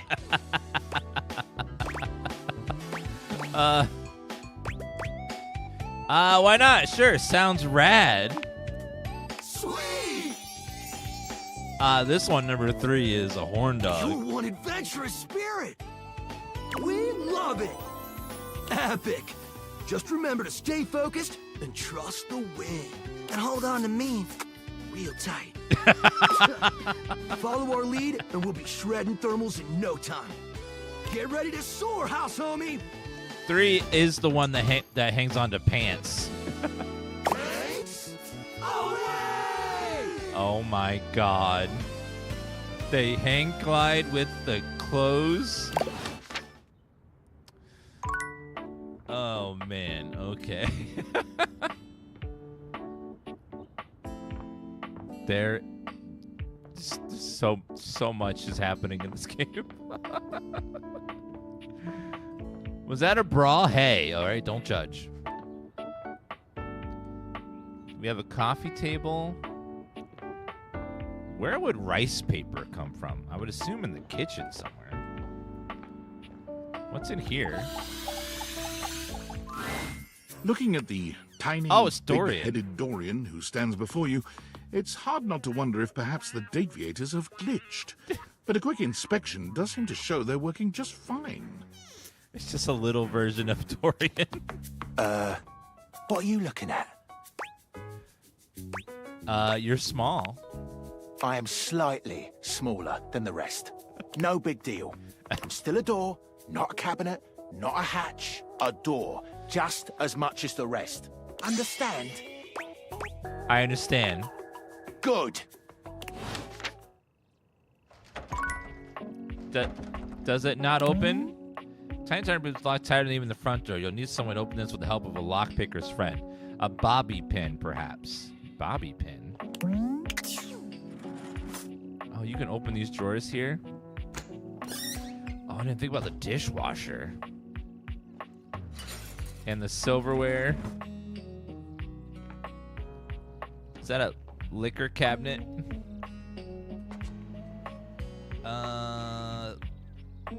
Oh, I forgot. Chat, we're getting the weirdest statements in chat. Can you date the dishes? Can you date the vacuum? Can you date the ball? These are things that should not be, they just shouldn't be in chat, but they just are because this game is so strange. But we have to talk to mommy first. So Sophia is like a priority right now until we get the love. Okay, I have to run to the potty. I'll be back in about 30 seconds.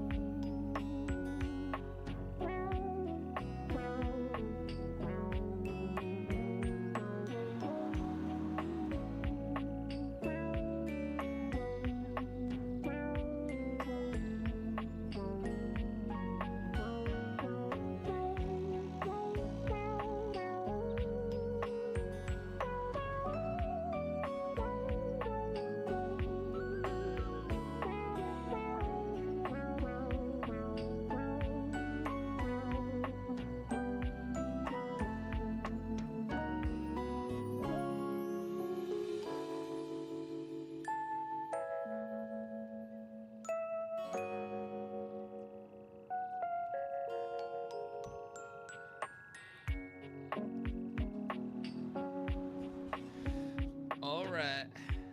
Closet floor has a bobby pin? Okay, I'll look for the bobby pin later. But for right now, we must say hi to Mother. You have returned. Yes. Well, choose your destiny. IRS auditor and small business owner. Finally. I take it you're my 11 o'clock. I should have known it was too much to expect you'd be on time. After all, it was apparently too much to expect you to properly file your taxes. You're not even dressed properly. Put this on. It suits you. So she's an IRS agent and I'm a small business owner and she's auditing me.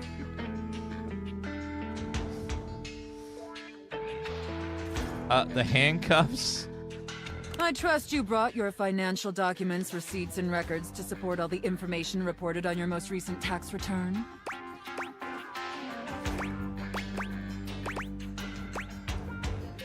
I hope so. I'm sorry. I don't know how you run things at your business, but here at the IRS, we treat those who hold the power with deference.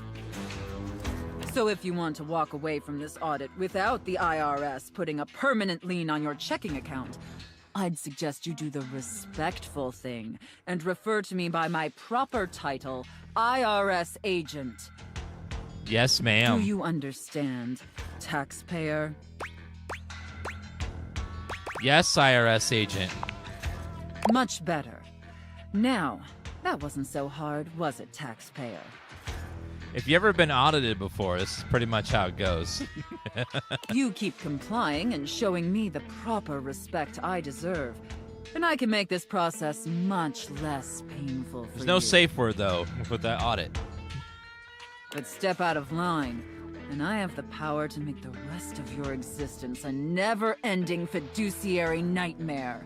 She's too good at this. Have I made myself abundantly clear? Yes, IRS agent. Good. All right, then. Down to business. Now, obviously, you're here because your painfully inadequate accounting led to numerous administrative discrepancies in your most recent tax return. Were you an IRS agent? You know way too much lingo, ma'am. Quite honestly, your return was so utterly incomprehensible that we were shocked to find a human actually filed it. That's because my dog filed it. Excuses and groveling will do little to help you at this juncture. Although it is rather enjoyable to watch you pitifully squirm. What's important is that we properly assess your fiduciary mess and reconcile your discrepancies. Can I count on your compliance, taxpayer? I'm ready, IRS agent. Firstly, on your personal taxes, you took the standard deduction. However, you also filed itemized deductions that totaled a greater value. Additionally, your itemized deductions were unusually large when compared to your reported income. Yes, I did, IRS agent. As I'm sure you're well aware, claiming the standard deduction while also claiming itemized deductions totaling a greater value, in addition to claiming deductions unusually large for your annual income, is a huge red flag for us here at the agency. I'll obviously need to see all the receipts for the itemized deductions, so I can reconcile those records with your most recent filing. Of course, IRS agent. Moving on. There were numerous flagrant issues related to grossly incorrect amortization periods. It appears you mistakenly or fraudulently used the wrong amortization period for a variety of your business expenses, which resulted in extremely inaccurate deductions. This is so hot. if you're an accountant, you're like, yes. See the highlighted line items here on Form 4562? Yes, Form 4562, yes. That is totally... Am I going to jail? That's not my call, but I really hope so. And finally, it's come to our attention that you omitted several foreign accounts. What? As I'm sure you're aware, taxpayers with foreign financial accounts exceeding certain thresholds are required to disclose them on the Report of Foreign Bank and Financial Accounts (FBAR) form. Yet you failed to file an F-bar form at all. I am so sorry, IRS agent. Look, I'm going to level with you, taxpayer.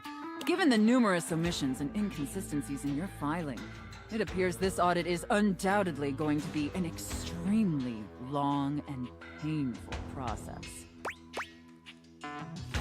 Oh?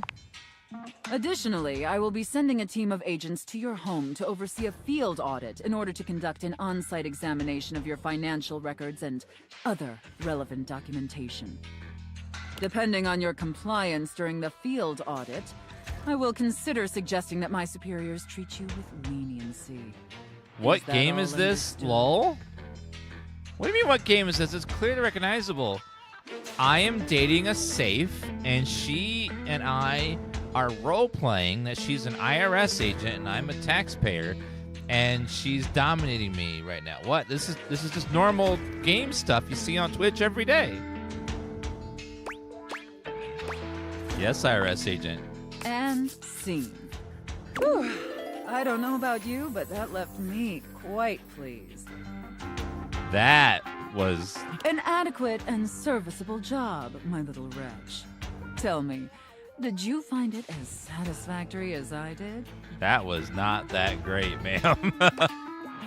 Absolutely. Thank you, mistress. It pleases your mistress to hear that. Santa was so much better. And considering you were not a total disappointment, I'd be interested in exploring another scenario with you. The accountant one had, like, almost nothing sexy about it. The Santa one at least had the wood pounding part. I look forward to experiencing your vain attempts to please me. Okay, well, that didn't go well.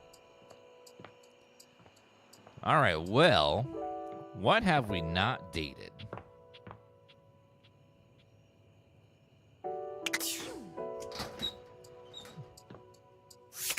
Let's date the fuse box.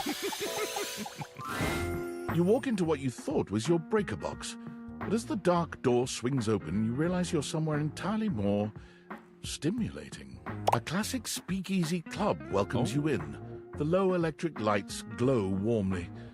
Live music drifts languidly from a sumptuous velvet red stage and envelops the audience in a pleasurable haze of pure vibe. The gentle clink of cocktails in glasses rises from a wood bar to the left of you, and then a gentleman with a languid, easy air to him approaches you. Well now, what a delightful surprise. That outfit. Brand new patron. He kind of reminds me of, like, Malfoy's dad in Harry Potter, but sexier.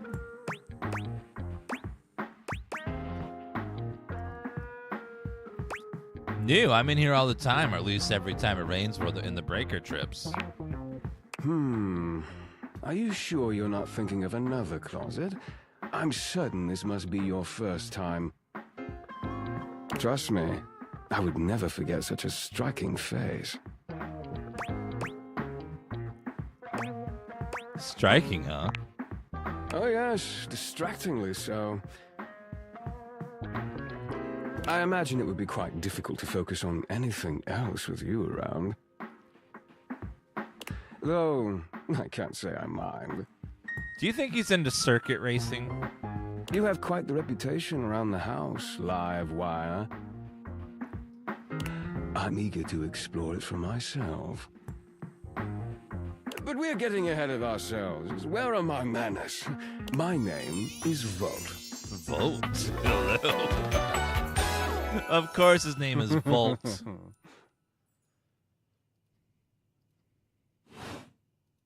He extends a hand towards you, a conduit of pure, dangerous sexual energy that charges the very air between you. Take Volt's hand. He lowers his head to brush his lips across the back of your hand. Was that a spark of static electricity you felt just now? Oh my. It's a pleasure to officially make your acquaintance. Oh my. Taking his eyes from you for the first time, Volt slips his arm around your waist and turns you slowly to take in the rest of the room. Welcome to the Breaker Box, the pinnacle of luxury and entertainment, and the most exclusive club in the house. Impressive, isn't it? I'm looking at this voice actor's work history, and he's voiced a lot of himbos in animes, lots of TV shows and movies.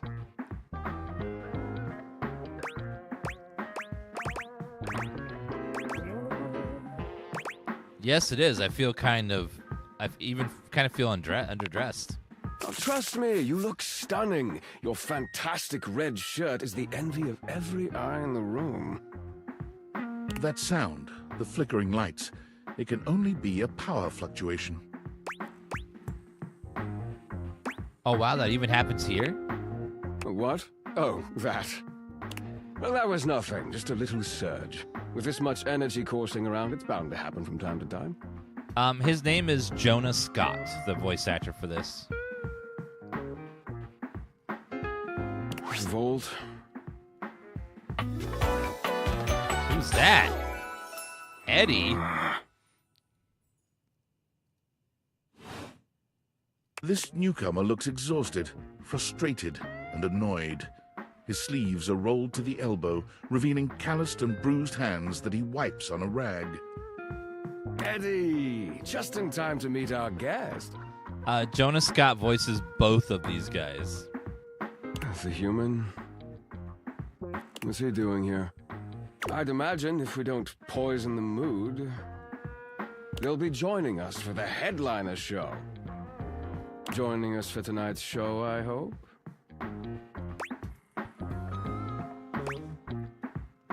As long as you're going to be there, I'm up for anything. Careful there, Livewire.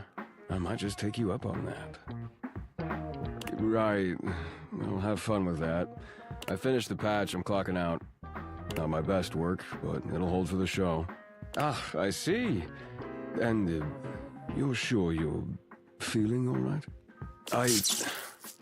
I'm fine. Just don't overdo it. Eddie turns and trudges away, focusing on the rag in his hands.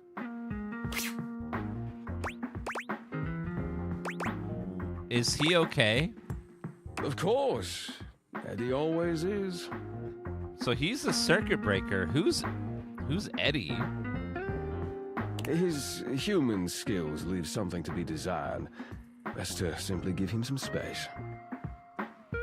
Or is he electricity and the other guy's a circuit breaker? Back to the matter at hand. Tonight's show. Shall I set you up at one of our VIP tables?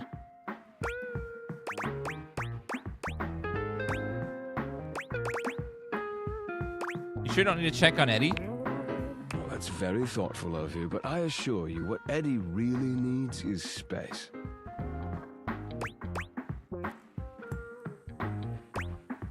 I'm not convinced. Maybe I should go check on him then. I insist that you don't. Before you can even take a step away, Volt grabs your arm, his grip tighter than expected.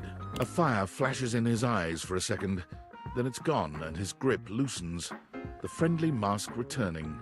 What? Well, not now, at least. It would be a shame for you to miss the show after all the hard work that went into it. That was creepy. And Eddie would feel dreadful. He hates to be worried over. Shall I set you up at one of our VIP tables? Lead the way. With pleasure. That was a huge red flag. With a wink, Volt hops nimbly up onto the stage. He was born for the spotlight. Good evening, you scofflaws and ducky watsits. Looks like Johnny Splash is going to be singing for us tonight. Oh, no. Be warned, patrons. You might get wet. Ooh. Hi, everybody. I'm Johnny Splash. Oh, no. I got a song for you all tonight. One from the heart. And tonight it'll be a cappella, because my voice is the greatest instrument of them all. I keep a close watch on this shore of mine. Oh, make it stop. I keep my pulses free of stain and grind. I scrub the ground from the tiles between the lines. Chat, if you don't like his performance, type Dan boo. That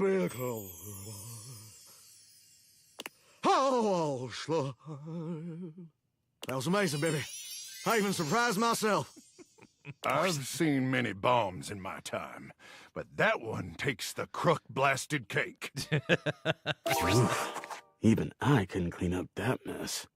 Oh, that's the vacuum cleaner. Damn. I didn't realize my vacuum was built like a brick house. Damn. You didn't like it? I thought it was okay. I'll retool it and come back with something even better. Just you wait. He's got some attachments. With the club beginning to close down, it appears that the show is over. Patrons mill about, talking amongst themselves. You spot Eddie nursing a solitary cocktail at the bar. Vault is nowhere to be found. Things feel colder and quieter without his presence. Speak with Eddie. Show's over. Club's closed.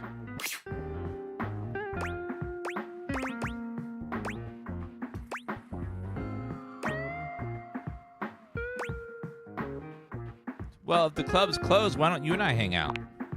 Because I have to work, genius. Wow. Club's closed for you. I have to get us ready to open again. Doesn't just run itself, you know. Are you always this oblivious?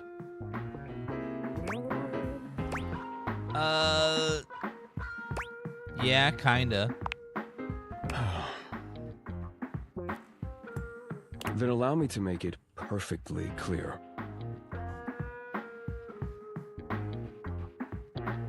Get out. How dare you? Yeah, Johnny is voiced by Robbie Damon,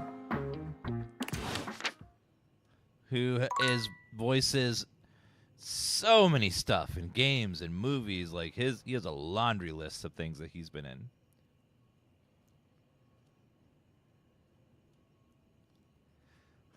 Eddie seemed kind of depressed and sad. Depressed and sad. But that vacuum cleaner, though, I don't know. Wait, hammer, chisel, hammer, boxes. Who? Oh, closet. Let's see. We need a bobby pin to open up Dorian over there. Looks like sports equipment, ball. Fan, wait, dumbbell. Is the dumbbell gonna be dumb? I mean, they have to be, right? Because he's the dumbbell. It'd make perfect sense. Oh, I'm out of charges for the day. Oh well. We gotta talk to Bed tomorrow. Bed want to talk to us.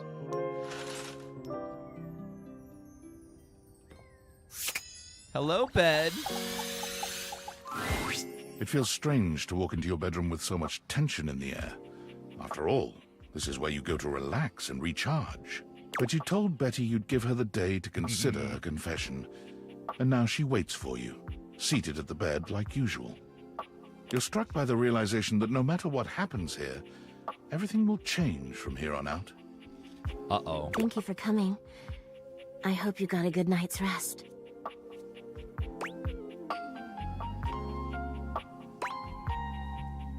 It was hard without you close to me. Oh, thank you for saying so. I slept even worse than I normally do these days. I had too much on my mind. And there's too much at stake here.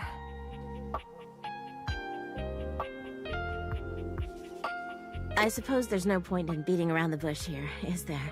What do you think? Of me? Of the idea of us? Chat, if you're gonna look respectfully, okay? Admire the pillows, but don't fluff them. Is there hope for us to be more than just two partners who sleep together every night? Yes. Oh my god, really? You really feel the same?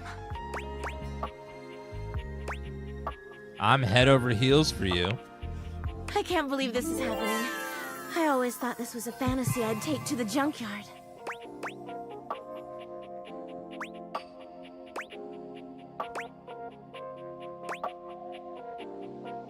If we sleep together at night, does this mean... Don't you worry your sweet little head about that. I don't expect you to sleep with me every night, or ever. And you being with me doesn't mean you can't be with others. Oh. I have my own fun, after all. I'm just so happy we can be together now. I honestly don't even know where to begin. Bet in German means bed. Also, the alliteration TT in that word sounds like a D, so it's like Betty as well in English. I feel like I know you so well, but I want to get to know you better. And you must want to know me better. After all, I've only ever been a place for you to lay your head at night. You've never seen me for who I truly am until now. Tell me what you want from me, my love. All I want to do is make you happy.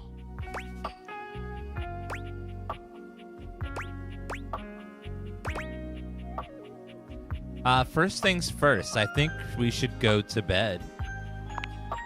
Go right to bed. Oh my goodness. I'd expect you to be shy about that now. Shy? Me? Never. But I get you to myself every night. I think we should have a date first. Where shall we go? You're a fucking bed. I don't. Where can I bring you? I don't know. I don't think I can fit you in the car.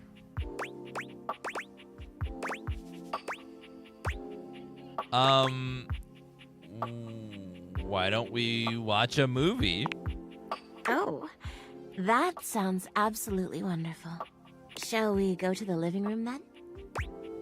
Yeah, if I haul you down the stairs. As you walk through the house with Betty on your arm, you attract quite a bit of attention. Eyes are on you in every room, or so it seems. For her part, Betty seems deeply pleased to be seen with you. She smiles at some, she waves at others. Sometimes, she seems like she wouldn't be out of place on a parade float. But when you finally arrive in the living room, you're blessedly alone. When you take a seat on the couch, Betty immediately seats herself next to you, cuddling up to you without hesitation. What should we watch? Honestly, I'll watch anything. I'm just so happy to be here with you.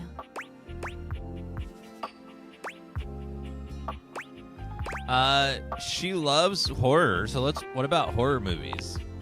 Oh, Nightmare and I love scary movies. Just hold me at the scary parts, all right? The movie is enjoyable, but Betty's presence makes it all the more so. She rests her head on your shoulder, sweet and inviting, and you can't help but wonder. Let's give her a smooch. You turn to look at Betty, and she lifts her head to look right back at you. It feels like the stars are aligning, your hearts beating as one. Betty leans forward, her lips parted and her long lashes low. And you know in this moment, she wants you to kiss her. Your lips meet, and the rest of the world falls away. Betty is everything you ever dreamed of and more. And she matches your energy with a kiss that rocks you to your core. There's a heat in that kiss that tells you she's probably over the movie and ready to escape upstairs. I'll remind you, she's a fucking bed, by the way. She is a fucking bed. These devs are insane. Do you want to get out of here?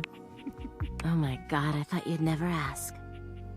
You and Betty make your way upstairs, hand in hand, giggling like teenagers. But if she is the bed, how are we gonna... You've slept on Betty for years, but never truly slept with her. Tonight is a night of firsts. After tonight, you'll never look at your bed the same way. Oh my Your room God. becomes a tangle of sheets, of bodies twisted into new and exciting positions. What is that? When you finally do go to bed, you sleep better than you can ever recall. Betty's soft warmth surrounding you, even in your dreams. I'm going to see potential sponsors. Oh, DansGaming. Let's see what's he streaming so we get an idea what kind of streamer he is. Is he having sex with a bed? What? What? This truly feels like the start of something beautiful. Love! We achieved love, everybody, with our bed. You're just a dream come true. Empathy. Okay, now that we've achieved love, never to talk to her again. Because we got the skill points, so we're done.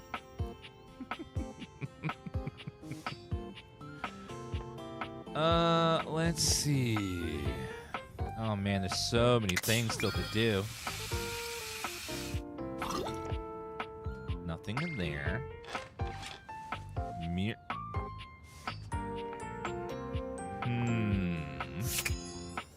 Let's romance the butt plug next. Benoit is in a graceful split on the ground, bending forward so that their nose touches their knee. They smile when they see you. They take their sweet time getting up. Perhaps they intend to show off for you. Well, well, well. Surprised you can walk without a limp after all that. I'm glad you came to see me. I thought of a wonderful way for us to get to know each other better. Aside from the obvious and surefire method, sex.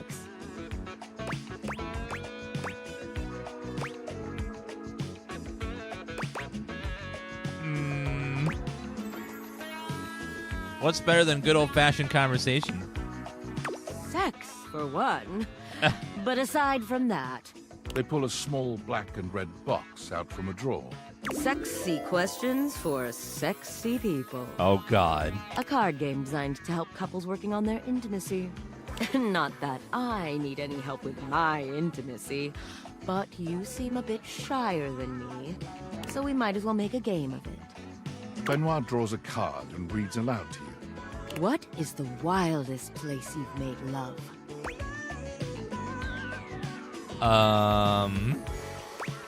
Art museum at rush hour. Oh, you have an exhibitionist streak. Benoit tosses the card aside, pulling another. Okay, how about this one? Favorite place to be kissed? My neck, my back, my pussy, and my crack. Oh, yes. Yes, I like the way you think. For the record, my favorite place to be kissed is just above my hip. You know, if you are curious. Benoit rummages through the cards, frowning at the ones they pull up. Surely there are some more interesting questions than this. Oh, God, no, not this one. Eventually, they finally pull one that puts a twinkle in their eye. Describe your perfect date night. I was expecting something more intense. Oh, I'm not so one note, you know. Besides, it'll give me some great insight into who you are romantically and sexually. Thank you something for the 47-month resub that says, damn blush. Appropriate. And to sweeten the pot, I'll tell you mine too.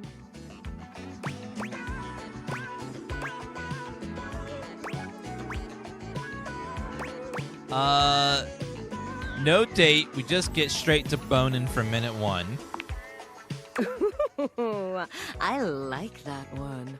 Benoit puts the card away, running a hand through their tentacle-like hair. Those aren't tentacles. Now, for my perfect date. You invite me to your place. We have an intimate dinner that delights and satisfies without leaving us too full. After all, we have after-dinner activities to look forward to. You give me that look, taking me by the hand and leading me through your glorious, immaculately clean mansion. What item is Benoit? A butt plug. Both of us know where we're going, but neither of us says a word. You open the door to your basement, where the vibes shift immediately. This is no ordinary basement. This is a dungeon. You bid me sit on a black leather couch as you sit across from me, snapping your fingers. A man dressed in vinyl from head to toe slithers out from behind some black silk curtains, offering me a shining silver tray covered in sex toys of all sorts. Whoa! I run my fingers along the spread, acting as though I just can't decide. But we both know there's only one choice.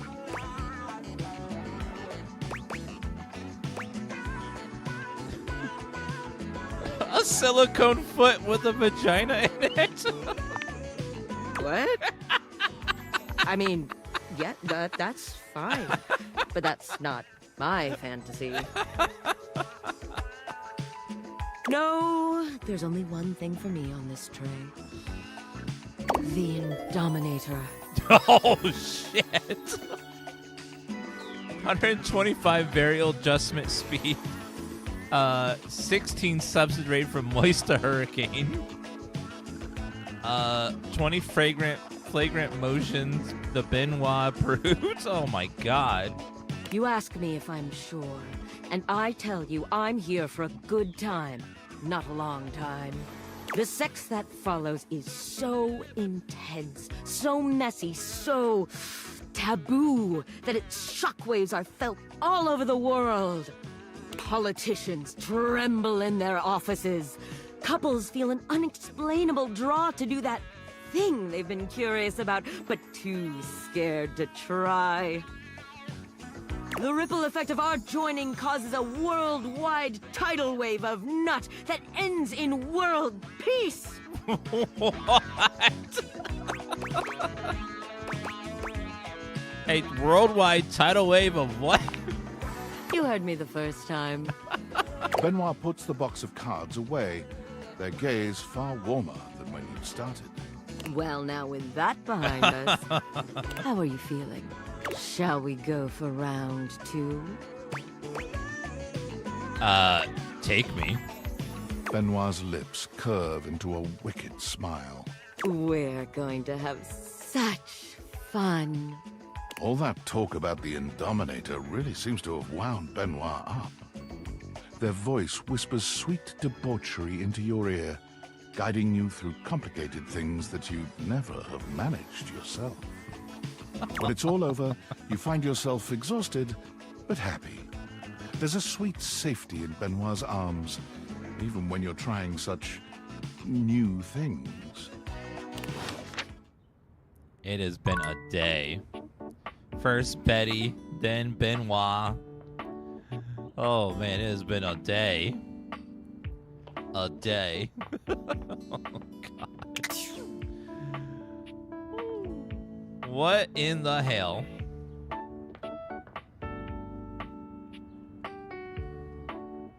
Did we do Mistress already? No, I don't think so. Well, use 2 charges. I know all them ladies. It's been one hell of a day. Oh my god, there's a rubber ducky. Oh no, the bathtub. The rubber ducky is. I can click on the rubber ducky. I don't even know what that one's gonna look like. All right, guys, we're gonna take a break from this game though for a bit. We're gonna be playing Dinkum in just a couple minutes. It's like it is a Animal Crossing like game. If you haven't seen it, but it's in real time. But we'll be playing this throughout the weekend, so it'll be. We've only seen 45 of the 100 datables, so we got a lot left. A lot left. And we're gonna have a fun weekend of banging the furniture. Who even comes up with this as an idea for a game? It's insane. It's insane. Yes. So I'll be right back in a few minutes. I'm gonna play some Dinkum.